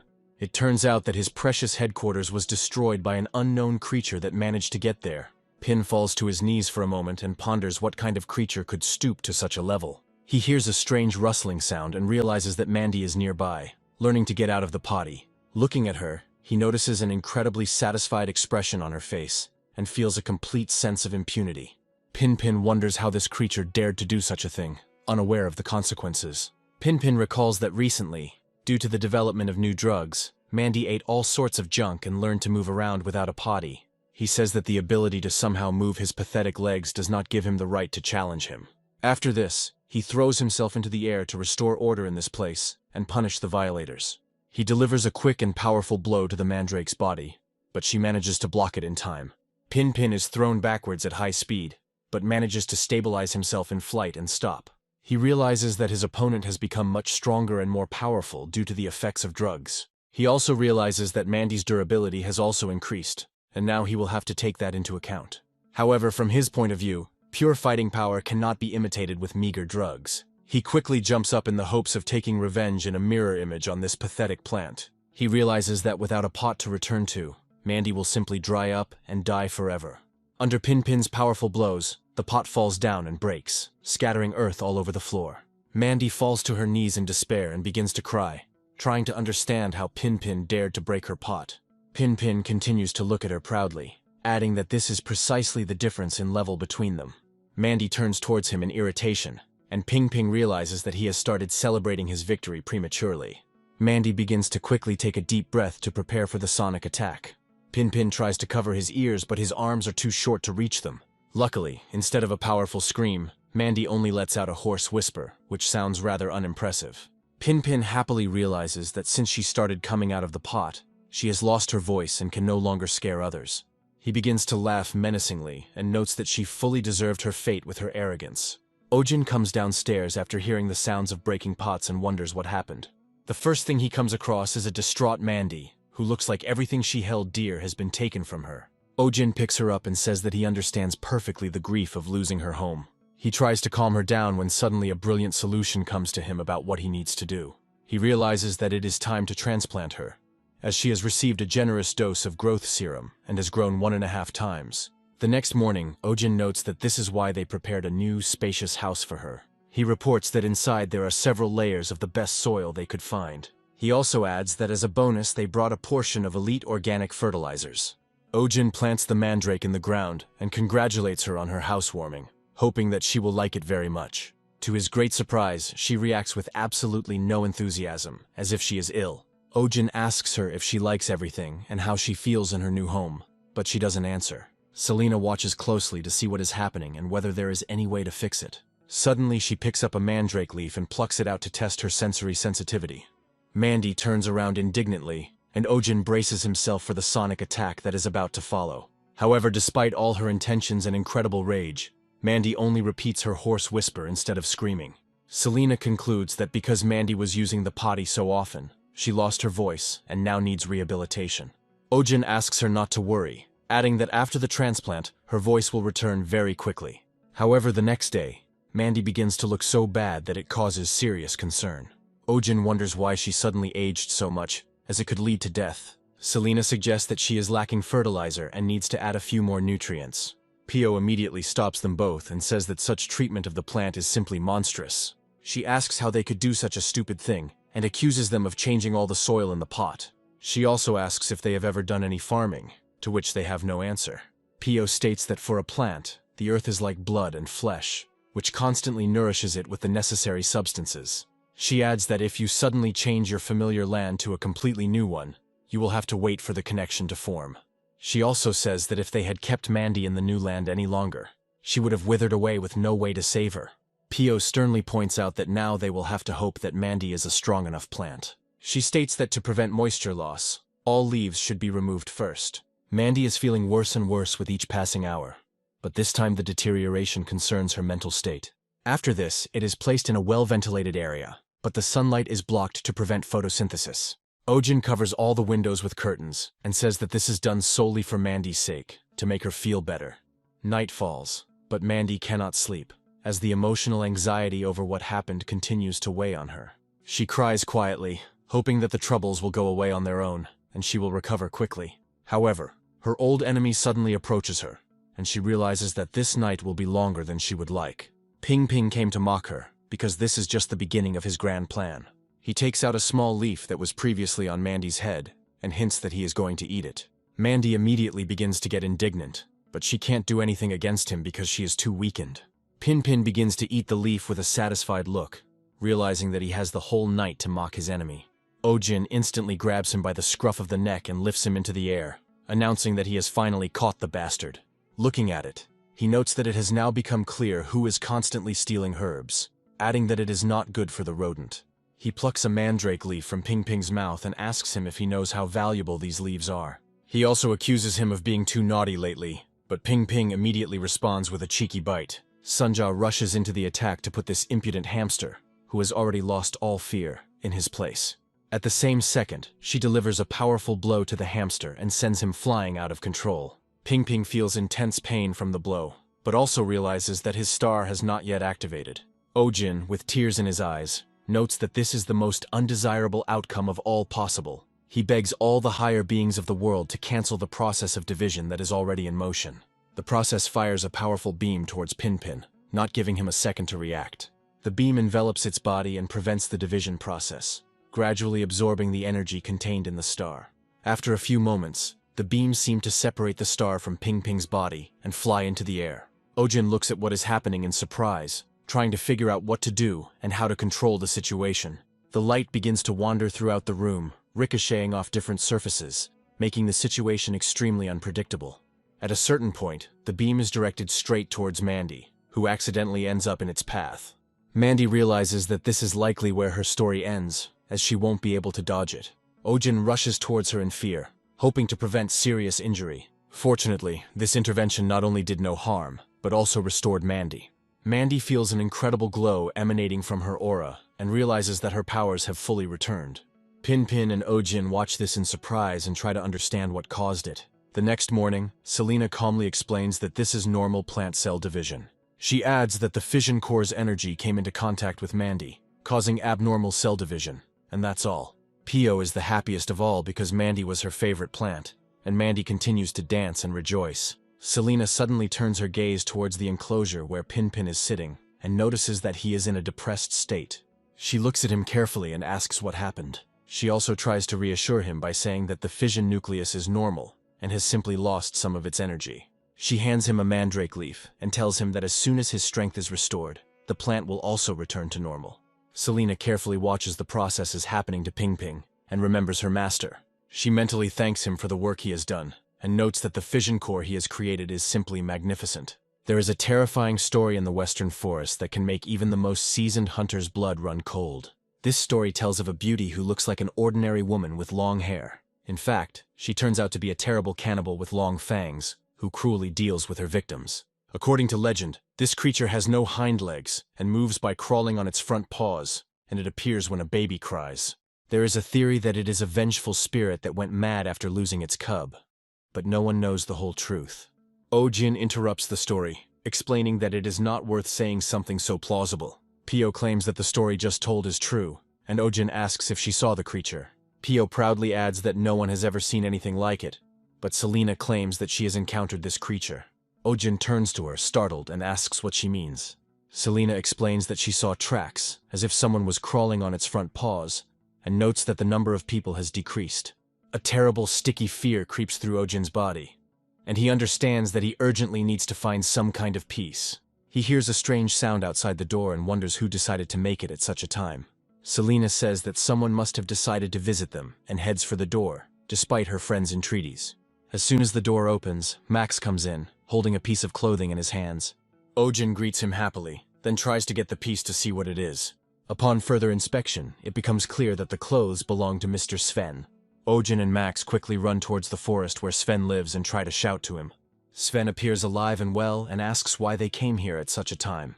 Ojin explains that Max brought the piece of fabric because it belongs to him, but he doesn't immediately recognize it. After turning the piece over in his hands for a bit, he realizes that it is a piece of Max's favorite toy. He adds that he has been very busy lately, and Max was apparently bored, so he decided to play with someone else. Ojin asks why Sven is working at such an hour, adding that it will soon be night. Sven points to the nets near the trees and asks if Ojin can see them. He adds that there is a kitten inside, and Ojin hears a pitiful cry, trying to understand how this is possible. Sven claims that poachers have been setting up these traps recently. He also notes that poachers often come across cubs, and Ojin understands that even such freaks exist in this world. After a while, Sven says that the baby is caught too high and he can't reach him. After thinking for a bit, he says that he needs to bring a pole to at least somehow reach the kitten. Ojin doesn't answer, when suddenly he notices something very strange near the tree. He looks at the eerie marks and wonders what these traces are, realizing that they were left by some creature. Sven looks closely at these marks and says that they look like scratches. Ojin turns around and notes that there are quite a few strange tracks here. He notices with horror that they look as if an animal had crawled there using only its front paws. Ojin hears someone start whining and asks Sven why this is happening at such a crucial moment. Sven turns to him in horror and says that there was a sound, which means there is someone else here. Gradually the crying becomes louder and an unknown creature appears from behind it. Ojin and Sven realize that they now need to run away urgently, as that very spirit from the horror stories has come for them.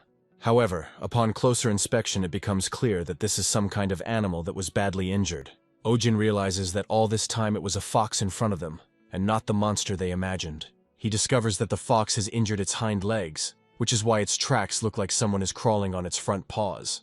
Meanwhile, the kitten's complaints continue to be heard from the trap, spreading over tens of meters. Hearing it, the fox begins to howl loudly, and the sound resembles the cry of a young girl or a baby. Ojin and Sven step aside, after which the fox continues to scratch the tree trunk with all his might. Ojin realizes that the fox is reacting to the kitten's meowing, and probably wants to eat it to restore its strength. Meanwhile, the fox continues to make every effort to shake the trap. Ojin realizes that if this continues, the trap will fall and everyone inside will die.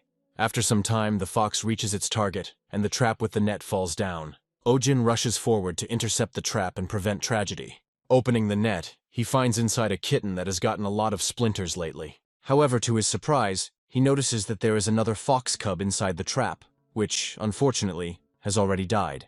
A few moments later, a giant fox appears behind him, ready to strike. Ojin realizes that he was careless, let his guard down, and will now probably pay for it with his life. However, fortunately, a small ampule containing a special powder suddenly flies into my head. Suspecting its purpose, he realizes that it is a tranquilizer for animals. The fox falls to the ground and loses consciousness, and now you can breathe a sigh of relief, as the danger has been neutralized. Selena arrived on time and asked if anyone was hurt during the fox attack. Ojin sincerely thanks her and asks when she arrived, to which the girl replies that she just arrived. After carefully examining the fox, she notes that it is an ordinary sky blue fox. Ojin takes out his field bag and tries to examine it, realizing that the fox is in a very poor condition. The fox's hind legs show signs of recent birth, which explains why she moved by crawling. Selena notes that the cub appears to have appeared quite recently. She adds that the condition of her breasts shows that the cubs have not nursed for quite some time. Ojin understands what happened here, and the thought gradually settles in his mind, causing horror. He realizes that the fox cubs he found trapped are most likely her cubs, which she was trying to save. A few nights ago, poachers were walking through the forest to hunt foxes using firearms. They came across several cubs and quickly shot them, hoping to make a lot of money. They knew it was a small specimen, but they could still get a fair amount of money for it because it was white. Their wish does not come true, since such behavior only attracts the attention of their angry mother. The white fox became angry when she saw her cubs were dying and was ready to tear them to pieces. She immediately pounces on hunters who are poorly oriented in the night forest. She pursues them for a long time in order to inflict as many wounds as possible, but they still manage to escape. After this, she returns to her cubs to check if any of them are still alive. After some time, it turns out that there was only one fox cub left, who managed to hide, so he was taken for dead. Taking her remaining cub in her teeth, she carefully carries it to safety, hoping that it will regain its strength. However, after a while the weather quickly deteriorates and torrential rain begins to fall from the sky. Exhausted, the fox collapses on the grass, realizing that she does not have the strength to reach a dry place. However, the presence of the cub brings her at least some joy on this gloomy day. She tries to stay alert, but fatigue takes its toll, and after a while she falls completely asleep. After some time, a young kitten emerges from the bushes, meowing in fear. He quickly meets a small fox, who at this moment is awake and full of energy. They begin to play happily with each other, as the cubs love to play without stopping. However, in their careless games they fail to notice another trap. Thus, they find themselves in a net that quickly closes over them and lifts them high up. The fox immediately wakes up and begins to look around, hearing a suspicious noise. Meanwhile, the two cubs continue to be with each other and try to escape, but they fail. The fox begins to try to find her only cub by smell. After some time, she hears a meow and heads towards the sound to figure out what it is. Along with this meowing, she also hears the plaintive squeaks of her cub. The white fox wakes up from a nightmare and tries to look around, hoping to find her cubs. She begins to wave her paws and scream loudly, giving in to an instinctive blind rage and grief. Ojin grabs her body and tries to calm her down, explaining that she doesn't need to worry so much. The fox turns out to be very nimble and almost immediately bites him on the hand, leaving serious wounds. Ojin injects her with a sedative, explaining that if she moves, the wounds could get worse, so she needs to calm down. After a while, her eyes close again and she lies down on Ojin's lap, after which he recommends that she sleep some more. The next day, clients who come to the clinic hear strange sounds, but cannot understand what they are. Sunja is clearly unhappy with the sudden guest who has occupied the entire room where she usually lives. Pio apologizes to the protagonist's personal pet, explaining that it is not allowed to go there now. Ojin monitors the animal's condition and notes that 3 days have passed since its stay in the hospital, but it is still acting up. He is thinking hard about the fact that the animal is developing a resistance to the sedative, and this is clearly not good. Pio suggests that the fox doesn't realize her cubs are dead, so she continues looking for them as soon as she opens her eyes. Ojin states that this is not true, as the cubs had already been dead for 3 to 4 days by the time they found them. He adds that if the fox had been nearby the whole time, she would have probably noticed that at some point their crying stopped. Looking at the condition of the paw, he notes that the fox seems to refuse to recover. He reflects on how animals have their own traumas, hidden memories, and anger. Ojin notes that they are constantly attacking themselves and the world, reminiscent of the monster from the horror stories of the Western Forest. He asks if the kitten they rescued is okay, to which Pio replies that it is much better. She also notes that the kitten is still small, so it needs to be closely monitored. Ojin asks her to make sure the kitten is warm and under no circumstances goes near the fox's cage. Pio notices that the heating pad the kitten was sleeping on has cooled down and needs to be replaced as soon as possible. She forgets to close the cage and asks to wait a little, adding that she will soon bring a new heating pad. The kitten, having barely opened its eyes, looks around in search of its lost mother. The first thing he notices is a cage containing a white fox. After a while, Pio returns with a hot water bottle in his hands and apologizes to the kitten for the long wait. However, she quickly discovers that the kitten is not in the cage, and this causes her to become a little stupefied. She notices that the door is open and tries to figure out where the kitten has gone, looking around. A few moments later, she discovers that the kitten is small enough to slip into the cage. Pio quickly calls his boss and reports that something bad has happened because the kitten has gone into the fox's cage. Ojin understands that he needs to act quickly, because if the fox wakes up right now, something terrible will happen. He realizes that in this state the fox will definitely bite the kitten to death, and this will be another life that he could not save. Meanwhile, the kitten attaches itself to its mother to get some milk. Because of this, the fox gradually comes to her senses and slowly opens her eyes, looking around. Ojin runs inside and sees the fox looking back at him menacingly, before turning her gaze to the kitten. He understands that he did not manage to arrive in time, and hopes that the worst outcome can still be avoided. However, to the surprise of everyone present, the fox suddenly begins to cry, looking at the kitten. She carefully lowers the kitten and begins to lick it slowly, assuming that it is one of her cubs. Ojin freezes in place and decides not to make any sudden movements so as not to provoke the fox into aggression. Meanwhile, the fox feels much better and gradually begins to recover from its wounds. After some time, the kitten completely comes to his senses and begins to be mischievous, like any other cat. Pio runs after him to return to her the medical glove that he managed to steal from the lab. However, the kitten manages to quickly run to its mother, who is still undergoing treatment, and completes the recovery procedure. Pio realizes that climbing into the cage to get the baby would be suicide, so she decides to come back later. After some time, as a result of another examination, Ojin comes to the conclusion that the wounds are beginning to heal and the nightmares have stopped. Pio happily notes that she thought the fox would never have full use of her hind legs again. Ojin states that this is simply incredible and can only be called a miracle. He reflects on the fact that he will never be able to fully return what bad people took away. However, it is a great happiness for him that he can at least partially atone for the guilt of his family. After some time, they are released into the wild, so that they can live in the wild as they should. Ojin waves goodbye, and expresses his hope that they will never meet again on such a sad occasion. The fox, roughly understanding what he was talking about, nods his head as a sign of farewell, and soon disappears from sight. After this, the rumors about the monster from the western forest die down, and new ones begin to circulate, about a white fox that carries a kitten with her. Meanwhile, at Ojin Kim's clinic, clients are surprised when a radish-like plant suddenly starts moving.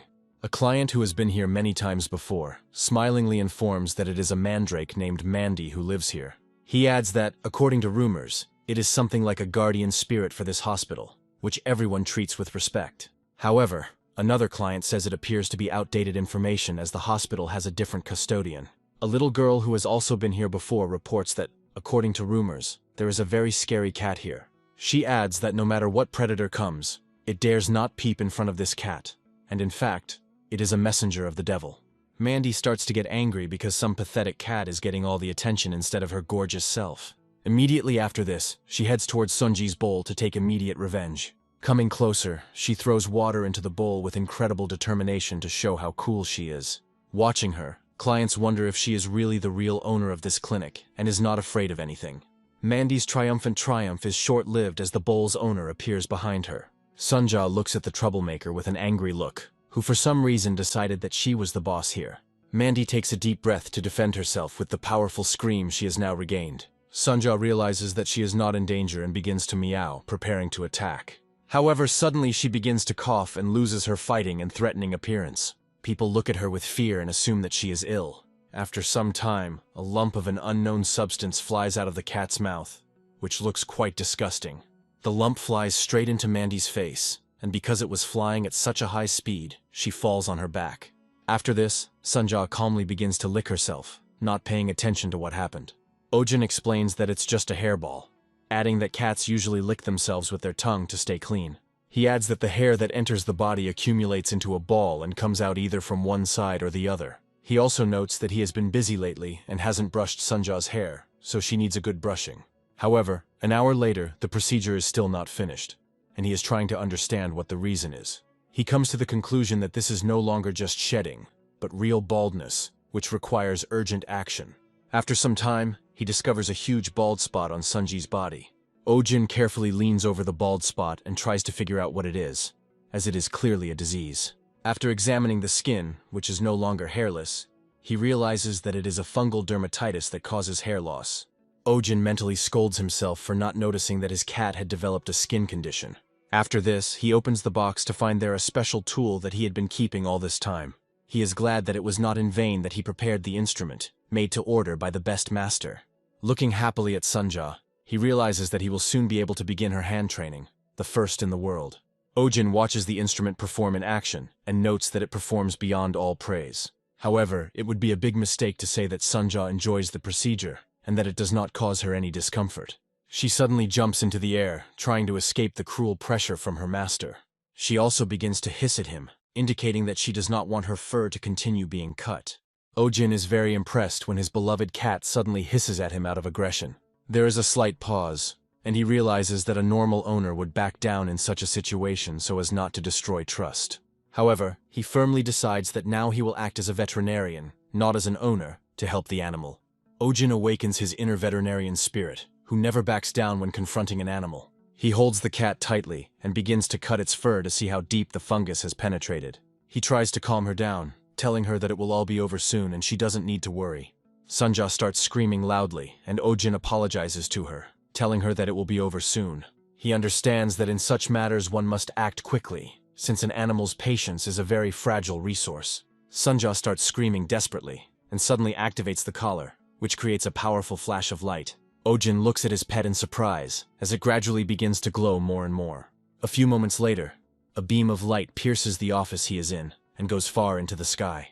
Ojin hugs Sunja tightly, frightened and trying to understand what just happened. After some time, he decides to look at the table and discovers that a special portal has appeared there. After some time, a hologram of the now well-known Kalian emerges from the portal. The elf states that he is approaching Ojin with his family's blessing. He emphasizes that, according to the agreement, he answers the call to see how he can help. After some time, he completely materializes and appears right on the table in the office. Ojin decides that they need to brew a few cups of tea to discuss everything properly. The first thing he does is apologize for calling them for nothing, adding that he is a very busy man. Kalian tells Ojin not to worry about it, as he knows how to solve the problem. He explains that Monokeros' hair loss is not due to a skin disease, but rather a precursor to the condition. He explains that Monokeros goes through several growth periods, and each time his fur falls out. Kalian emphasizes that this is just a precursor to the clinic, and it should not worry Ojin. He also says that during this period the creature must cleanse its body in a special pond. He warns that if this is not done, the lost hair may not grow back and the creature will remain disabled. Ojin takes a moment to reflect on the fact that he owns a creature he raised with love. He can't believe that his pet has suddenly started going bald and there's nothing he can do about it. Kalian reports that it is not dangerous to health and that it will take a long time for the fur to grow back. Ojin asks where this pond is so that he can go there immediately. Kalian explains that the pond is not a geographical name, but a general term for lakes with high mana content. He adds that a characteristic feature of such lakes is a bright red flower. Looking at the map, he notes that there is one such lake in the area, which is declared a nature reserve. He emphasizes that it is very dangerous for a person to go there, as there are many traps there. Ojin is irritated by this information and declares that they will head there tomorrow.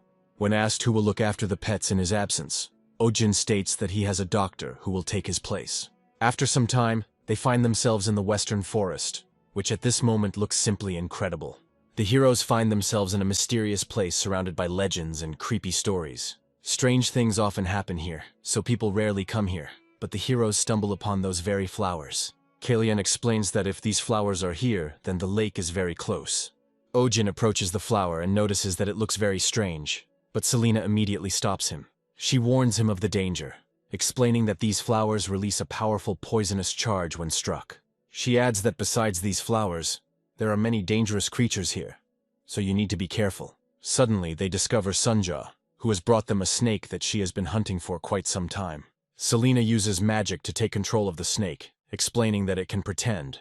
Ojin praises Sunja for deciding to bring a gift and notes that he really appreciates her generosity. Selena examines the snake carefully and reports that it is a very dangerous species. After this, she turns the snake's face towards Ojin and says that it is a snake with a human face. Ojin understands that this is very dangerous and decides to strictly restrain the pet for this dangerous act. After some time, they finally arrive at the lake, and it turns out to be even more beautiful than in the books. Ojin looks around the lake carefully and notes that it is a very beautiful place. He asks them both to stay here, adding that he will go to the lake alone to help the pets. Kalian says that this is a very dangerous decision and advises to think again about how to implement all this.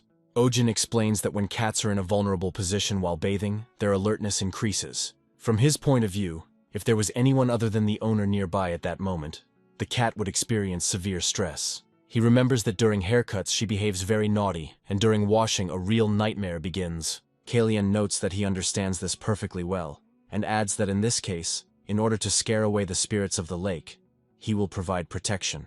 Kalian turns to his staff and calls upon the spirit of water to answer the call of his ancestors. After this, he decides to use the spell, directing it towards Ojin.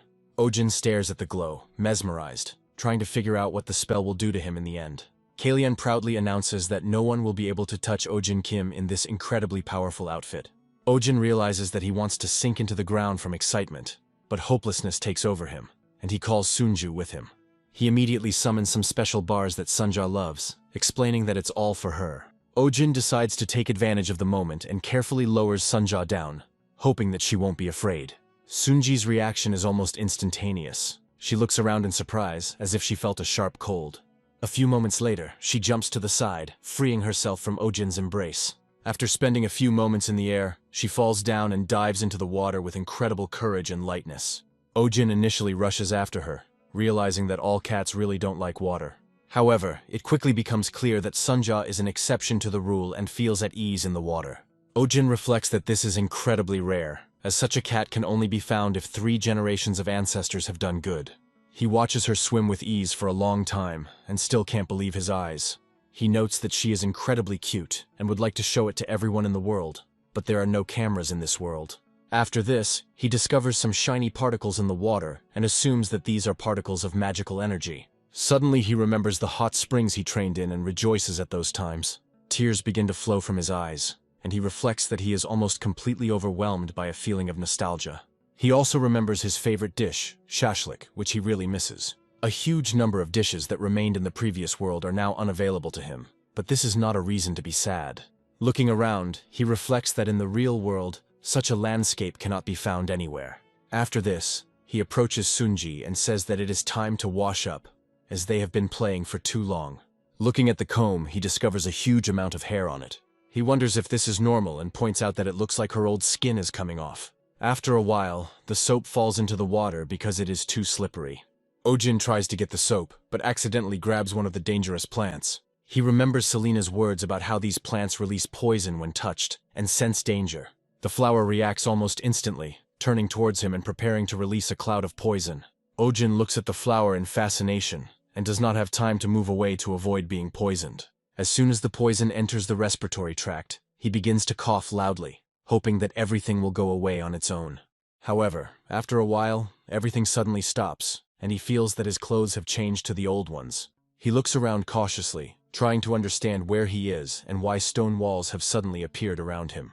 He begins to get nervous because he does not feel the presence of Sunja, whom he just tried to bathe in the lake. Suddenly, something large and very heavy places a clawed paw on his shoulder, forcing him to turn around. Ojin turns around carefully and sees in front of him a very strange creature, resembling a lion with a giant horn. He looks into the eyes of this incredible creature and wonders who it is and what it is doing here.